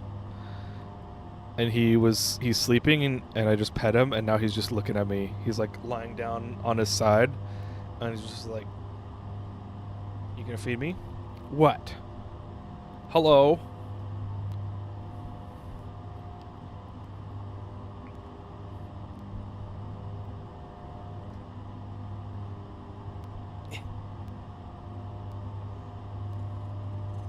Planetary temperature returning to normal.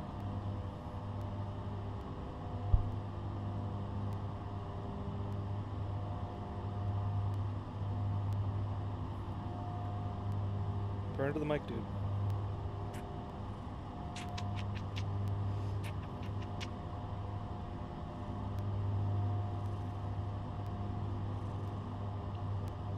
What, no purrs? You're gonna give me the blinks, but no purrs? Oh, I just can't hear it. I hear it in the mic.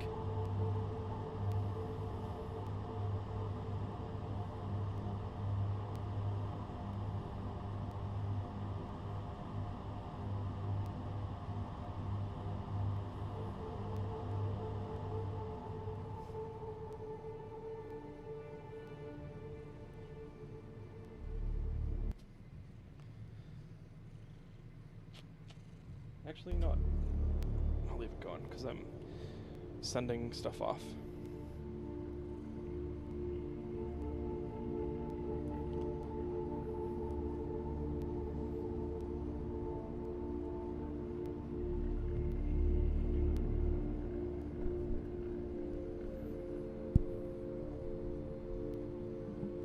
If I don't drink something soon, I'm gonna die.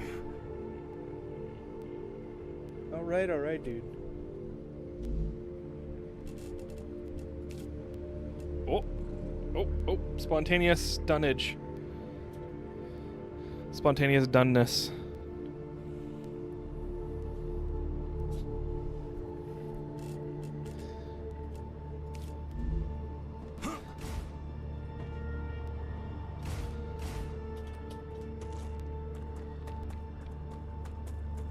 You're waffling, Luca. What do you want? Are you done or not?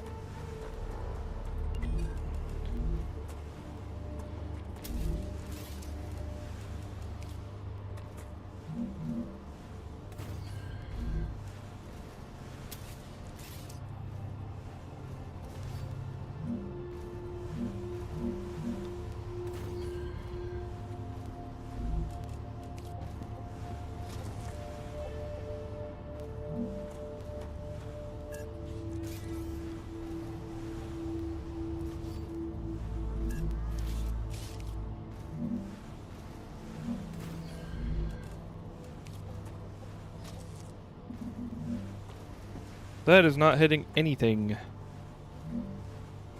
Oh well.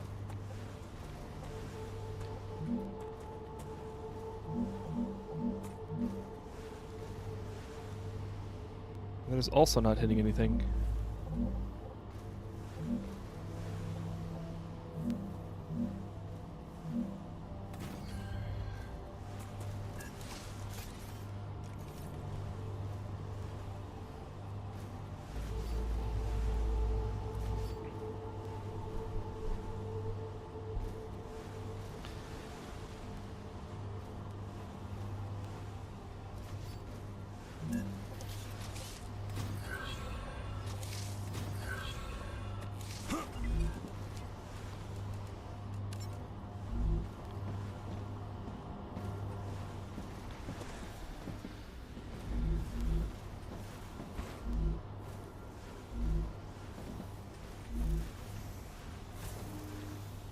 Oh, I definitely don't have enough impeller production for 3 rockets.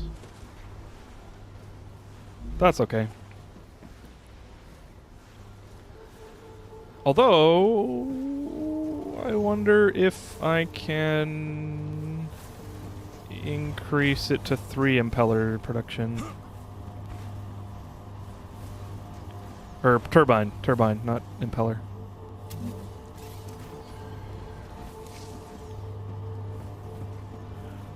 One, 2, and 3. Can I...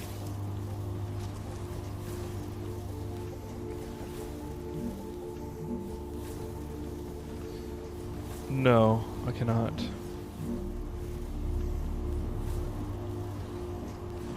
I'm not gonna bother then.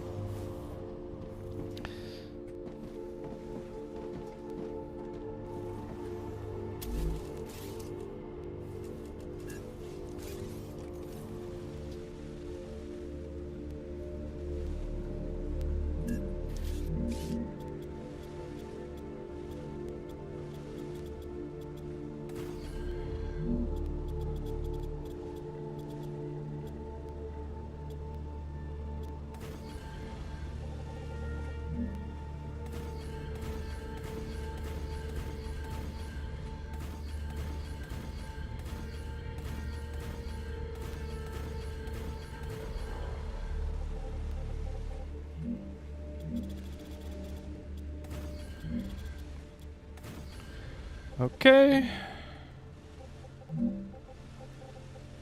So we got 1, 2, 3, 4, 5. Because it's 5 wide for the presses, mega press. So 1, 2, 3, 4, 5. 1, 2, 3, 4, 5. 1, 2, 3, 4, 5. This is probably where I want to stop.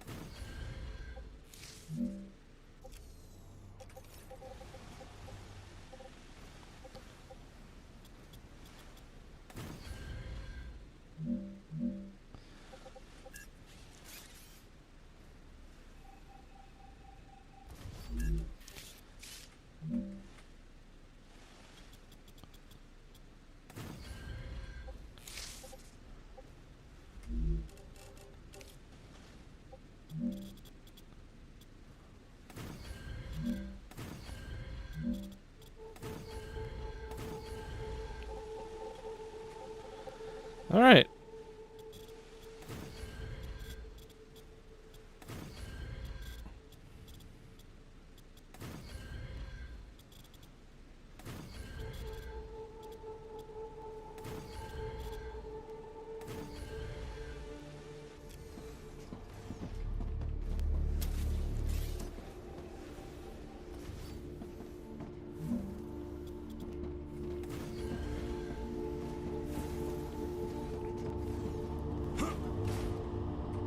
Damn. Damn it. There we go.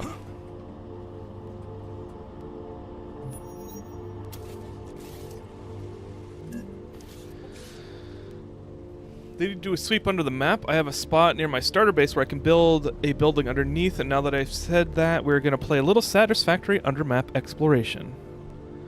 It won't let you use a hab. Oh, did you get underneath?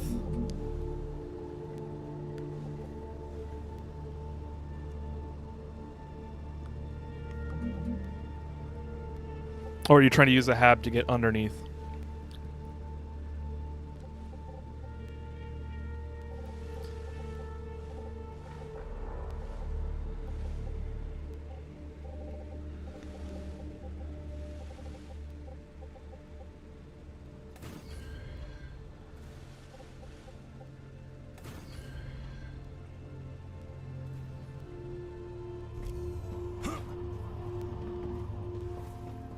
Hypertube, yeah.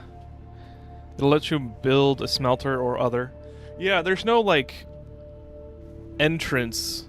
There's no way to enter. Like, a hypertube, you get inside of the hypertube, and then it directs you to a place. Like, we don't have vehicles or anything that, like, maybe regeneration chamber, but I think you just spawn there. You don't actually get in it. You can't get in it.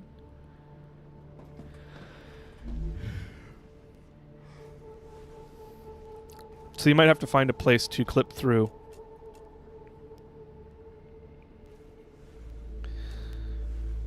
All right, nozzle.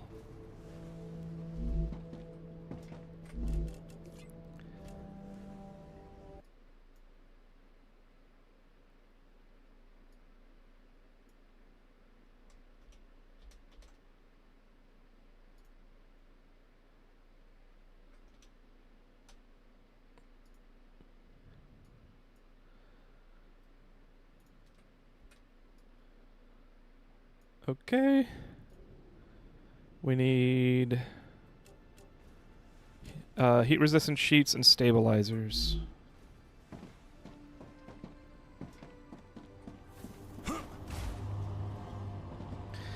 So I've forgotten where heat-resistant sheets are.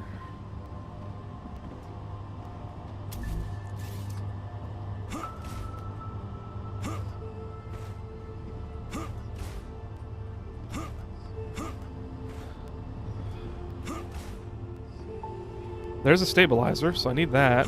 And looks like I've got a place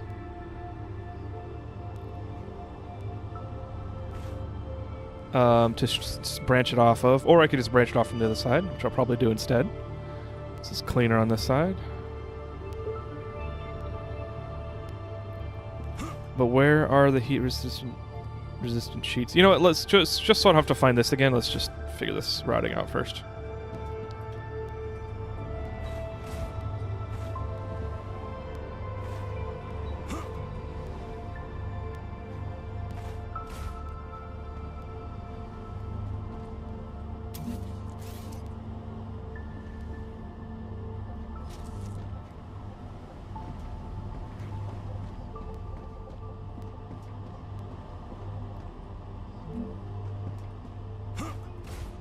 Nope, that's gonna run afoul of that.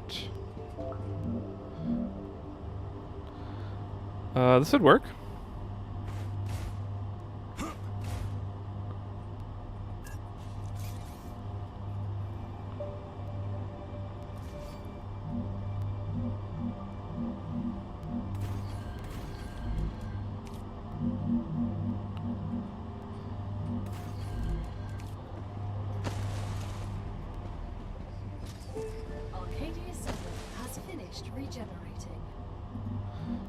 No, I think I might be able to get away with one lower, but that's going to be pretty tight tolerance.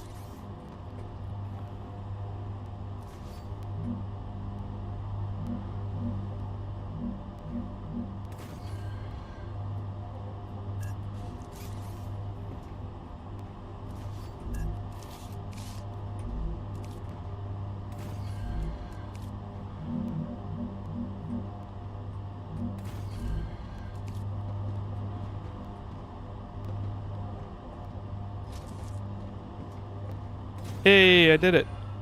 Hi, Tulin. Tulin wants to play. Oh, but now I'm too low to get over this. Am I? Yes, I am.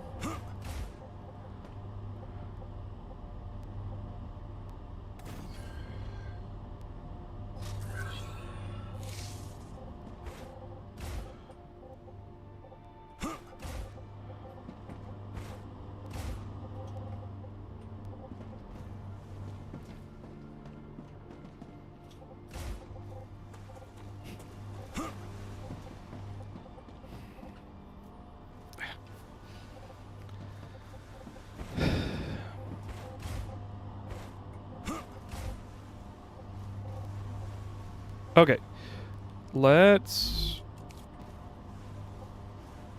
build here.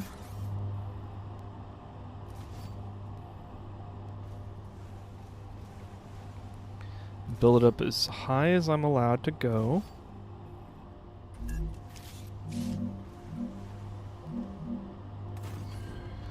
That's pretty good. And I'll build a 3 rail.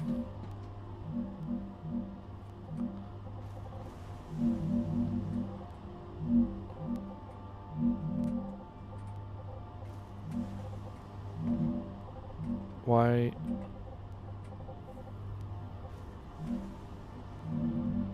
Okay, so that is blocked. What is it blocked by? What the fuck? I keep on locking it and it keeps on following me.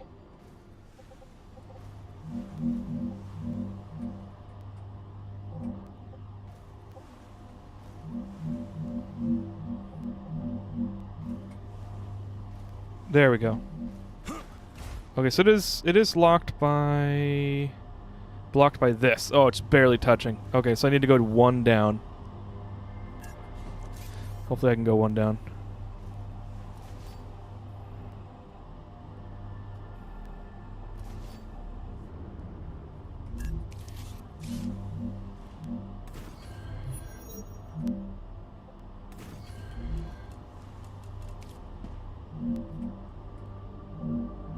There we go.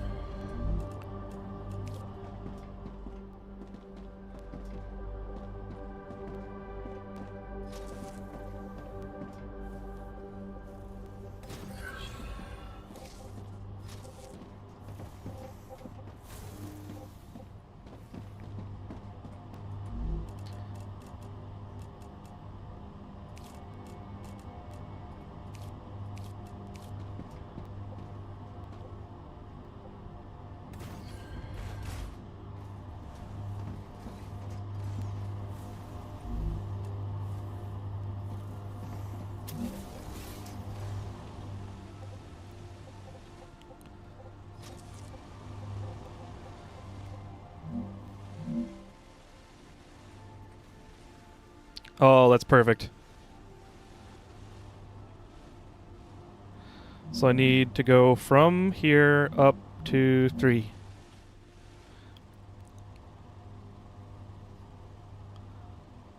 Cool.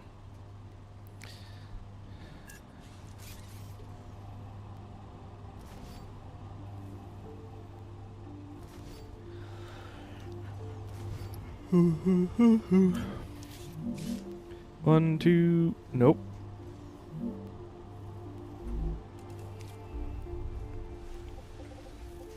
Okay, right there.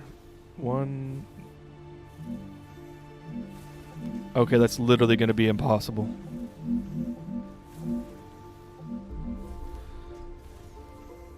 Actually. 1, 2, 3.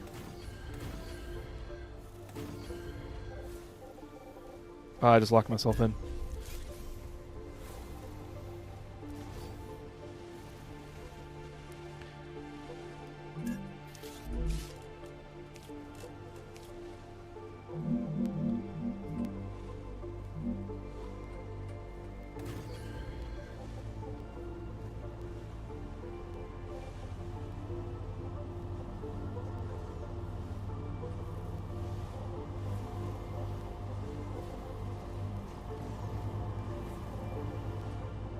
Huh. Okay. Actually...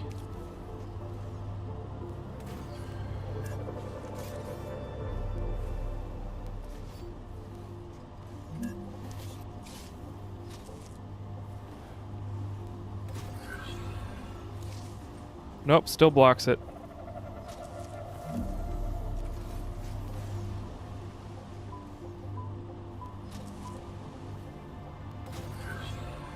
Nope, it doesn't block it. Okay, cool.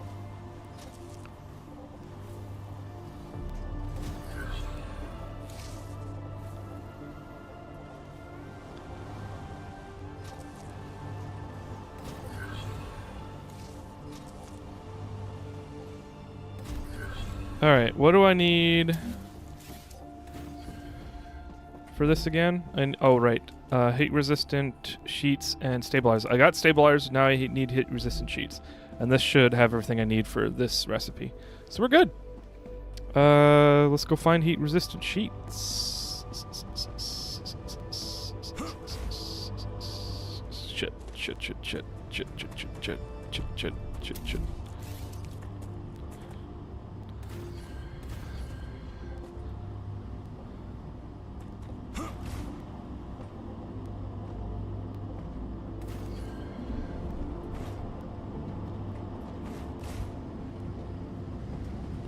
Are you my heat resistant sheet?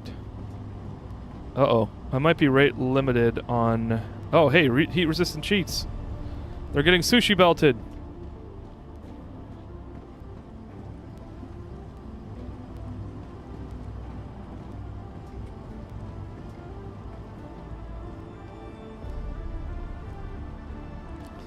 But it's right here, so...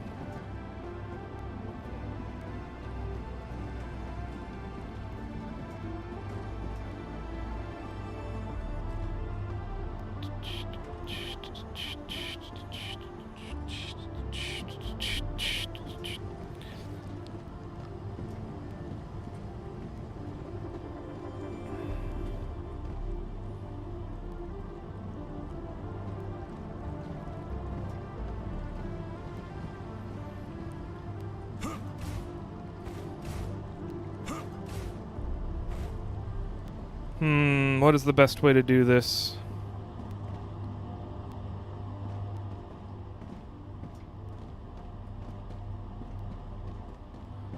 I really appreciate, on a unrelated note, I really appreciate how the goals for this game work. They build on each other and eliminate the need for your previous manufacturing lines. Because, like, I saw a Steam review before I bought it that was complaining that all the factories that you build, all the production lines that you build, are useless after you finish them. It's like, why would I create temporary factories? I don't like that you create temporary factories. And it's like, well, don't create temporary factories. Just extend the production line. And, like, yes, this has kind of created a spaghetti mess in my original factory. My next factory is more organized, and my next factory after that will be even more organized. So, like, I'm not too worried about that. It encourages prototyping, and then it encourages reuse. And I appreciate that. It's very nice. Like, I don't have to do a shit ton of work. I have to, like, drop everything, build a brand new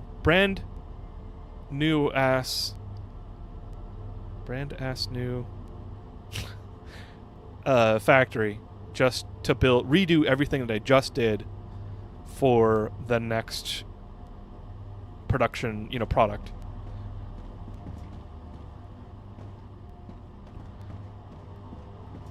Okay, so... Oh, and actually, I don't need these anymore. It would behoove me to eliminate all of the rocket launchers, cargo launchers. I'll take a bowl of word salad, sir. Your best kind, thank you. New ass thinking sucky son of a dingus lingus litmus drunkman stinkman bring him back a boo with the honky shonk slew. Alright, we're all out of word salad. Few hours in, how goes the fun? It's good. I'm vibing.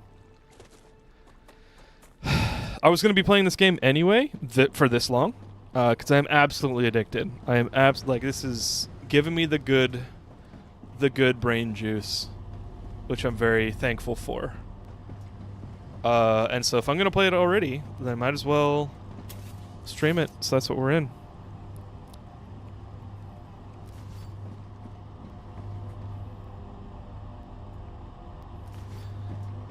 Another nice thing about not having to use your old production lines after you've sent all the products is that I can clear up space, and suddenly my factory gets even more clean.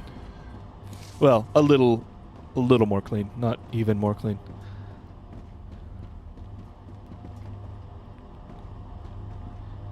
Okay, heat shields. Hey, Chudunky, welcome in. Did you build all this tonight? No, this one is... this is my old shit.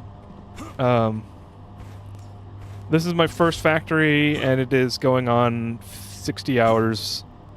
Not to make just this playthrough, but, like, in this game so far. Or not just this factory, but it is nice. I was just talking about how prototyping this game is very simple and clean. And it's very easy to set up production facilities. Like, I think that's a leg up on Satisfactory, is like blueprints are necessary in Satisfactory. I would still like blueprints in this game, but hasn't felt necessary yet.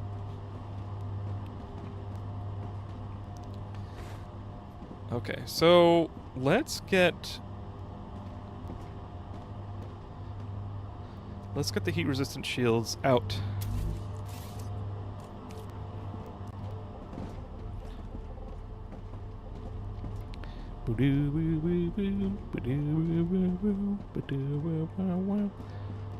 Okay, actually, let's go review where I put up materials. Yeah, right here. Okay. So I have 2 more lines, and if I organize it with this, then I can lift it up here. It looks great. Well, thank you. It honestly doesn't look as bad as like some of my Satisfactory creations.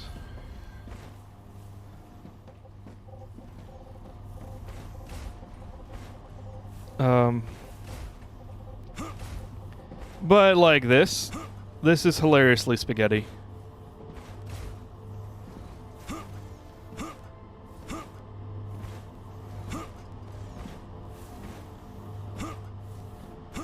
But I don't mind.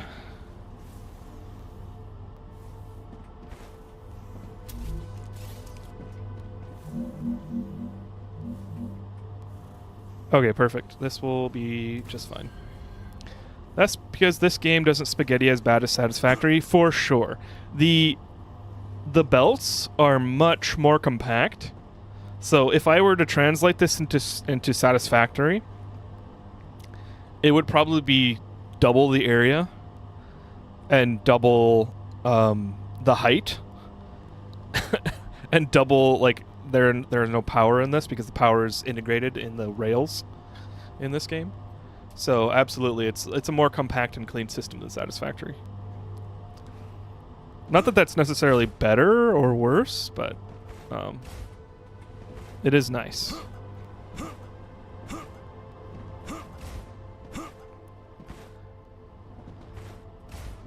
One thing I don't like the texture popping. Like, you can see the LCD screens right there are black, and I have to go over here to see it. I would like to increase the view distance, or at least like the texture load distance, by a lot. I would like it to be at least triple or double.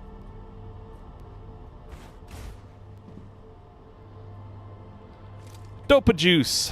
Yeah. Dopa serotonin juice. At least you get words. I just sit there blank-eyed because I can't think of one word to bind a thought together. Yeah, it's like, I have more than 2 brain cells rubbed together, but they're all kept in a little marble bag, and I just shake them around enough until 2 connect. 2 connect that makes sense. I play marbles with my brain cells.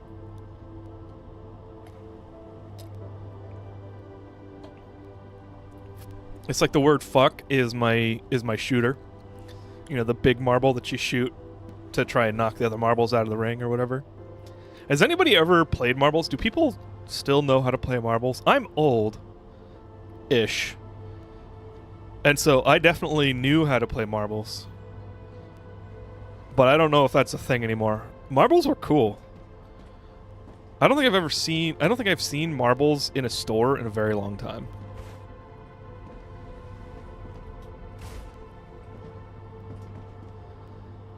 You can't spaghetti in this game? Would you consider this to be spaghetti?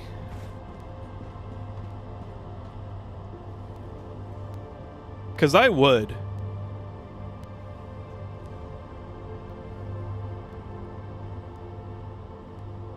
It seems rather tame spaghetti, though.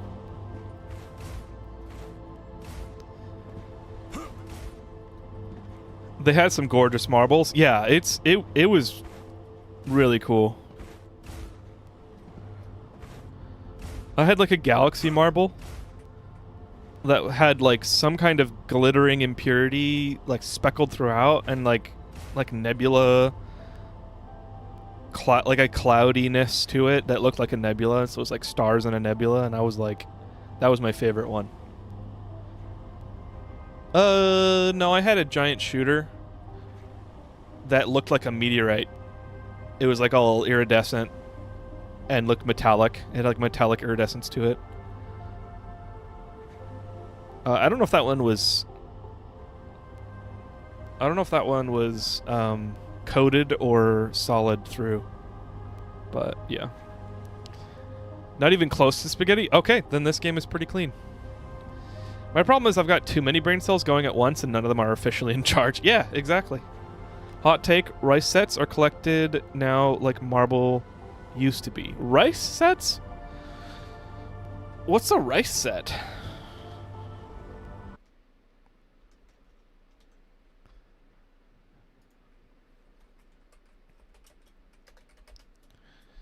Dice. Oh, okay. Yeah, dice sets 100%. D&D has won the tabletop championship.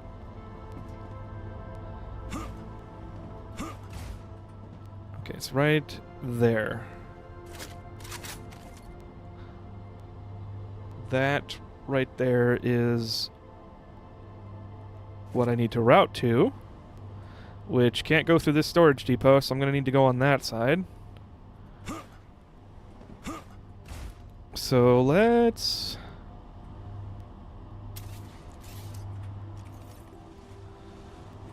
bring this up.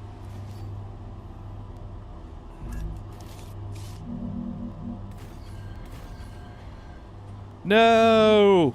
You bastard! There's clearance. Son of a bitch.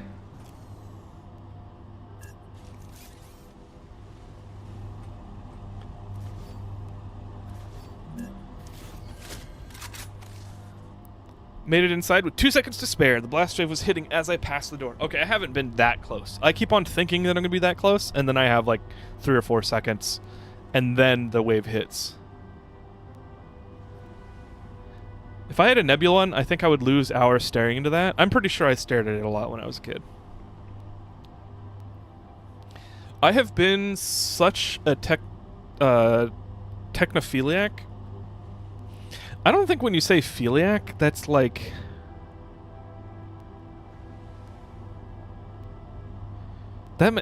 No, it's not. That's the wrong suffix. Technophile. I've been a technophile for so long that I kind of forget that I lived in a world that was analog as a kid, and people wrote stuff down, and some offices still hadn't digitized, and like people did a lot of like manual, not like offline things. People did all offline things for fun. Like, I've lived paying attention to the forefront of technology for so long that I forget that that's where I came from. So like, yeah, I absolutely spent a ton of time outside. I used to ride my bike like literally 10 miles from my house as a kid, sometimes with the 1 speed. Yeah, I feel very, I don't know. I don't like saying I feel lucky that I was a millennial because I lived in a time where we were outside as kids, and you know, that's like implying that kids nowadays are just like garbage, and it's like not true. Like, it's just different from millennial experience, but like, you know, we had 1 foot in the techno world, 1 foot in the analog world. And we grew up on technology, you know. You're talking like you're old, making me feel ancient over here. It's not true. It's not true. Well, I think the implication of that kind of thing, like parts of it are true, yes, but the implication that nowadays is bad is born out of ignorance and like a lack of experience. Like we are not experiencing. We don't have the childhood experience of now and today. So like, we don't know how it is. We don't know that kids aren't being outside anymore. We don't know that kids are spending all of their time. Like, some kids probably are, and that's probably the most visible ones because we're on the internet now. So like, I don't know. I like kind of push back internally, not necessarily against any of you if you say this, but like I push back against the idea that like it's a binary experience. Like, we were outside and we had this experience. There are kids absolutely experiencing that nowadays too. In fact, in the rural US, there are people that still have dial-up. It's crazy. Like, AT&T just shut down this, like, 2025. AT&T dial-up. Or not AT&T, AOL. America Online, which is like how a lot of people had internet for the first time. So, yeah. It's the outside that became garbage. Well, that's very... yes. In a lot of ways, yes. I think I'm lucky living in Washington State of the U.S. because we have, like, in a lot of cities, there are ordinances about maintaining trees and, like, tree cover, and you cannot cut down the last 2 trees without a, like, explicit permission. Like, you have to have trees, which is, like, some people may not like, especially, like, property owners and like, landlords and shit, but, like, it makes a pretty city. And it's also, like, better and healthier because of the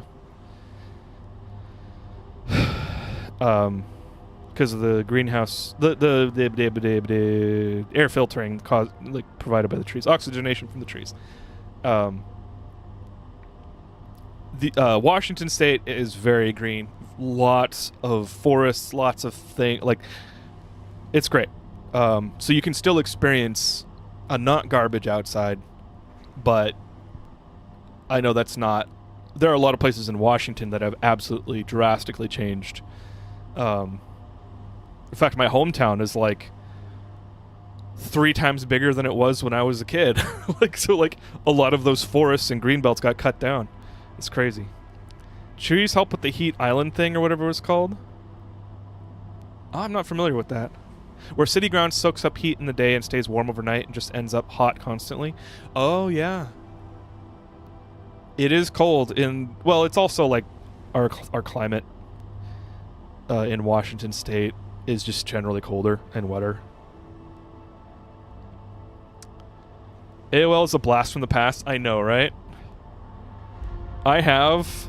Actually, I'm going to play it. I have a dial-up sound, a call sound. You guys are seeing my behind the scenes editing. Computer. Is it dial-up?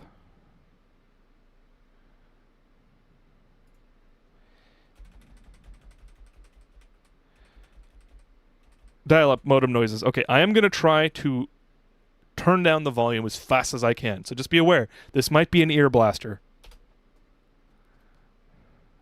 What do you mean? I've always want. Okay, who removed my default? Okay, 3, 2, 1. Prepare for the ear blaster.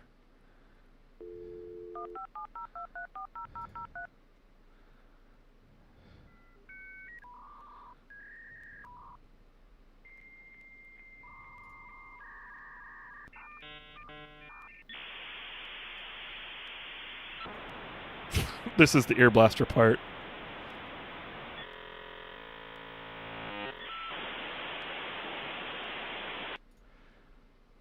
Holy shit. Volume is fine. Yeah, it was less than I expected it to be because I already had the volume turned down on VLC, but when I played that for the first time in my editor, when I was putting it in there, in a video, it blasted my ears, and I was like, ah!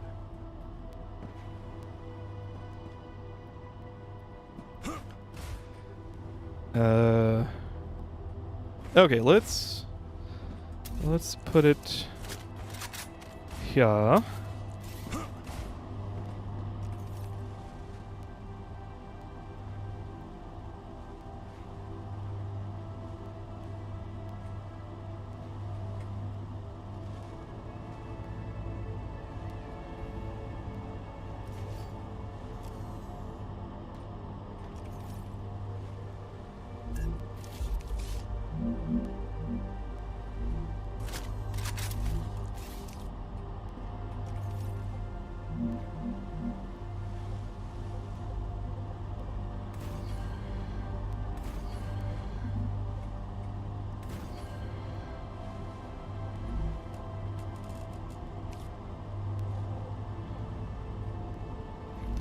Let's put a 3-rail.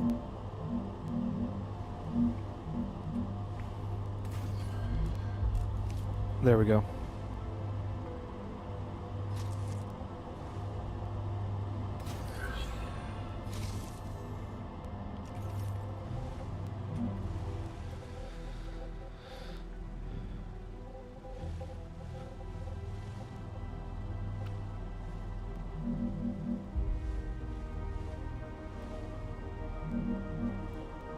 Oh yeah, right here should be fine.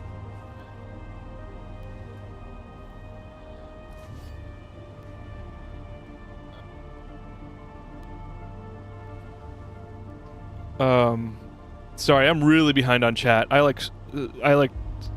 return my attention to the game before I finish chat. I could have been outside more when I was little, but I spent a ton of time on screens then by choice, and since I've played all sides of the field, Summer's entirely disconnected was great. Would totally recommend. Yeah, I definitely haven't spent as much time outside as I should because I love being outside. I just don't have any, like, I need to make more local friends. That's like really the thing. Like, I don't have a reason to go outside for myself. I really should just talk to people. But I'm a little antisocial like that. I don't like strike up friendships just anywhere, you know. Except here, really. Most of my friendships are online, which is like a personality. There's a reason for that. Those AOL CDs were so useful. Yeah, I used them for everything but connected to the internet. Show Vans, who had AOL Ford as a kid, I used them as target practice for my BB gun. And my bow.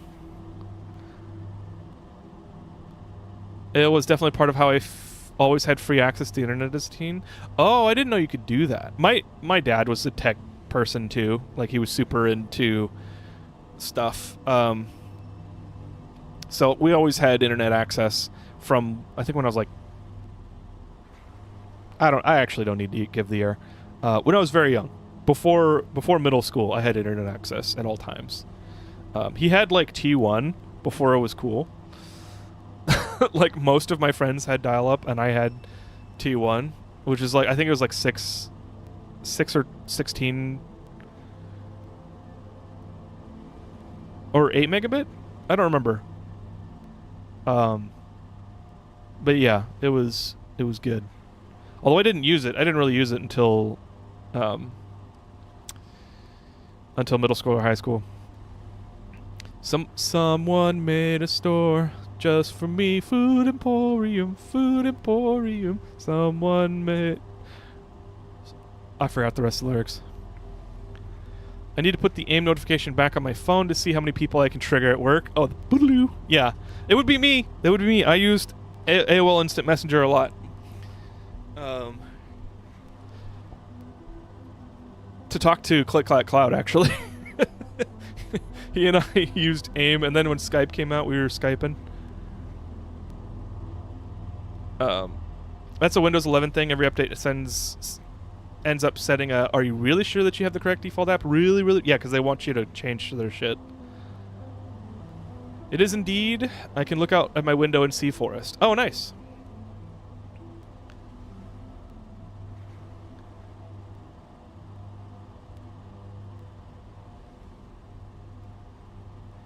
Although it's 4 in the morning, so too dark and time to sleep. Ta-ta. See you later, Impunity Zero. Thanks for hanging out. Sleep well. Have a good weekend. I used AOL, but when ICQ came out, that was my go-to. Yeah. Go-to. I get you. That sounds brilliant. How many people in the public can you catch wondering what that ding is from?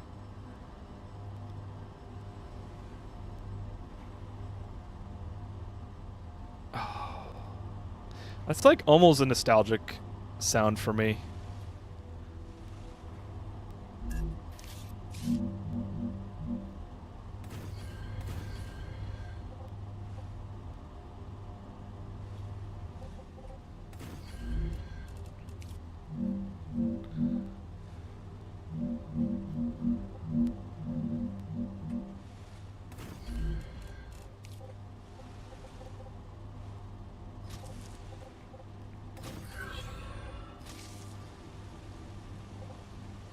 Please don't be too long. Yes.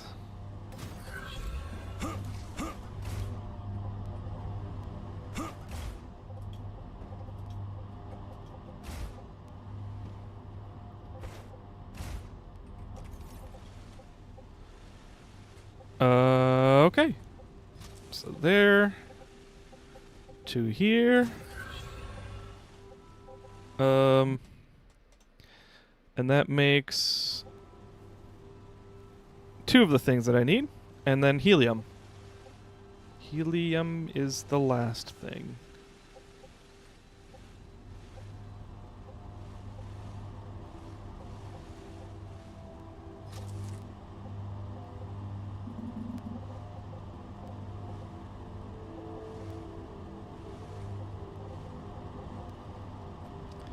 I have a strong urge to play it before a meeting gets going, just to see who perks up. Yeah, and then you know, either they're going to be a good friend opportunity, or they might just be the most drama-pilled, like, potential. I don't know. I feel like a lot of you people use AOL for bullying, and I wonder what those people are doing right now.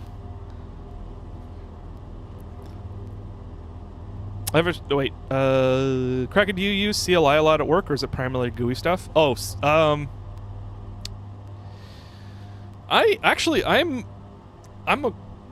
a huge mix of all of it. ClickOps, no. All of it is programmatic, or CLI. But in order to do stuff, I'll admit, dirty secret or guilty secret, I use Git in a GUI. Visual Studio has a decent Git implementation, Git management, depending on the complexity of your organization's Git processes. But I use Git Kraken, just because like if I have to go into the CLI for Git, then I will. I'm not afraid of it, but I'm not. I don't do a super high amount of feature work. So yeah. I had to find it and give it a listen. That's beautiful. Oh yeah, the AOL sound. Hang on, I gotta switch earbuds.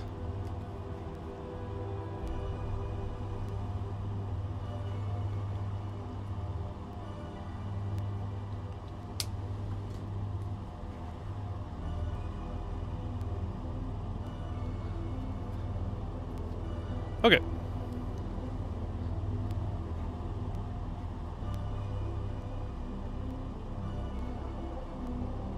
What am I doing? Helium.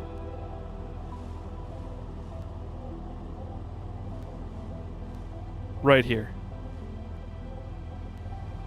Oh, hell yeah. Hell yeah. Holy shit, look at that. That's amazing. I mean, it's clipping right there, but I don't give a shit.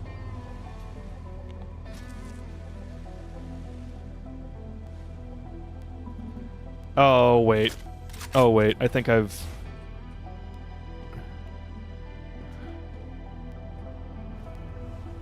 not quite gonna work.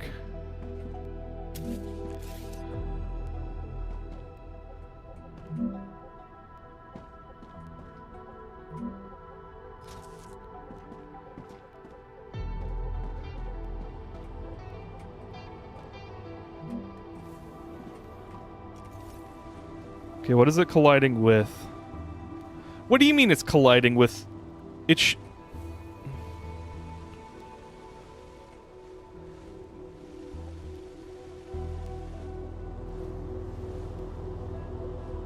Well, that's weird.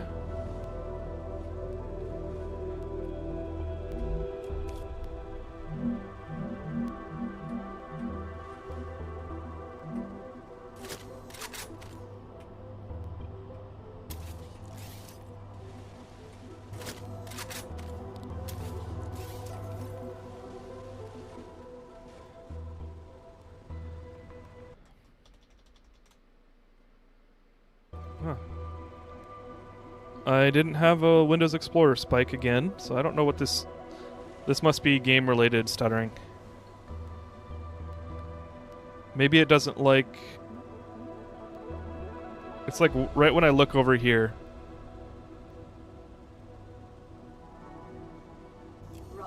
Hydrated. Activity detected. I recommend finding a safe place.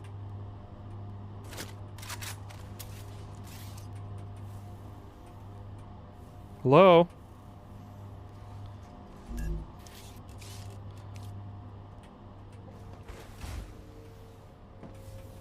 It's not letting me use a drone.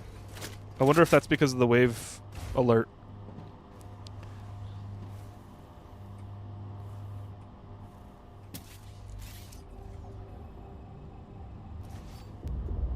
No, it is definitely not on your own, that stutter.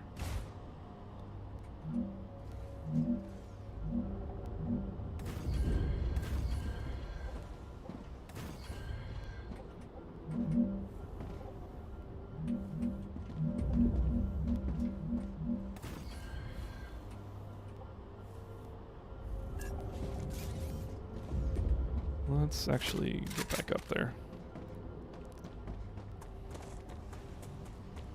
My game said full recovery and yours is on fire. Yeah. Oh, hey! I saw that at the beginning of the game, but that's nuts. That must be like a travel highway, like a warp highway or something.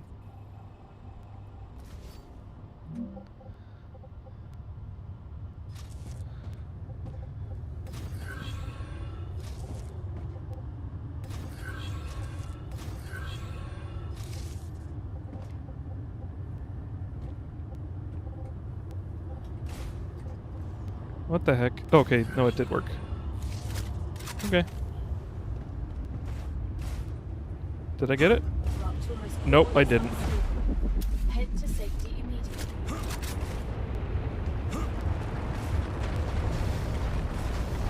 Oh shit.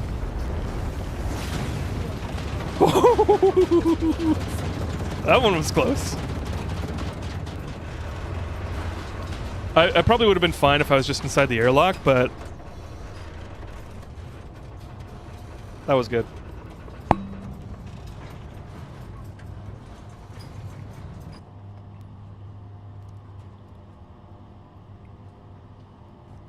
It's always an exciting day when your ankles are on fire.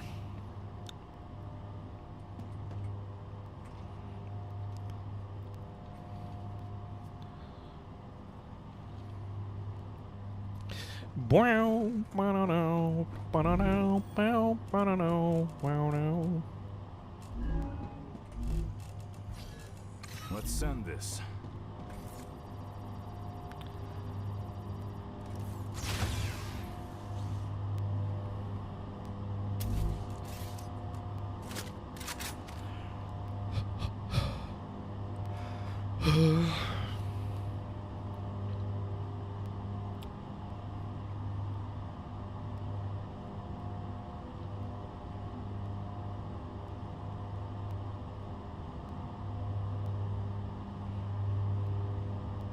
Planetary temperature within acceptable parameters.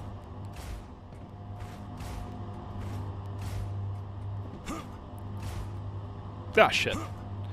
There it goes again. The stupid momentum bug. Well, maybe, lack of a feature.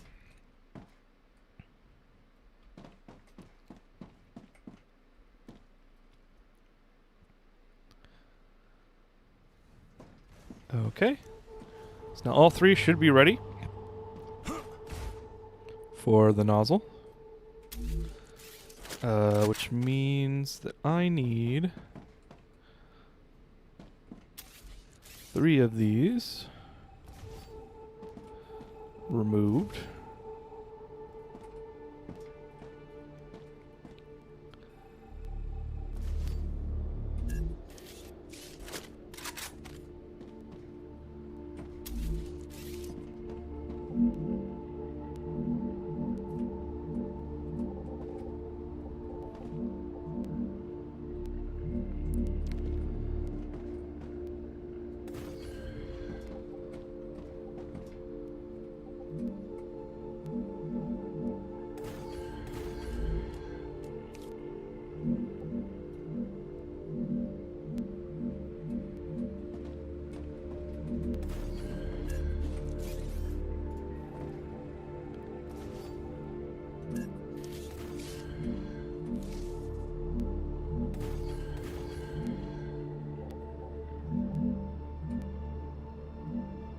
Nope, I need that to be lower.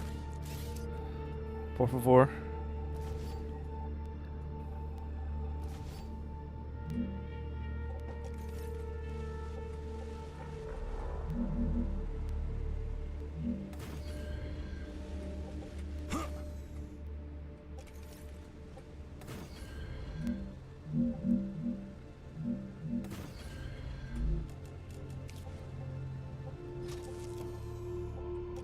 What the hell?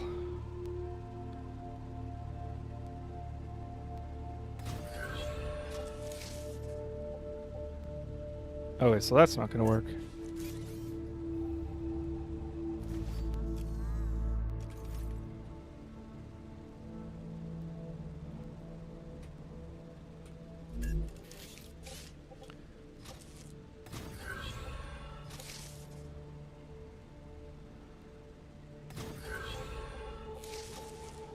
There we go.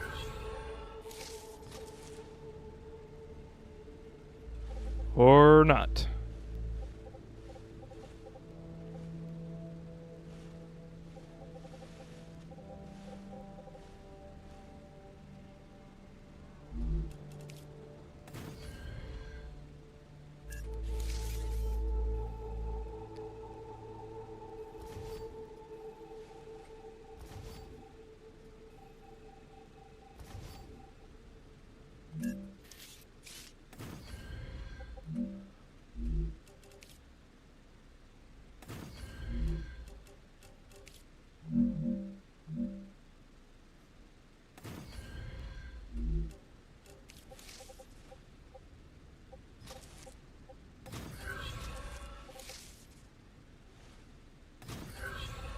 Okay. Okay. Okay. So that does it.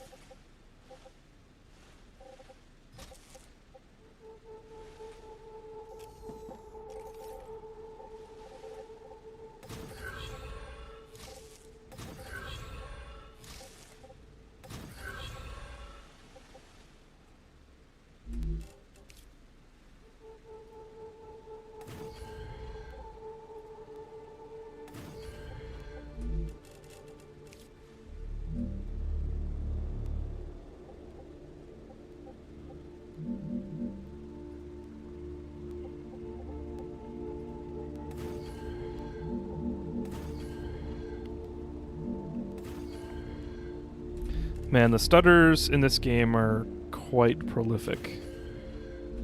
And I don't know if it's like my fault, but I'm assuming not.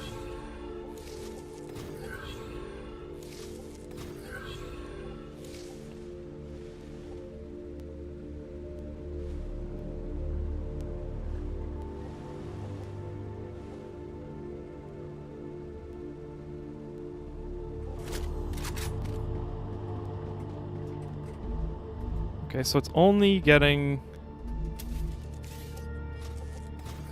the helium right now. I don't know why that is.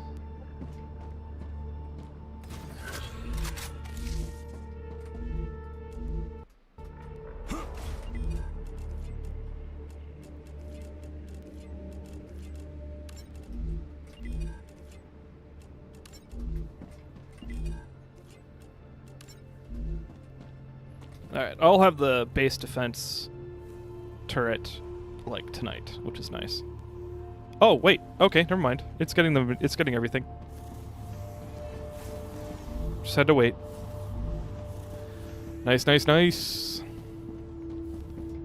Alright. Okay, what's left then?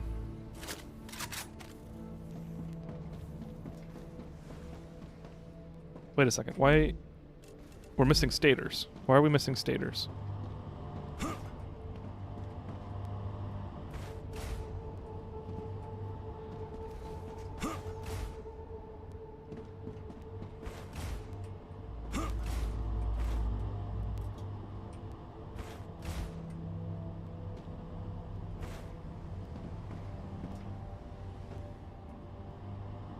They're still being made. But we are low on titanium housing. It should be sending... I think this is broken. I think this is another instance of the bug.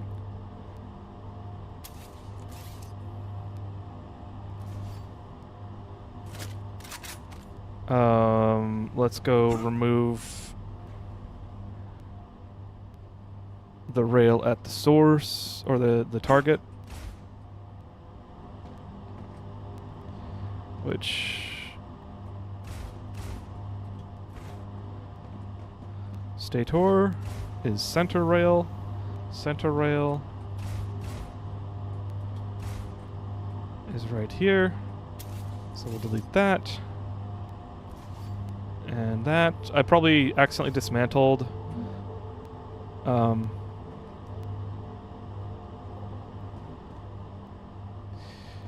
rails somewhere on this line first.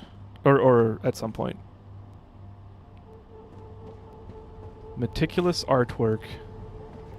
Yeah. This game is making quite the artwork.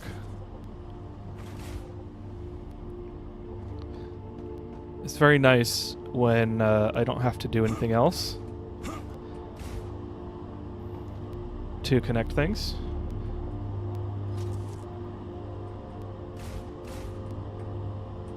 What the frick are you talking about? It literally just worked.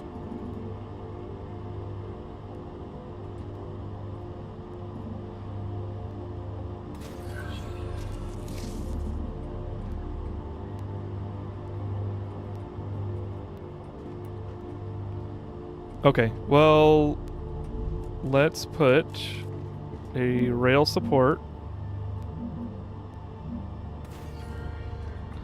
like this. Son of a bitch!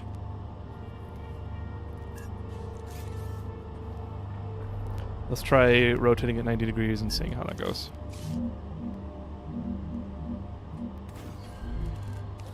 It may not be able to get because of the angle. Oh, nope, it can.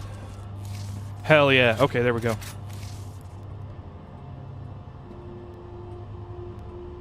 Okay, so I've reconnected it. Hopefully that fix works.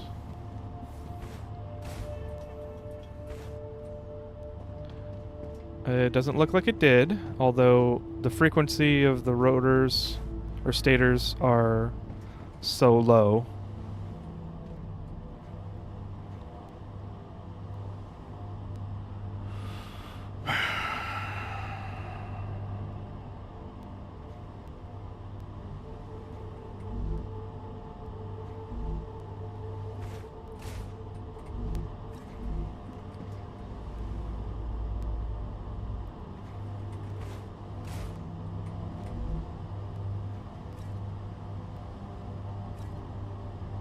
Oh, is this just a titanium housing? It needs 2 per 3 seconds, and this makes 1 per 2 seconds. So this needs 50% faster. The Raptura is in its stable stage. The climate of Arcadia is returning to normal.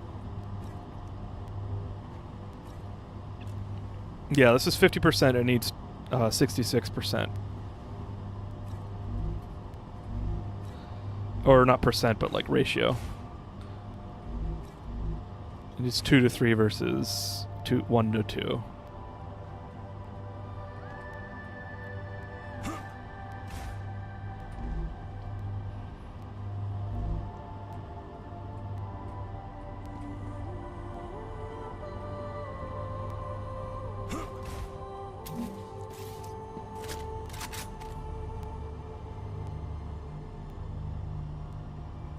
Well, I could try putting a furnace in right here.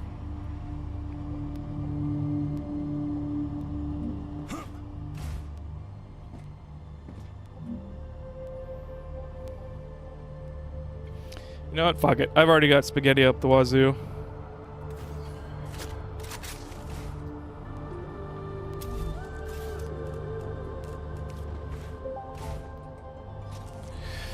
In case it's been a while, I appreciate the distractions and conversations you allow us to be a part of with you. It's very much a boon that I and others are grateful for.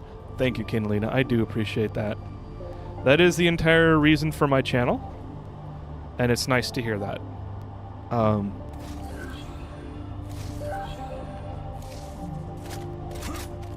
I I think it's as much a distraction for myself as well. For various reasons.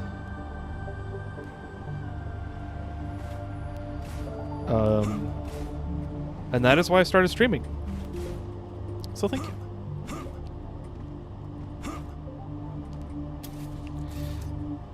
Alright, let's put this down, and we'll put this here. Come on. You got it, game. I believe in you.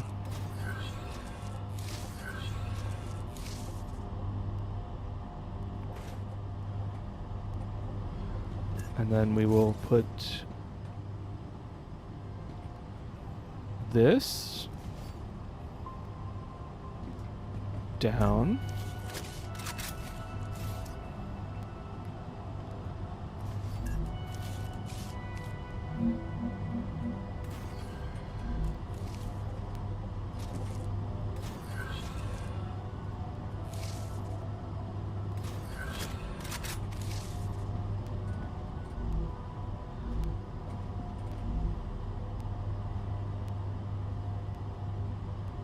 Oh, it's using the titanium sheets at the same speed.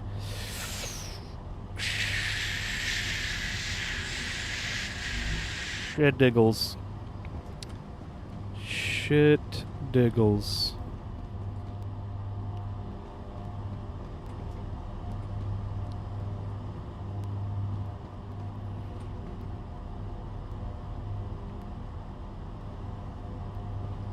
So this plan isn't going to work out anymore.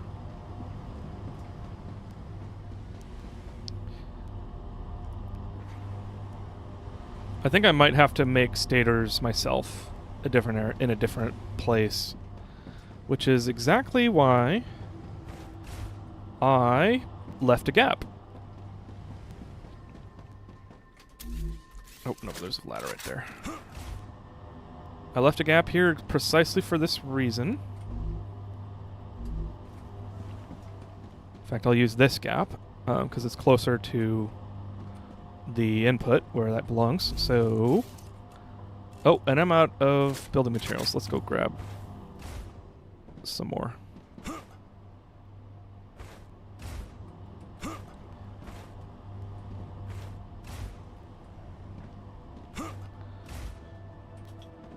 Almost made it. Okay. Oh, yes. Oh, yes. You're a little too excited about that, dude.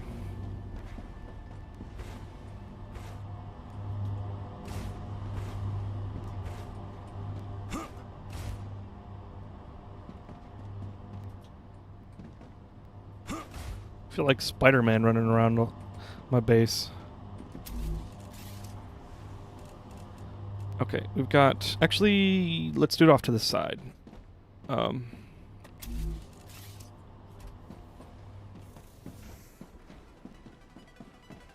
Okay. Fabricator. And furnace.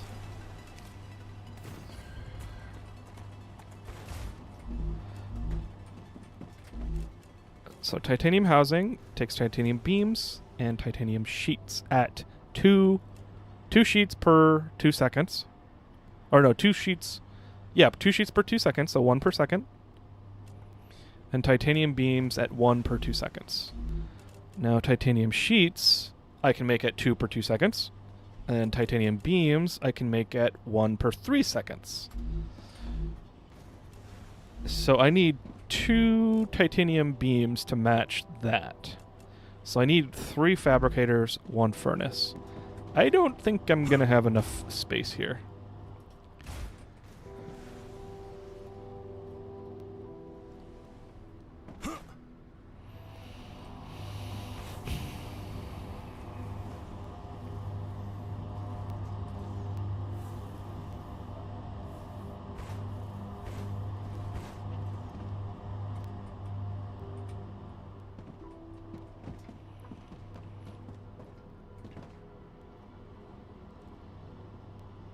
Okay, this is going to be a little bit rogue.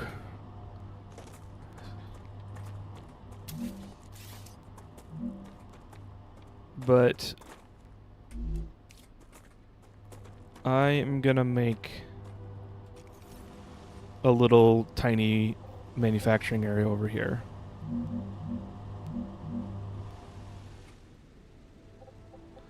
Wait, lock Z is lock Z level. Nope.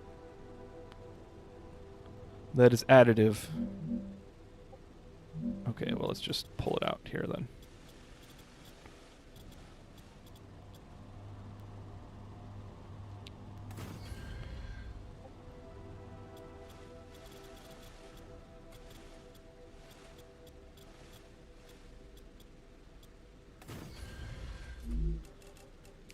Fabricator. 1, 2, 3. And then 1. What? Why did placing that take me out of the drone? It's a little buggy. On a side note, between this and Satisfactory, is there one you would recommend over the other at this point yet? Ooh.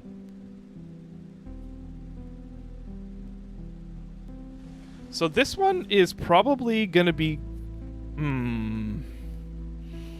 That's tough. I love Satisfactory. I would say Satisfactory over this, but I also don't like comparison.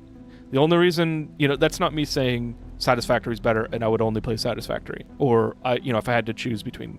Well, actually, that's the question I'm answering. If I had to choose between one or the other to get started with, I would say Satisfactory. But it really does depend on the type of gamer you are.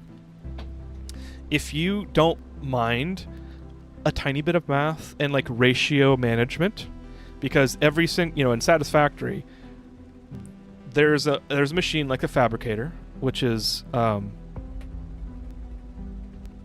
like this. And it's going to produce something like 20 items per second. And this needs 30 per second. So you're going to need to build 2. And 1 is at half capacity, or 2 are at 3/4 per capacity. That kind of math. Then you will enjoy Satisfactory, I think. This game has a little bit of that, but it's less of a focus on... A little bit less of a focus on the manufacturing part. Yeah, I think Satisfactory. If someone could only afford one, I suppose. Let's see. I think this one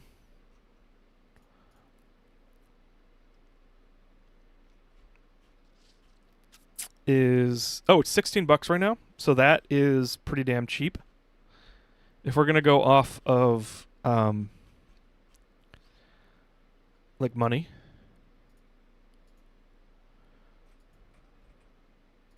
Satisfactory is $40. So, yeah, Star Rupture is probably the cheaper option. Satisfactory is the one that, if I had to choose only one, like if Steam was like, hey, we're gonna delete one of these 2, I would keep Satisfactory, 100%.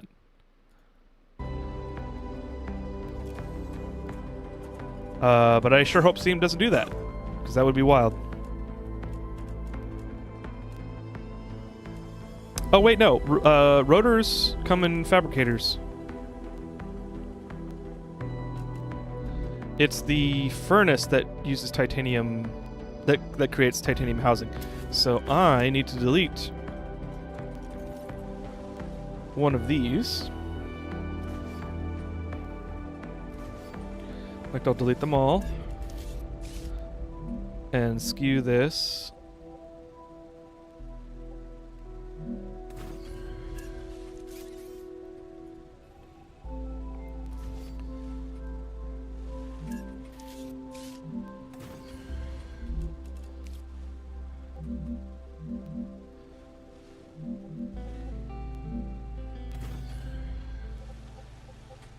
And then a fabricator here.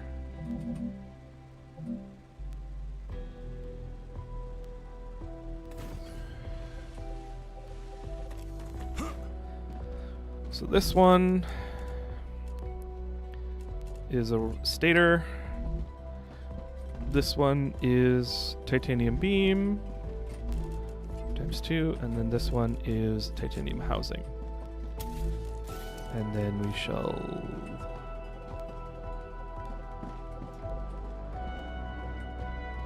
do this.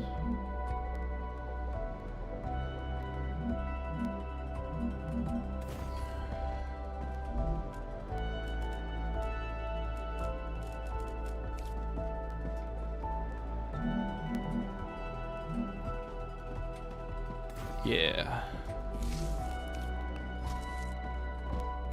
Nope. Wrong one. I like math, and to a point, micromanaging system inputs and outputs for efficiency's sake. Absolutely. Okay, cool. For some people, the technical parts of Satisfactory can put them off after a certain point. Sometimes that point is the beginning. You know, like the first... It's split up into 9 different tiers, because you have, like, basically milestones. You have 9 milestones, and like milestone 3 is when you start to get to like a little bit more complex power. Like coal needs water and sulfur, and actually it might not need sulfur. I think you only need sulfur if you use compacted coal.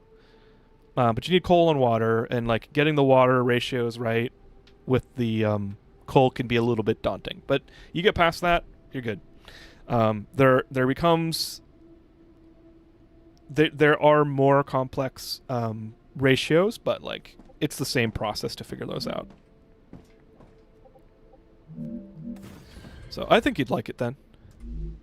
I think it's more time focused, being the currencies. I only have so much at the end of the day, but money can be important too. Oh, okay. Well, these are the games that you can decide how much time you spend on optimization. They are kind of time sinks. I wouldn't say they like require an amazing amount of time. Like some people beat Satisfactory in like 60 hours.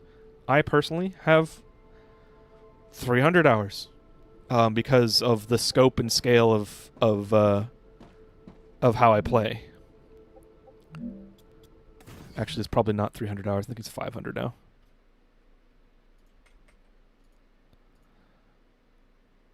I have 1,300 hours in Satisfactory.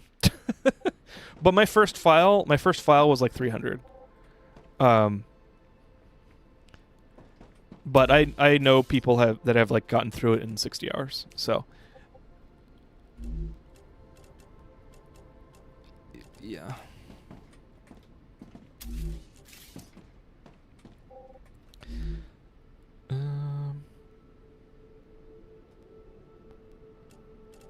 Titanium. Oh, and I need titanium sheets.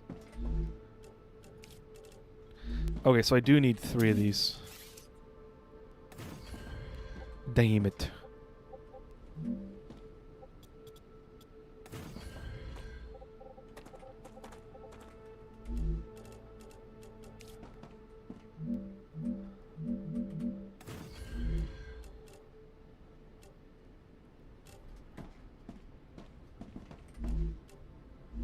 Okay, so these...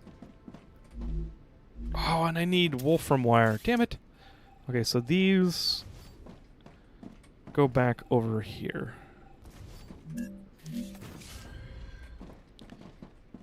And wolfram wire is created in a fabricator, so I need a fabricator as well. Damn it. Okay, so this changes things a little bit.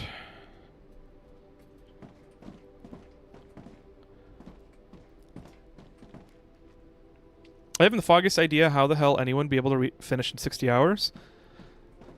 Yeah, I mean, if they spent time doing the calculations, or they've just experienced the game already, so they like know what to optimize.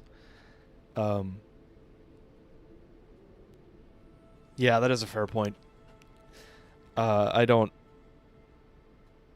know how. I know, like, I've seen some people on YouTube play it for the first time, and they did it like in streams, but I don't know how much time they actually spent. playing it in total. It feels like a game I would spend more time on to get the most distractions out of. Curious being I am. Absolutely. There's like, just like this game, there's like exploration and there's danger and some weapons, but not like base defense. They're more like static regional threats rather than like waves or active threats.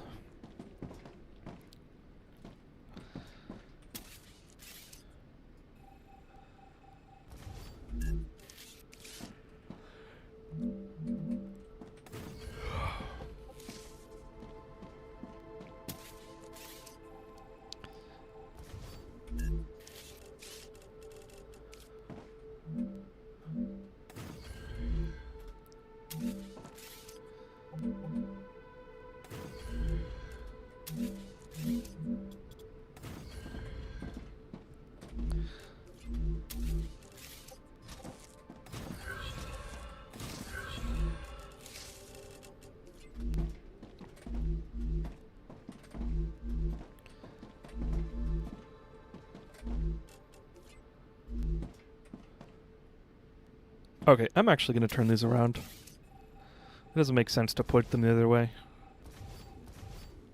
Oops.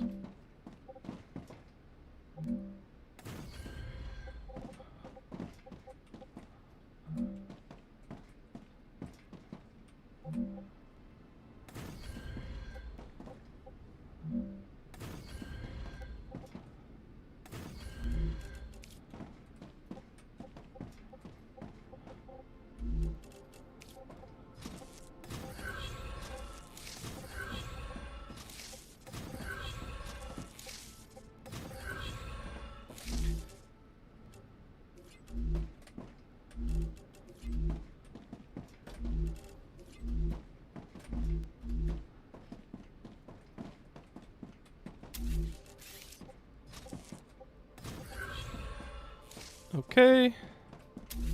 And then let's see, we'll put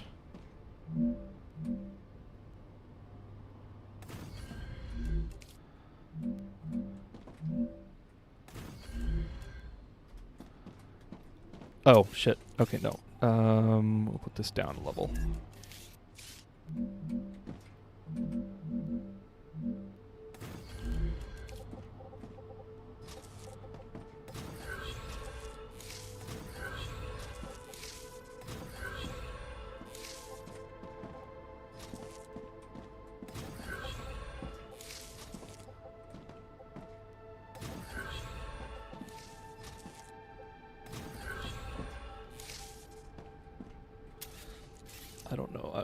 I don't know. I don't need to use that specifically.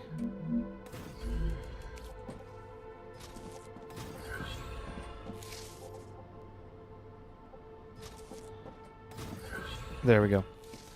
So on the left input, I need titanium bars. On the right, I need wolfram bars. So let's go get those.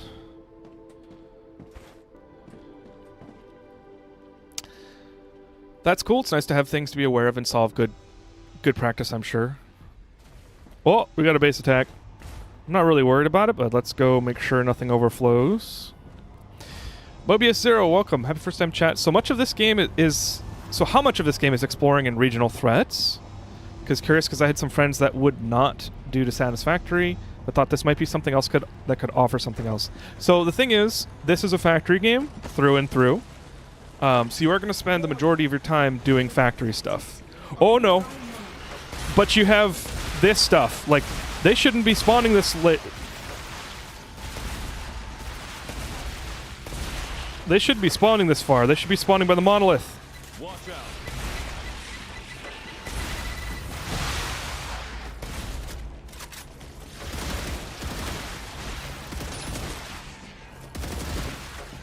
Okay.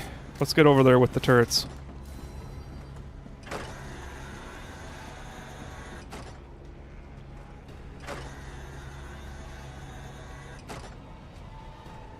Hello? What else is left?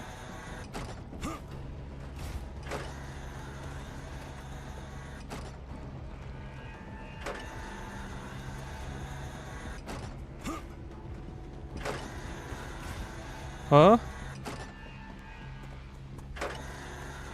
So these attacks happen when my base gets a certain, like, grows to a certain size.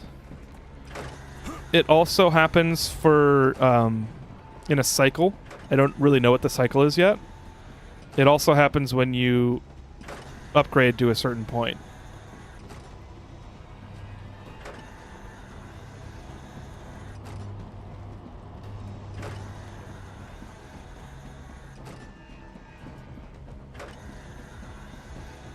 It's got to be attacking somewhere else.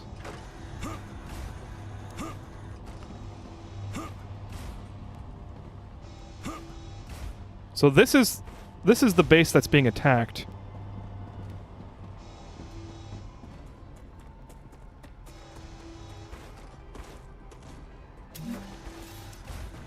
The infection has reached the base core.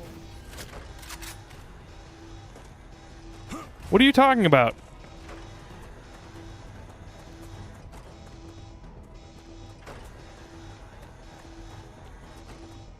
I wonder if there are enemies underneath the map somehow.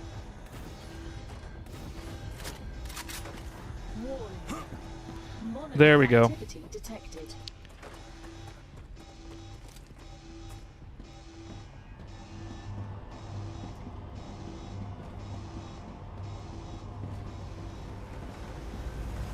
Warning. Increased activity of nearby monolith. Whew.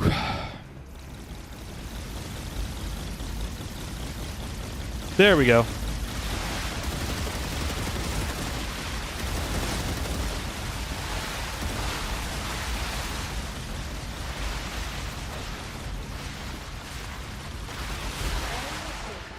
The base is being protected. Cool. Missing string, table entry. That's funny.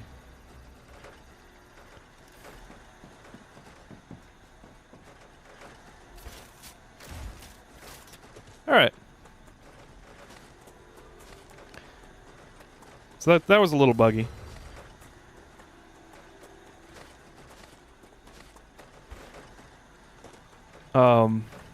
Did that answer all of your question? It's kind of hard to describe in comparison because Satisfactory has a lot of similar elements, and the base building / manufacturing is simplified, but you still get to the ratio complexities that you do in Satisfactory, although maybe not as intense or severe. Like right now, for me to build, I can't show you right now, but to build the products that I'm trying to build, I need 10 other machines, or I need to use my old, like previously built product lines. So that if they don't like that part where there's like base building, manufacturing, then like that's the main focus of like that's most of the time I spend is like building out. But there is a lot of exploration. I just worry that right now, like if your friends came in and you're the one that's building the base and they're the one that's going out and exploring, for instance, I would worry that they would run out of stuff to explore. And they would find stuff faster than you can build the products, you know?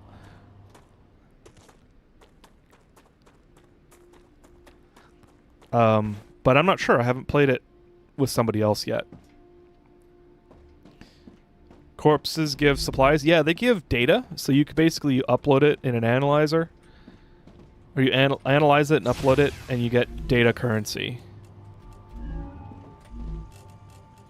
So like I get 320 data points.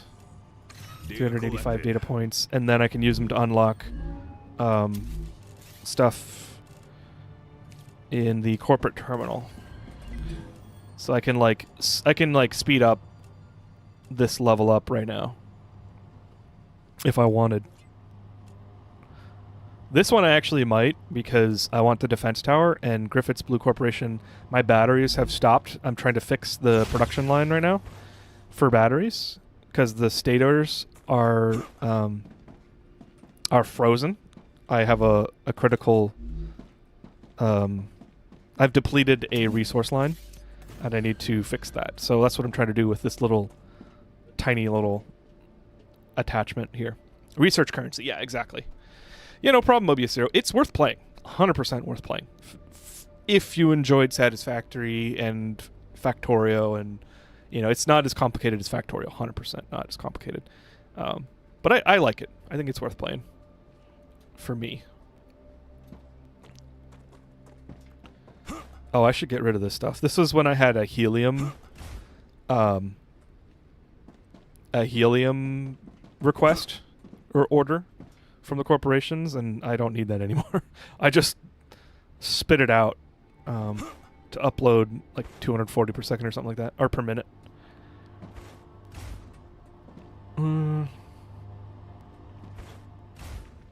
I'll do that now so I don't forget.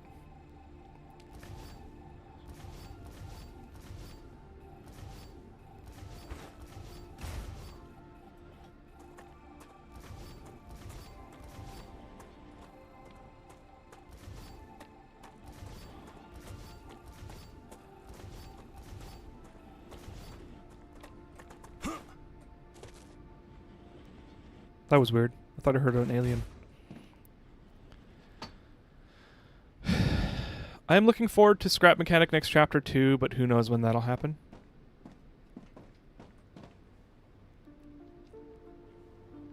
What is Scrap Mechanic?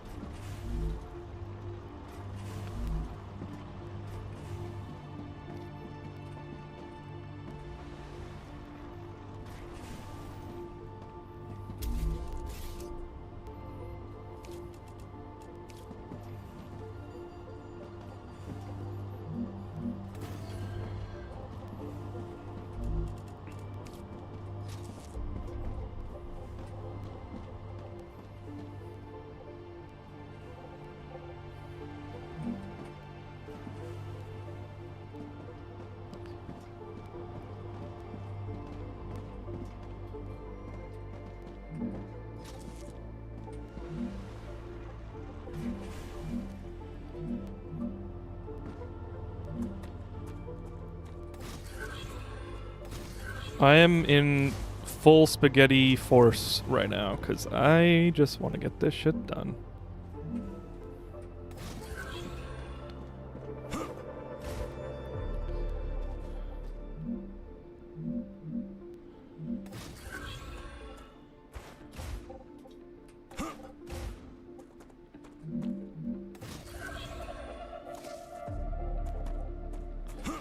Alright, left side is Wolfram, right side... No, it's not. No, it's not. Okay.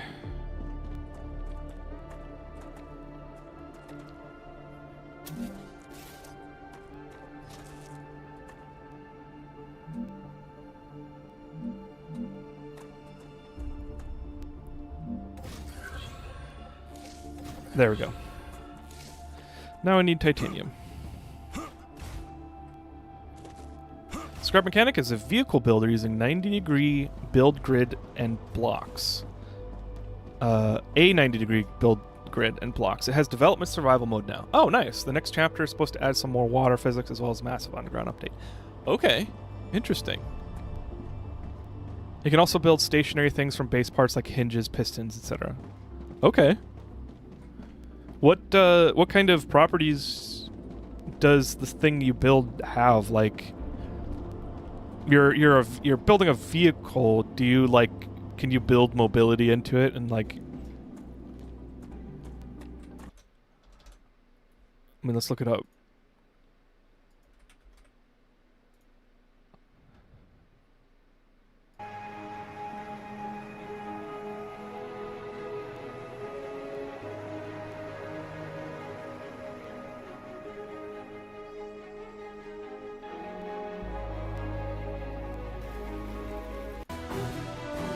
Oh, okay. Interesting.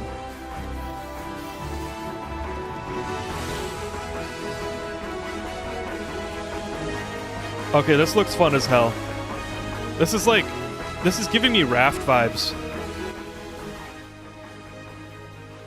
Sorry, that was a little loud.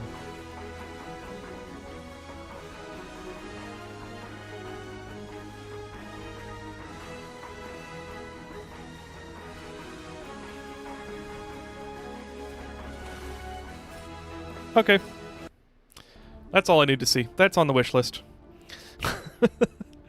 Thank you. Thank you for the notice.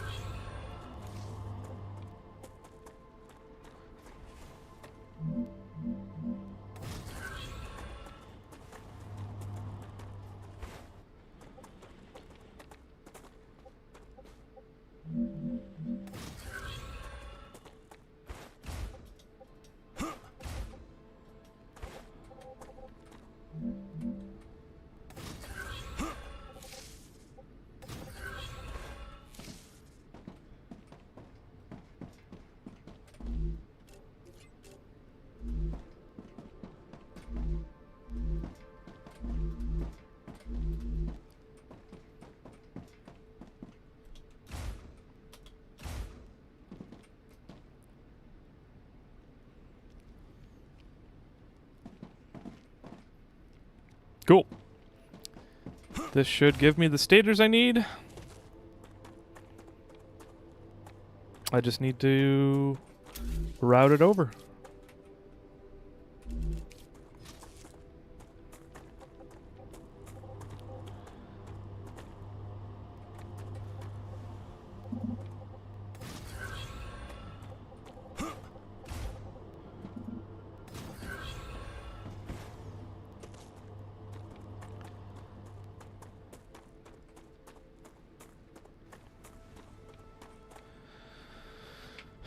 It's one of the games I haven't actually watched any gameplay of.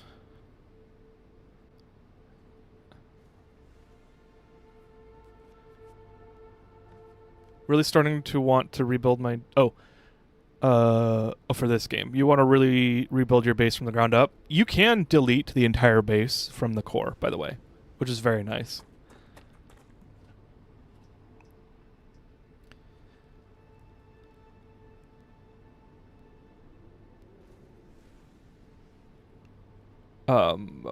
Another good one is Trailmakers, but they're going the path of Stellaris with their DLCs.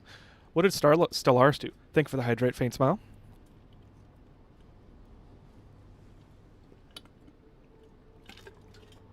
Terra Tech Games.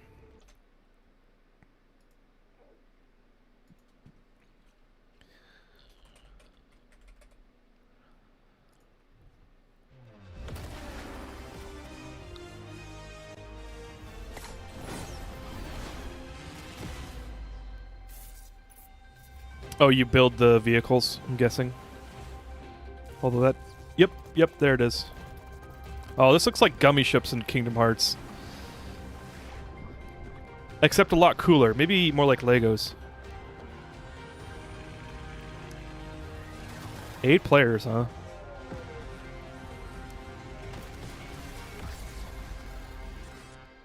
Ooh, actually this looks kind of cool.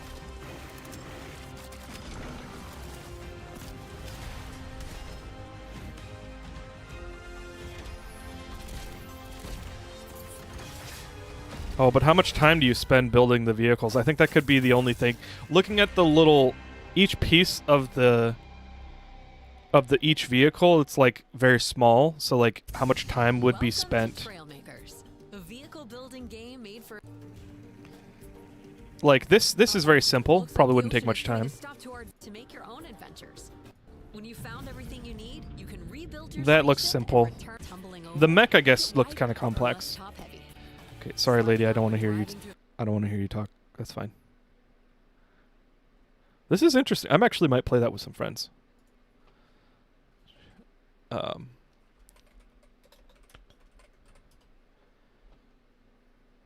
I'd rather move my storage first. True. True. You're not gonna have enough. You're gonna have a shit ton of stuff plop right in front of you on the ground.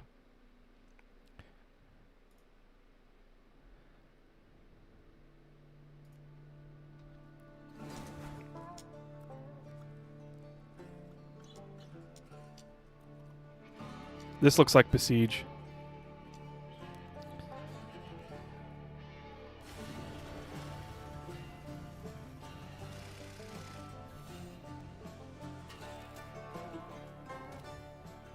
This one seems more like puzzle-based or like objective-based. Right as I say that, it's like, explore.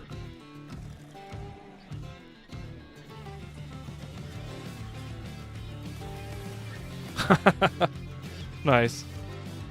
Okay, this looks like shit I've built as a kid with Legos.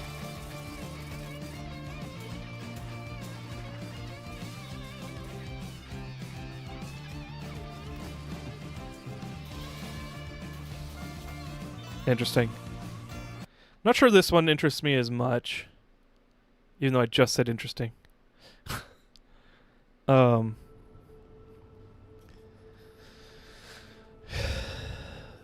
Trailmakers, time is directly proportional to how detailed you want it to make it. So they also have different block sizes, and logic programming takes forever to fine-tune. Okay. There's another game the devs are making, which is basically this game, but upgraded, called TerraTech Worlds. Oh! Let's check that out.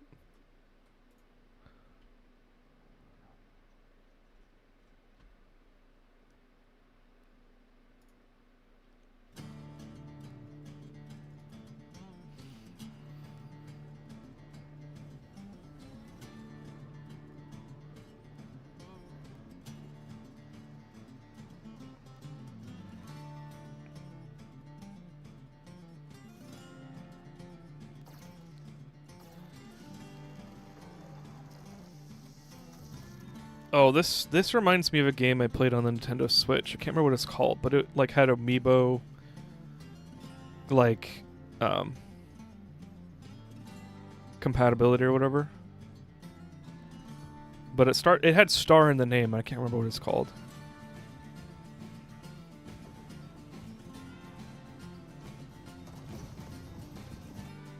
It had like a tie-in with Star Fox.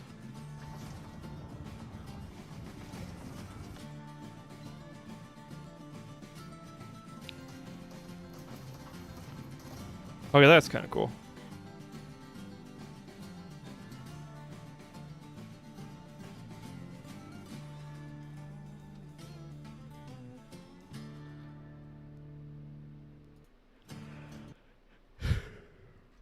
Interesting. I think I'm still not quite as interested in this style.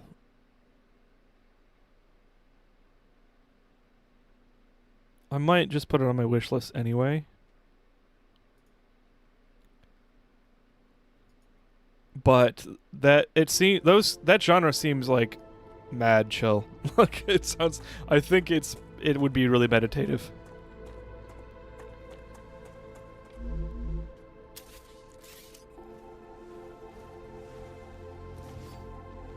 I'm detecting increased Ruptura activity.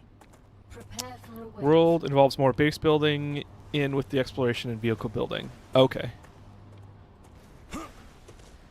Which I would prefer of the two, I think.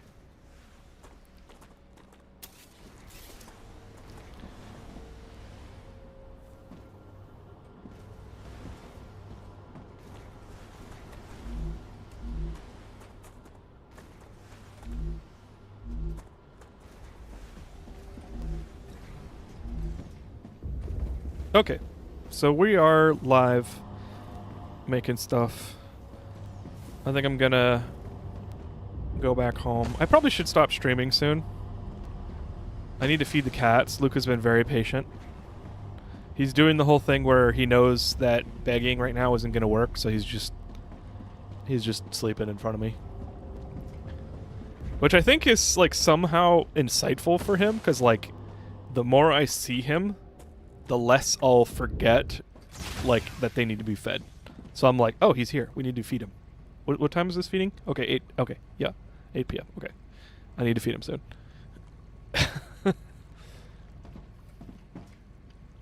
Luca needs love too. Yeah. Well, I think I was gonna take a break, but I think I'm actually gonna stop streaming now. I will show this full, like this. I chose this spot because of how it looked.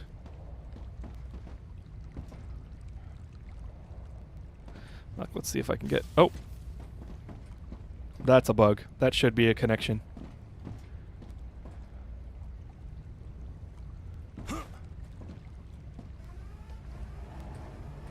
Rupture's eruption has started. Prepare for impact.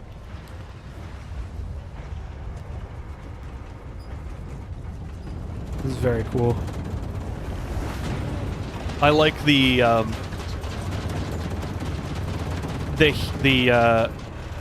you can see the trails, like the cloud of smoke and ash, like off in the distance, but then the actual event, as it hits you, it like comes out from under, and it's like the flame tsunami just like blasts from underneath the cloud, like the cloud of smoke, and I feel like that's very, very accurate.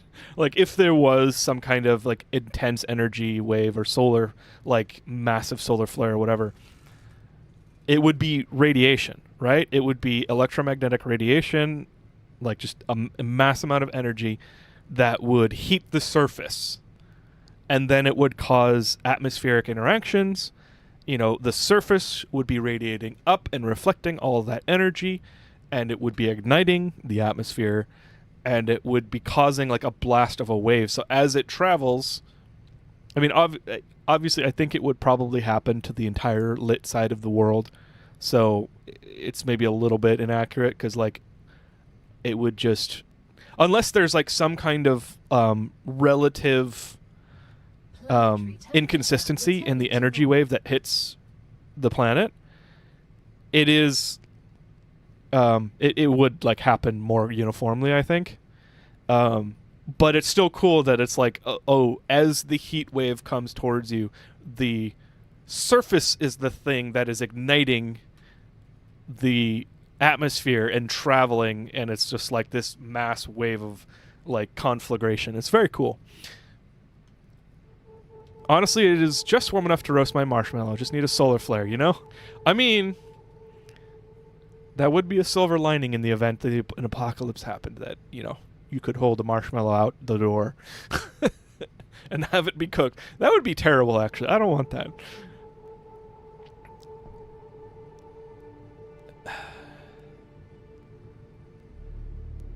Also, hi, Jeanette.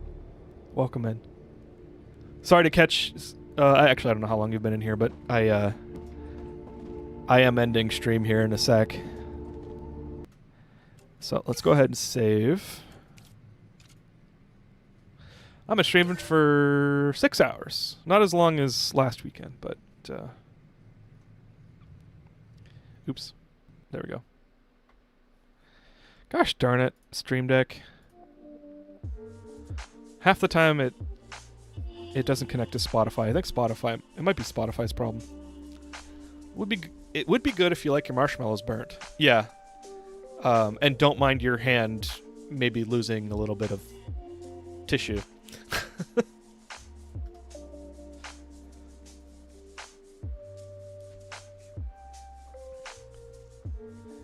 Well, thanks for hanging out with me today, guys. This was an awesome stream. One of the things I'm trying to get better at is like streaming casually. You know, I've talked about it a little even in this stream, but I am generally a kind of antisocial person. Less social, introverted, I should say. And so, like, stream as I expect. Like, I expect myself to be good at streaming, to like be presentable, be entertaining, or at least engaging and conversational, and you know, which means it is somewhat a performance, even though, you know, I am naturally like I think I'm an ambivert, actually. I think in certain situations I am very energized by socializing. Most of the time I'm not. And so like I've always been trying to find this balance of like how can I be on stream and have it be casual and relaxed and less performative, but still performative, like paradoxically.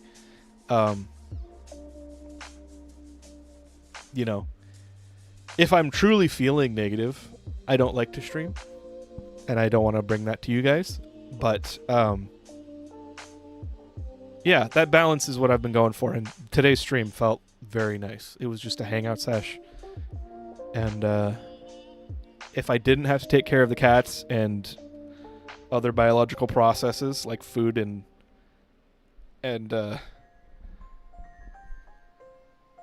no, you're good. Yeah. Then I probably would stream even longer.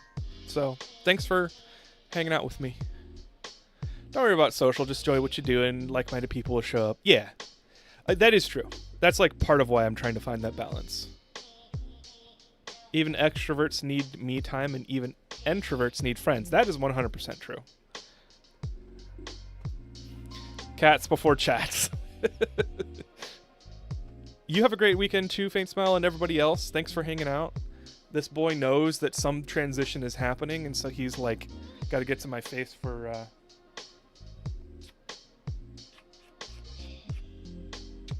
food. He knows that something good's about to happen, so he's got to be a part of it. Captain Apathy. People have built some crazy things in that game. Oh, which one? Oh, that's 15 minutes old. I'm sorry, Captain Apathy. You could have been talking about any of them. I need to fix my YouTube chat window so that things are more contrast. They have more contrast because all the names are the same color, and if and the icons are the same color. That was about scrap mechanic. Okay, cool. Nice. It's like difficult to see changes. So like you've said the last 7 things. You've had the last 7 messages, and so adding one, if I don't see it happen, then there's not good enough contrast. So all this to say, I'm a little guilty about not seeing your message, and there are things that I'd like to improve about that. Have you heard of From the Depths? I have not. If you're in the Discord, drop that one in backlog. I'll take a look. It does have the craziest creations, that scrap mechanic. Nice. Okay, let's take a look at if there's anyone to raid. Not sure what you're using, but there are apps you can use to combine chats. Yeah, Restream does. And I've been meaning to bring that in. I don't know if they provide that for free, though. And for a time I was signed into YouTube, so I could do moderation in YouTube as well. But maybe there are apps that have moderation, too. Hey, Uncle Carl's playing Vintage Story. Vintage Story is a crafting game. And I've been meaning to play it. Actually, I'm not sure I will play it, but I've been interested in it. So why don't we raid... it's Uncle Carl. He is one of my mods, and he's a cool dude. I'm actually surprised he's not playing Fortnite right now.